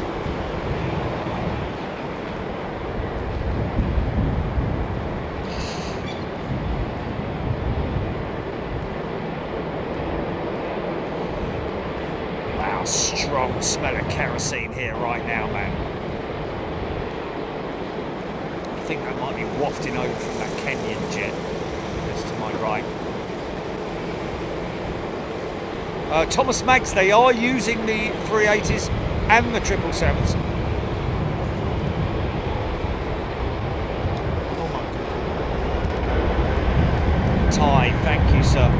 Gifting another 50 memberships. Wow, mate. I hope you're doing well, sir. Stay well. See the bright, intense lights of the Boeing 737 MAX. Looks like a spider's eyes, an insect's eyes when you look at it without the lights on.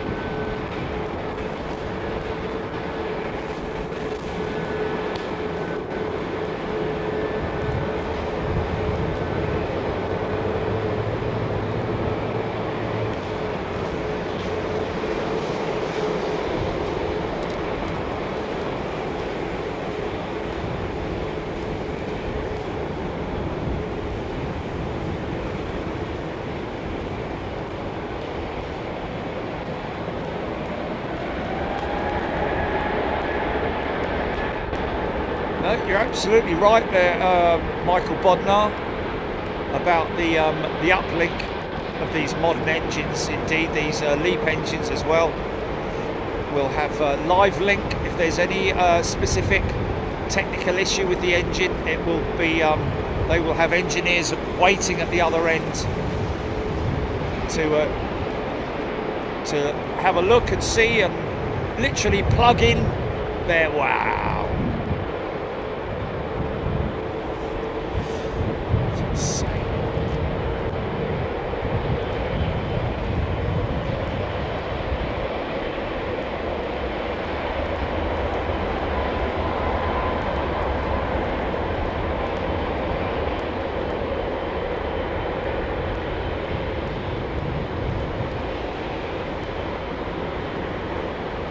See the back end very much like the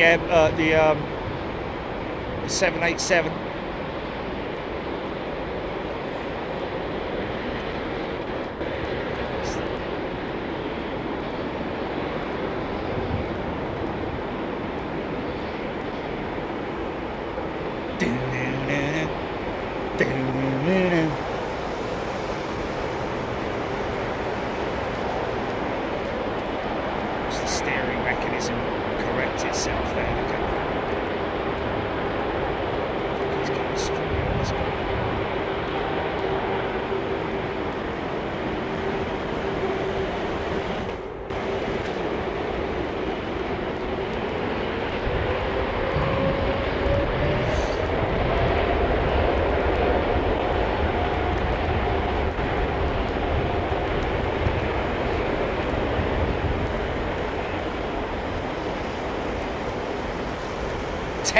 Bloke at Play has gifted 5 memberships. Thank you, Technically Bloke.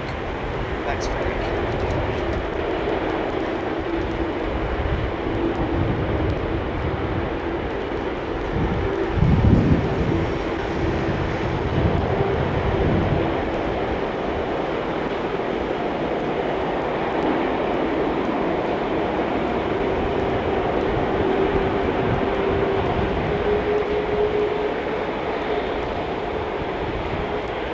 There is a possibility of that. You'll just need to shout very loud when it's on short finals, yeah?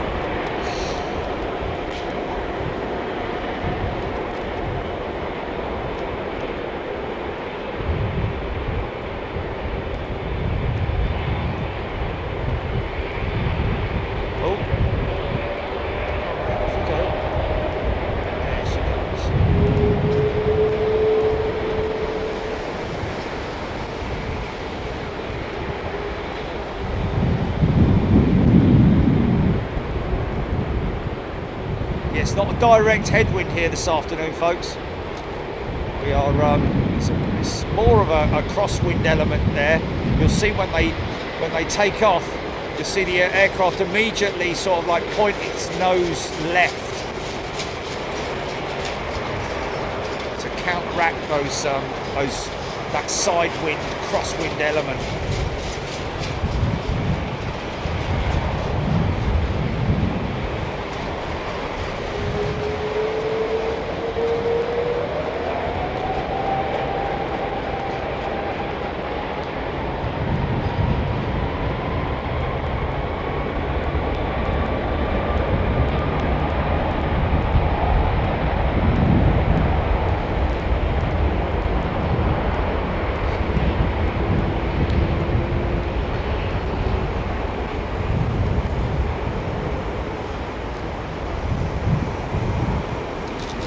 Laura tuning in from Vegas.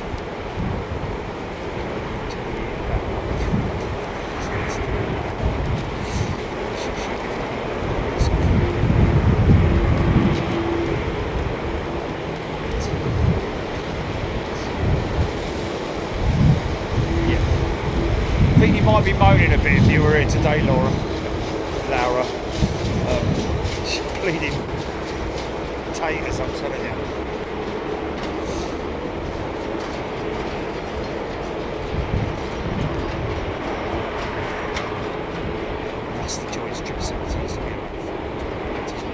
Than the 350. Heathrow, welcome to back to Big Jet TV as a premium member. That's crazy. I thought the XWB was named for a specific reason, and it was a wider body, but it was a bit more like a squashed cylinder, if you see what I mean.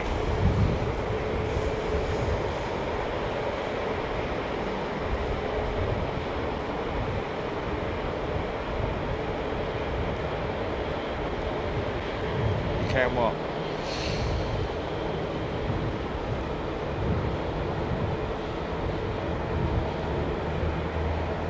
Look at that flex.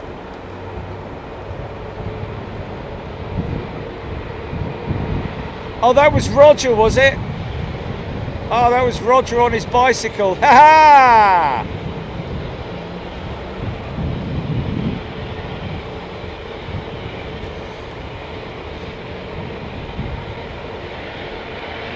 Thanks, Roger.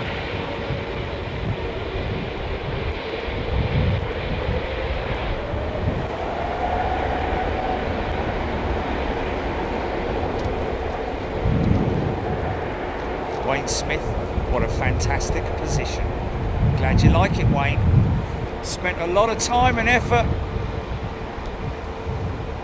to get here.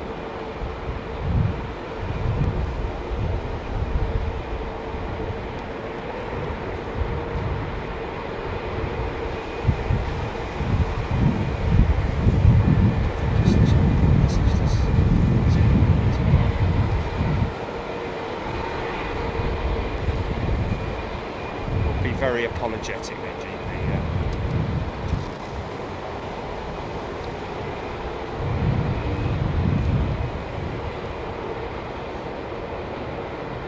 John Grinham, even the banking shots are good. Yeah, they are good from here, aren't they? It's a very twinkly, multiple coloured lighting on the runway, which is quite nice. It's water lighting.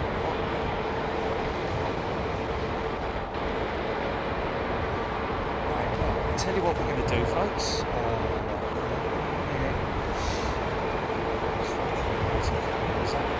Just touched down. I think he has, hasn't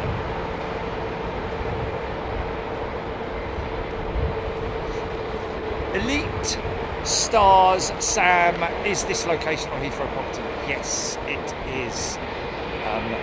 Private property. You have to, yeah, I mean, it is where the security teams come up, the maintenance teams to look after and work on the landing systems really that are here, that are located here.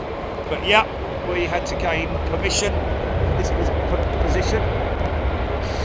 take a lot of work and effort. And we're very grateful to all the people, and trust me, there were a lot of people involved with getting us here, in terms of speaking to the right departments. There's a lot of departments at Heathrow, understandably so. Okay, is that just an exercise? I'm guessing it's just an exercise, although the blues are flashing. Okay, so there's definitely something going on down there with that Virgin jet by the looks of it. Possibly.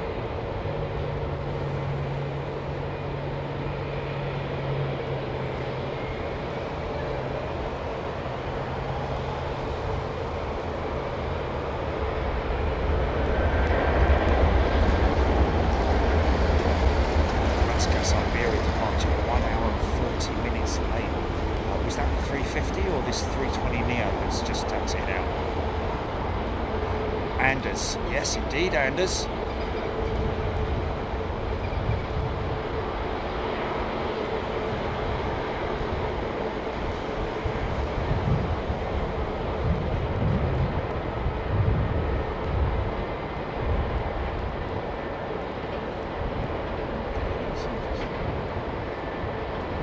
So we've been asked by somebody to catch this all Nippon 777. Somebody's auntie is on it.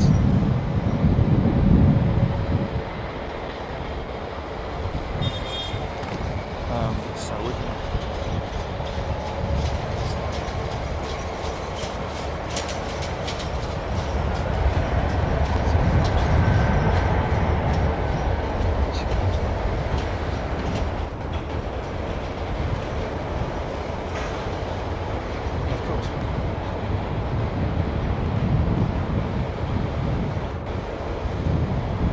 I had to go around all the models that were up on stands yesterday in the in ARD and change the switch all the undercarriage, not switch them all but adjust them all, because my my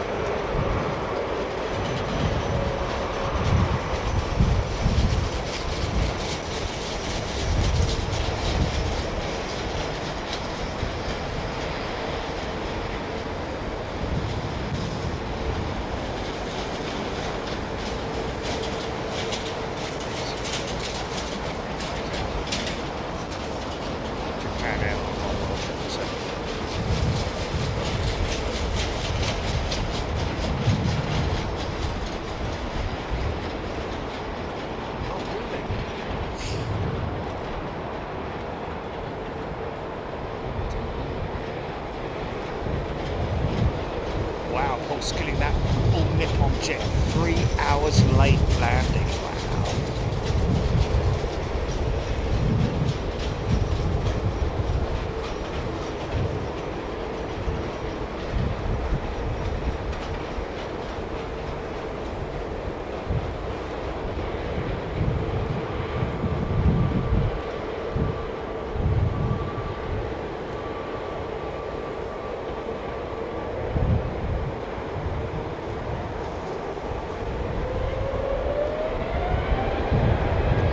Steve Pym, thank you so much for the AVIATION. It's an absolute pleasure, Steve.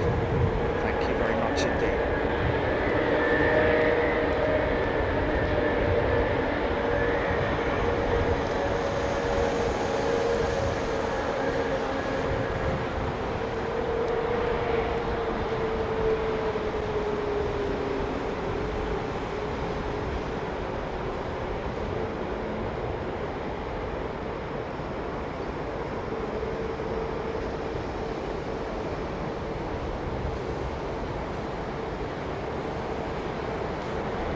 Thank you, Greg. Thank you, everybody.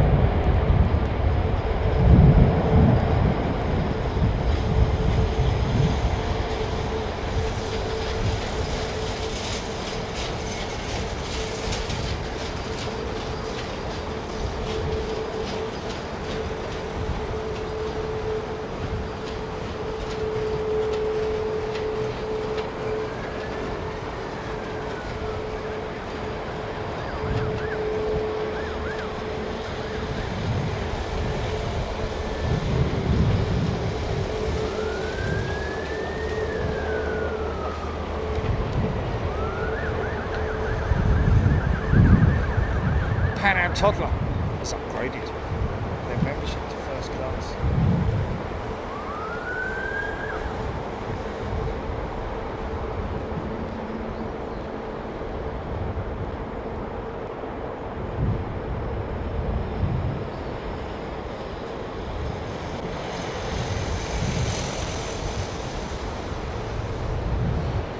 Royal Blue Rich Slinger due out in 5 minutes. Is that on time?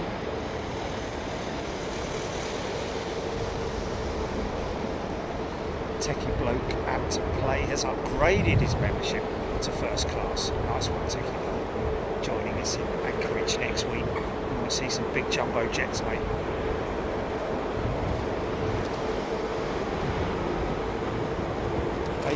Do we know when the Cathay 747 is departing? Well,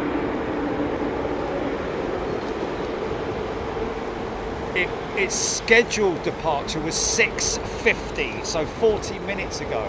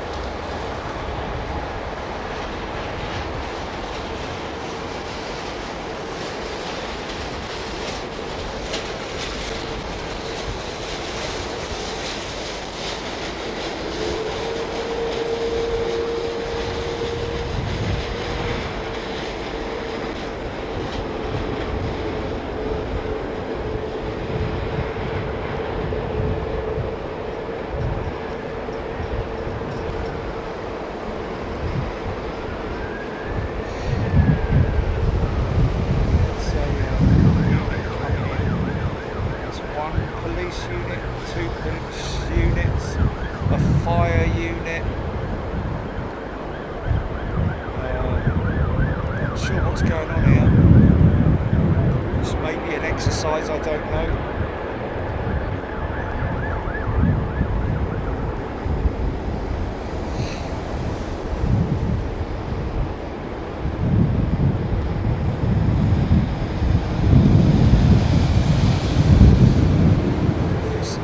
Sure, Chile, because there's definitely some activity going on over here, and there's a lot of vehicles around that American jet.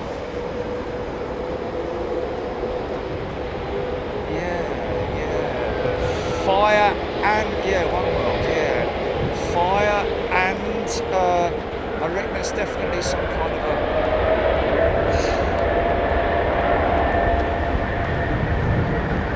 another fire unit that's just arrived. Maybe just here for backup. I don't know.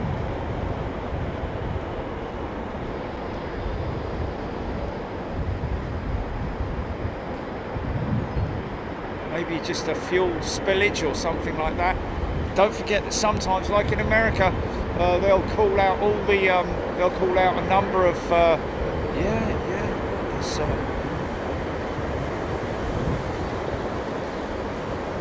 our mates from here left beer lightly down there as well, involved, I would have thought. Better than sitting there watching bargain hunt, isn't it?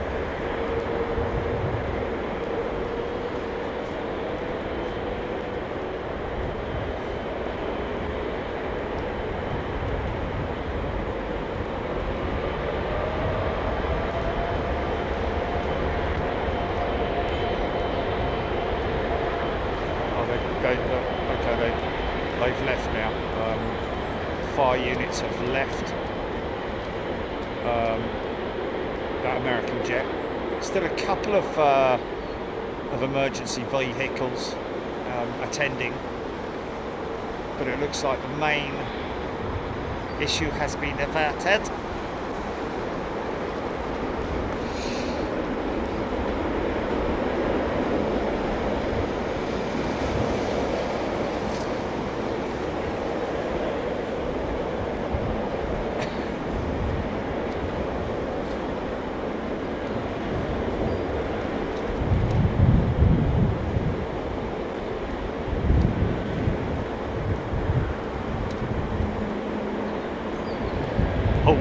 traffic going on.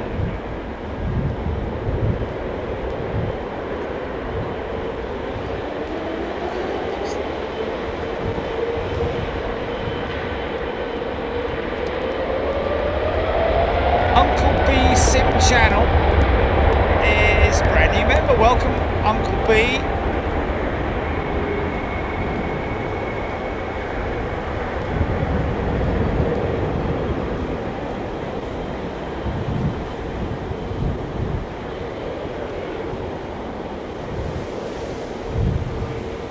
Mr. Rigsby, no, the reason for that is because obviously the it's a bit like in America when they have a medical issue. Sometimes they might well send the not just paramedics but the fire service as well, just for exercise purposes. It's just good to have them attend for exercise reasons, because it's like a live exercise, isn't it? Giant lot of crosswind after takeoff. Rather have too many people than they're not enough. Tail strike indicator at the back there, look.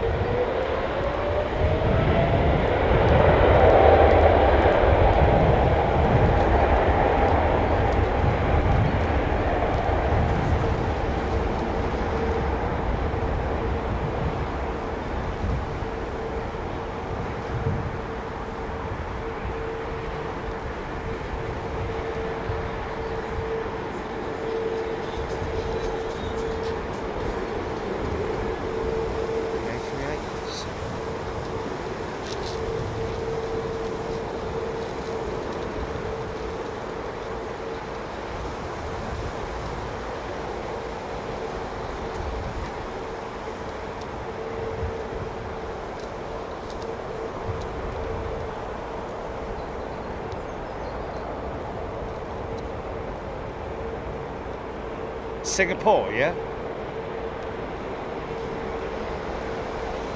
I love Heathrow. 13 to 14 hours in the air, this 777. ANA 777.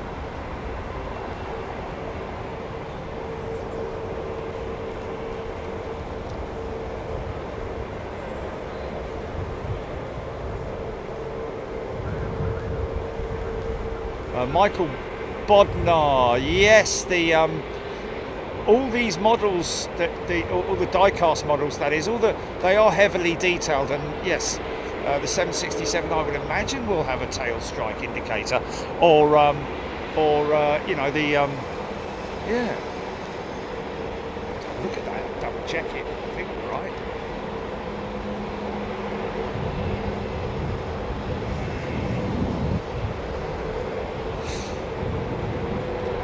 The 767 obviously has a tail strike. You know, there are sensors in the tail that we don't see, that are built into the tail unit. But the 767 one is obviously very noticeable, but I haven't noticed it on the 777 before, to be honest with you.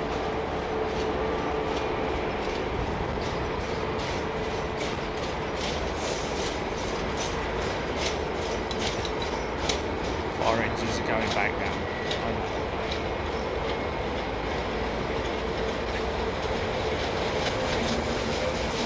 Oh, Michael. Yeah. No, I got you, Michael.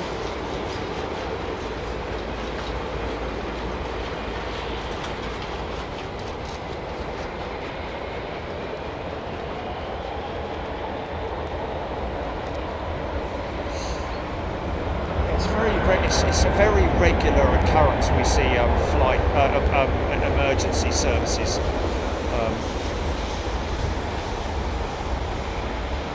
Tobias, he's off. Good night from the Lurkers Lounge. Good night to you, sir. Thank you, Tobias.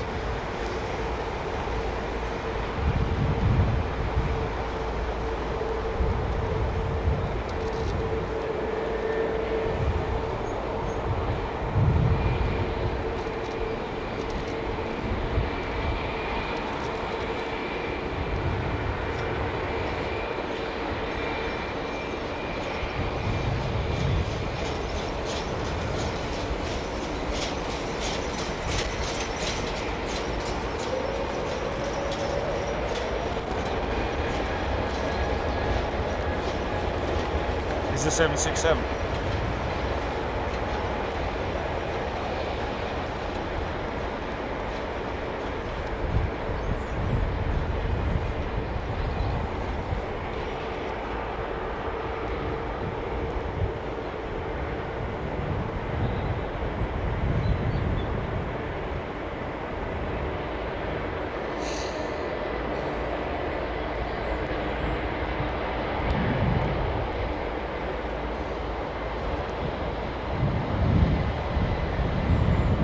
Oh, really?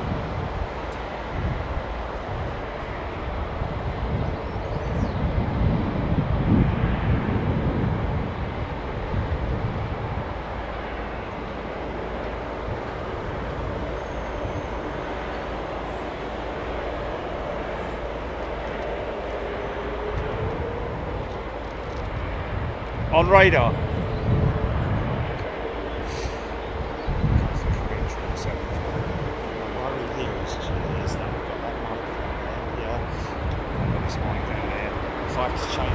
If I have to switch the mics out, I'll have to. I'm not going all the way down. I'll just have to. But according to this, we've still got. They're not on red yet. They're not on red yet, so the mics are still good.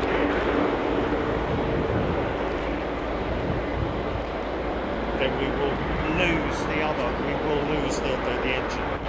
So we'll have to make sure that the next time we're down here, we've got 2 sets of mics set up and ready for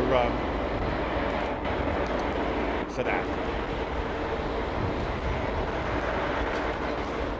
But what I'd like to do is I'd like to try.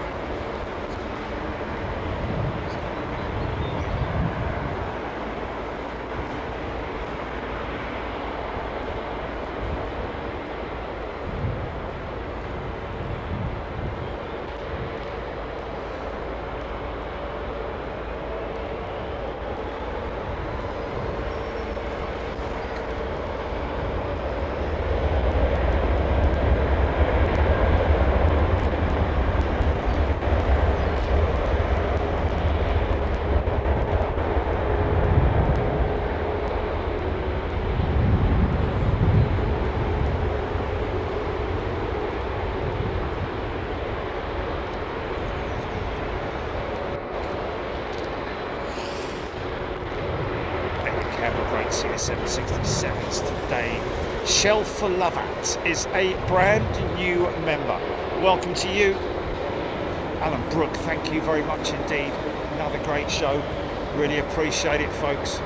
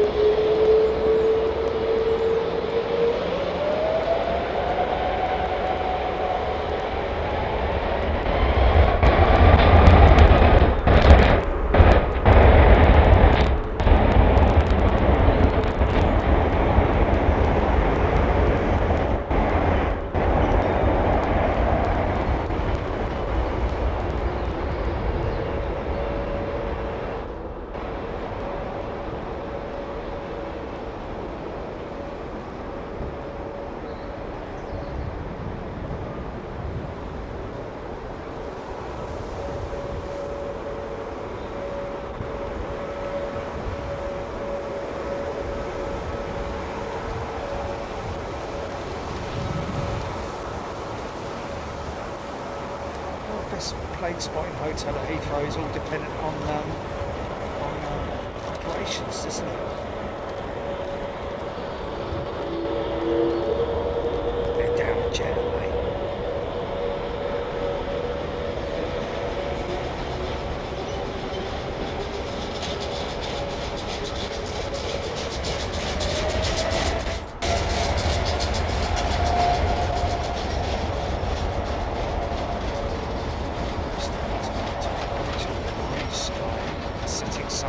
Silhouette of Concord.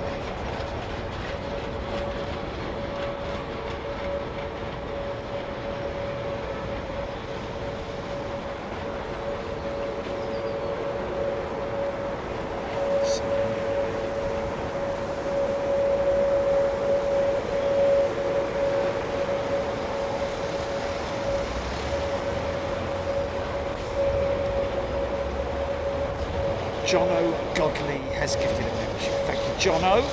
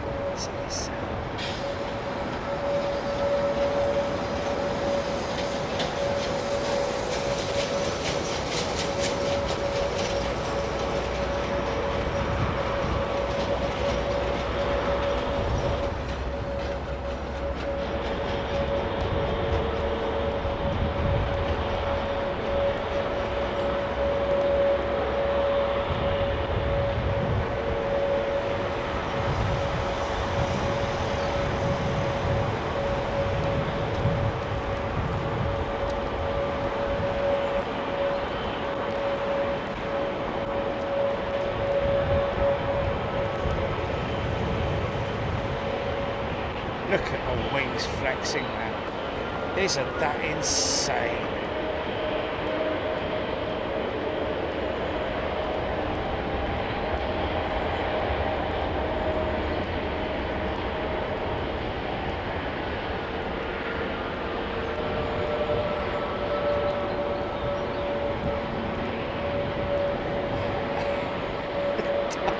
Setting up a tent in the paddock. Who's that? What's that?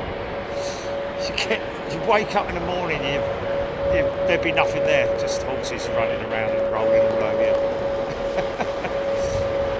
If you're not moved on by the police and other people.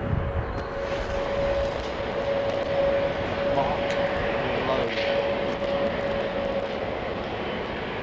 Charlie Waterman.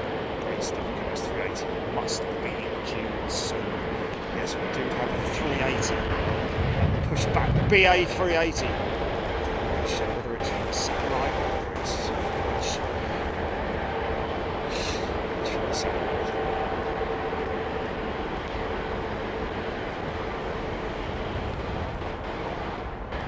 Lost Jim Grave shot of the wing flex. Brilliant, isn't it? Looks like a unique in. Captain Ron, see you in Alaska. There we go.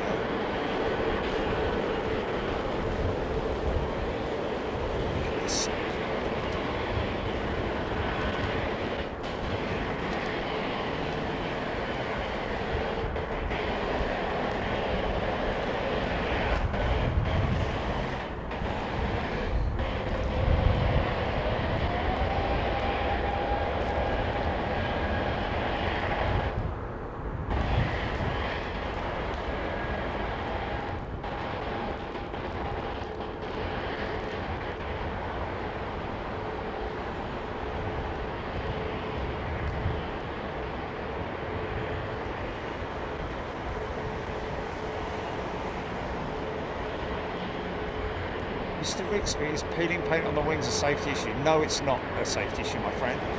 Obviously, they don't leave it unattended for very long indeed.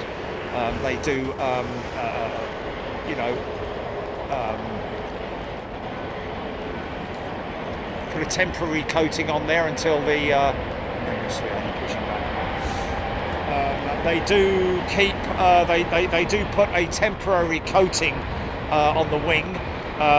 Just to, you know, not, well, just to protect the carbon underneath, or the alloys, until it goes into into maintenance checks, in which time they have a lot more time available to carry out a full wing paint, because that is basically what they will do: strip the wing of paint and repaint, reseal and paint it.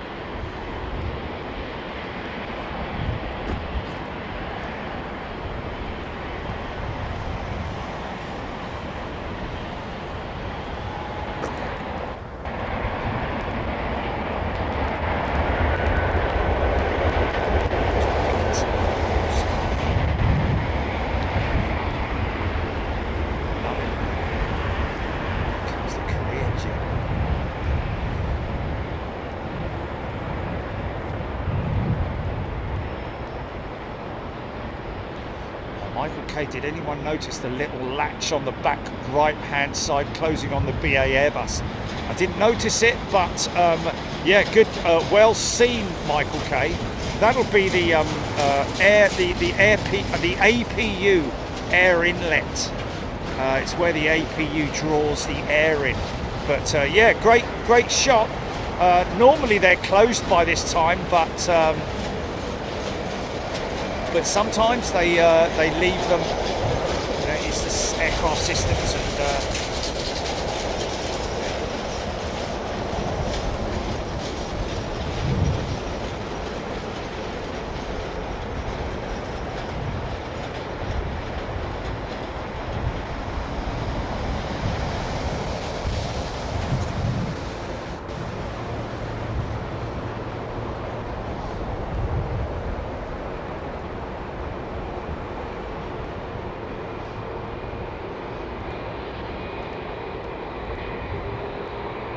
Oh, goodness gracious me, look what's coming out. It's coming out. Yeah, here we go, folks. Yeah, baby. 2 380s. Well, you said, yeah, I heard you, and then I was trying to think whether it's a Singapore 380 or something, or... No, and then I looked right, and I saw her! With all my eyes. Hey, let's see whether we see this Cathay Pacific 747 in Anchorage next week. You never know. God bless you, love me all right.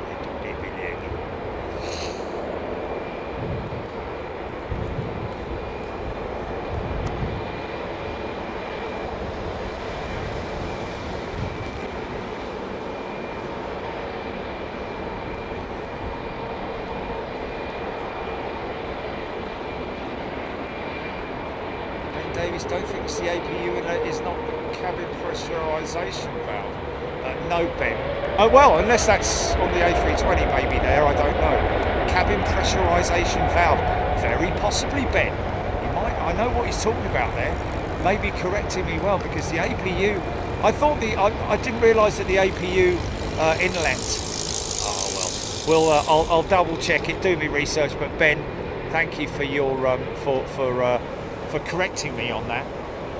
We'll have a little look at it. I think what he's talking about, it's down, probably it's down at the underside of the cabin, below the windows. There should be a little. There it is. There, look. So obviously, I imagine, yeah, that is cabin pressurization valve, possibly, very possibly. Was talking about there, and not the APU inlet.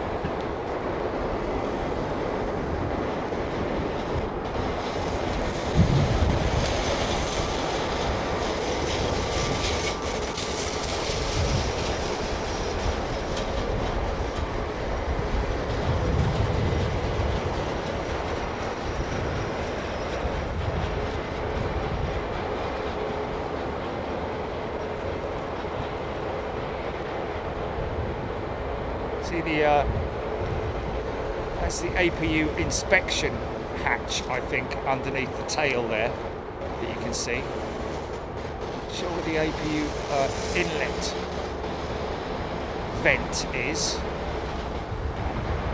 For crying out loud!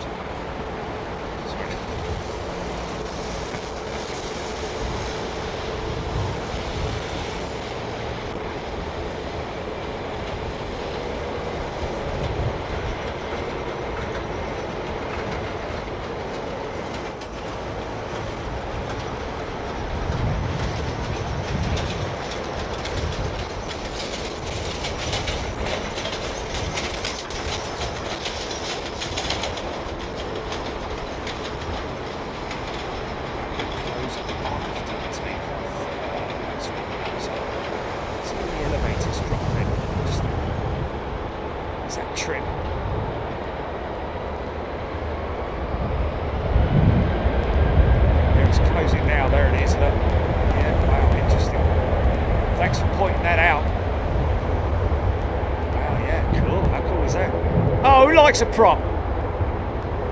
Everybody likes a prop. Everybody likes a jumbo as well. Now I wonder, I need to keep an eye on the reg for this jet, Jenny. We might see her in Anchorage on Wednesday or Thursday. Because it did happen last time I went, didn't it? We saw a cafe jet come in here, and then we saw it. We saw it at Anchorage, and then we saw it come. Hello.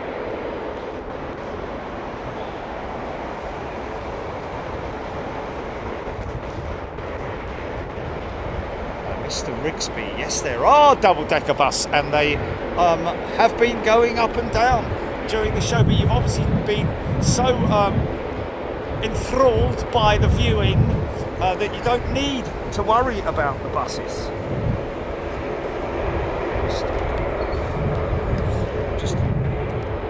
Just hoping and praying that the mics stay.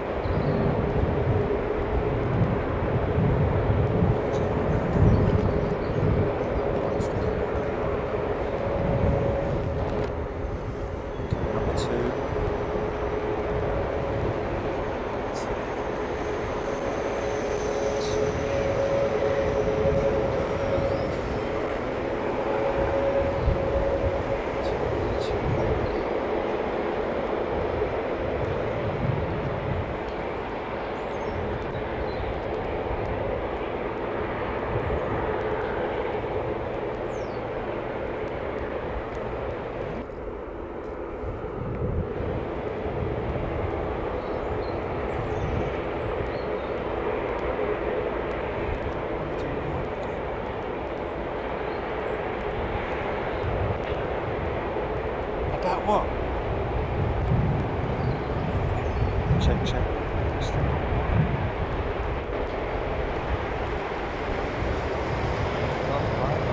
Right, yeah.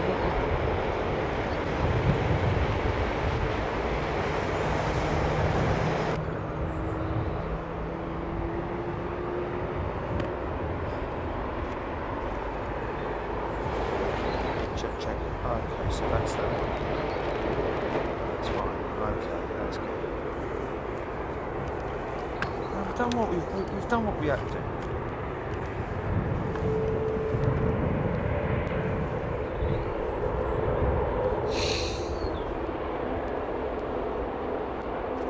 Raptor X. Look at this big, ginormous A330. About to engorge up on that ATR.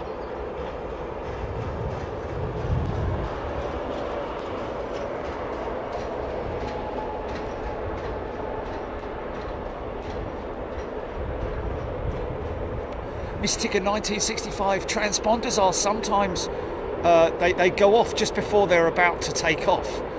Literally, you can see how big the wingtip on the A380, man. It's nuts, isn't it? Just everything is just massive with it. Oversized engineering and beautifully engineered at that.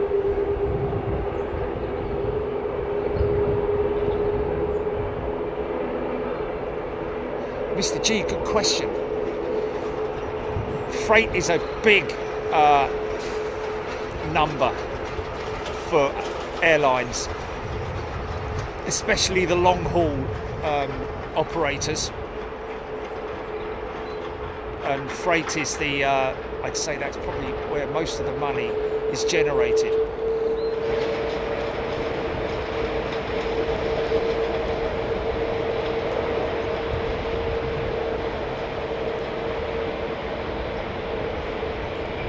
ATR person.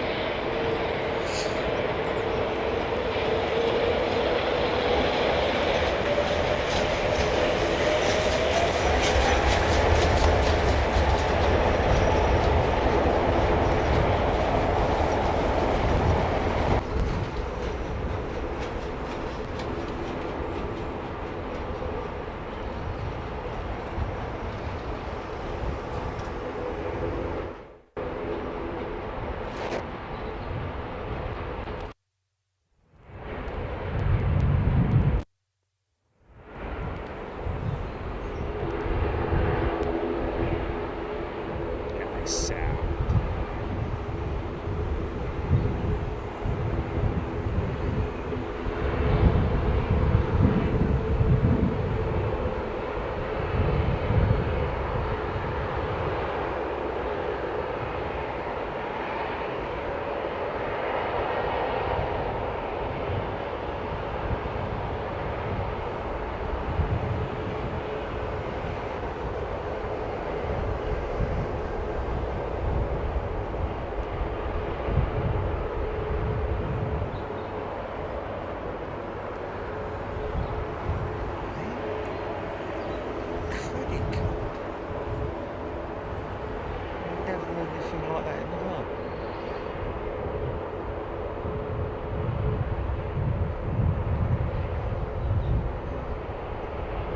It's all about discounting and stuff, isn't it?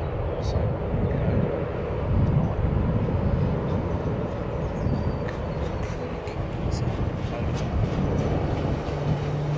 freight does very little. Really?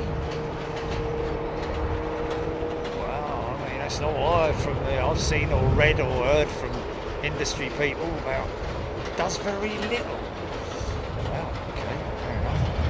Maybe is if that's relevant to.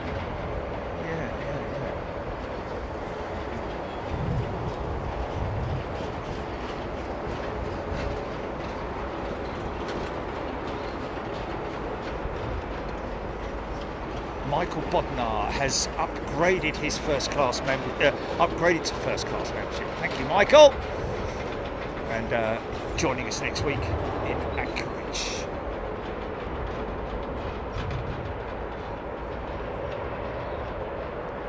Oh yeah.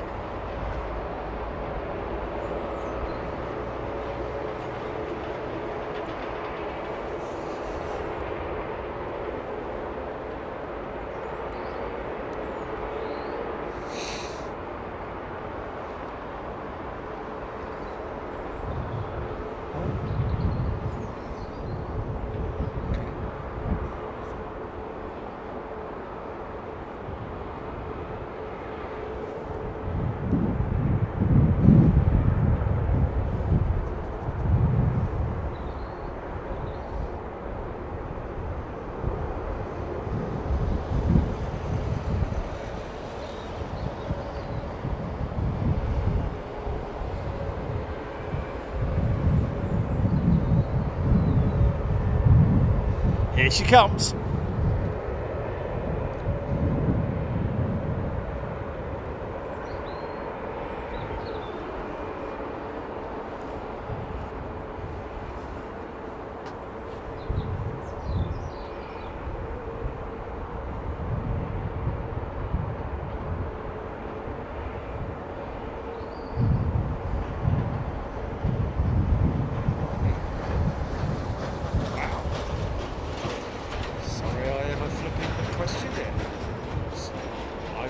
I was totally under the. Well, he's making loyalty points. Fair enough, Screaming Emu. So it's not freight. Sell what people don't use. Yeah, but okay. So you only keep them for a certain amount of time before they are able to sell them off. Wow. Thanks for the update, Screaming Emu. That's very interesting news.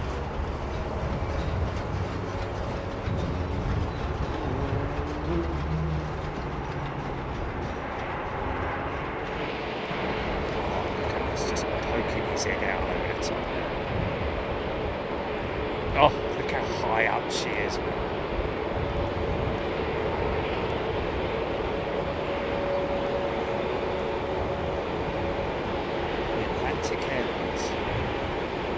Atlantic and Airlines are just banks now for the full article on revenues brought by credit cards and frequent flyer programs. Oh, I can smell clutch brakes. One of the two. Oh, someone's got Bernie brakes. Oh, we got a rogue, ladies and gentlemen. Who told us that? Thomas Max. Thank you, Wow, smell those brakes. That's crazy. It might actually have been one of these freight vehicles, though.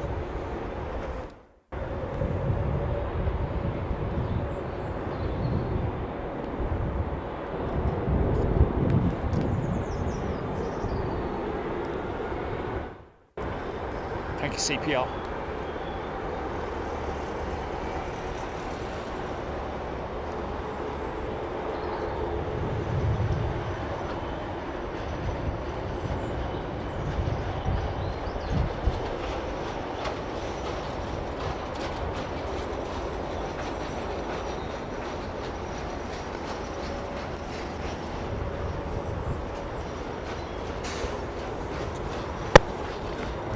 No, everything looks fine, mate. Everything looks fine. Everything looks fine, mate.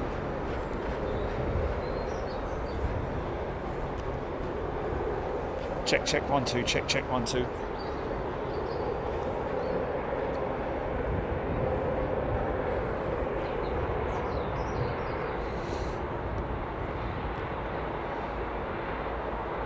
Joanna B, the mic can't handle the ground.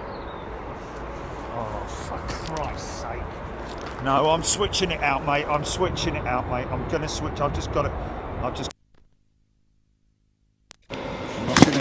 fed up with all this.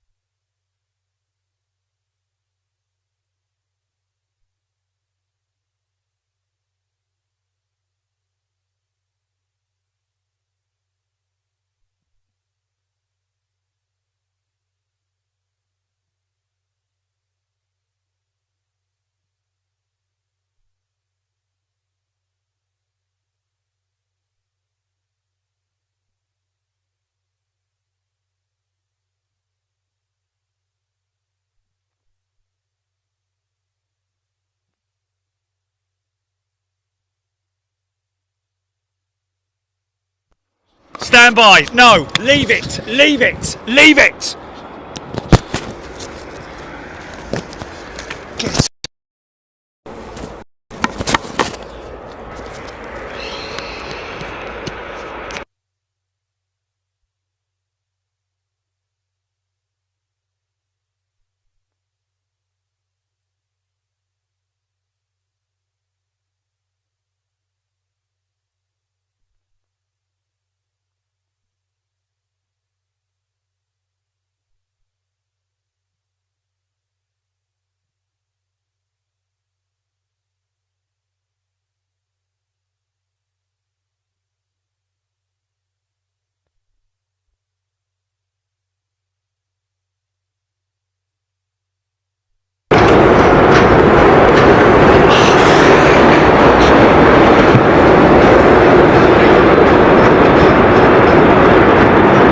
Pointless, absolutely pointless.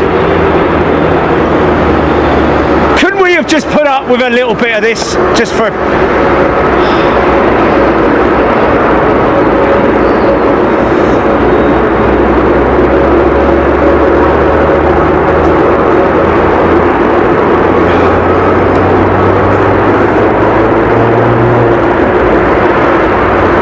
I'm turning my phone off, mate. I'm turning my phone off. I can't be doing it with comments, mate.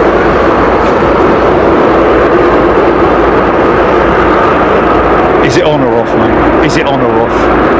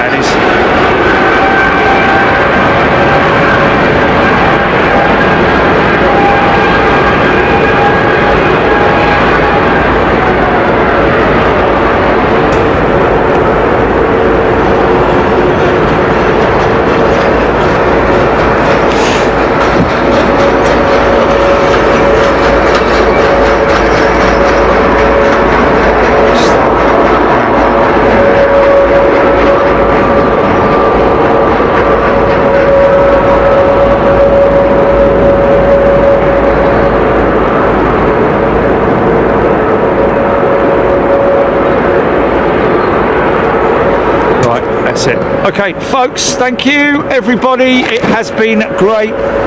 Hope you've enjoyed it. Sorry about the little audio glitch at the end there. Can they even hear me, Jilly?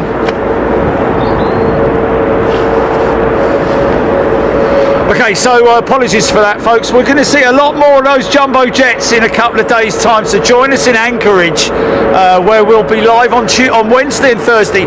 We may do a little bit of a test on the Tuesday, but yeah, I'm really a little bit disappointed about that whole thing, folks, to be honest with you. Right at that last moment, it was like, you know, what? And I've got a 777 coming in, I've got a 747 going out, I've got a 380 coming in, so you know. Anyway, thanks, Jilly, for sorting it out. Appreciate it. Thanks, everybody. Look after yourselves. Welcome to all our new members, and thank you to all those people who've gifted as well, and to everybody who's enjoyed the show. I've enjoyed it. Hope you've enjoyed it. And look after yourselves. Have a great week. If we don't see you in Anchorage, we'll be back next Sunday, I'm guessing. But other than that, thank you, everybody. Thank you, Heathrow, and thank you to everybody involved as well. Look after yourselves. See you in a bit. Cheers. Bye bye.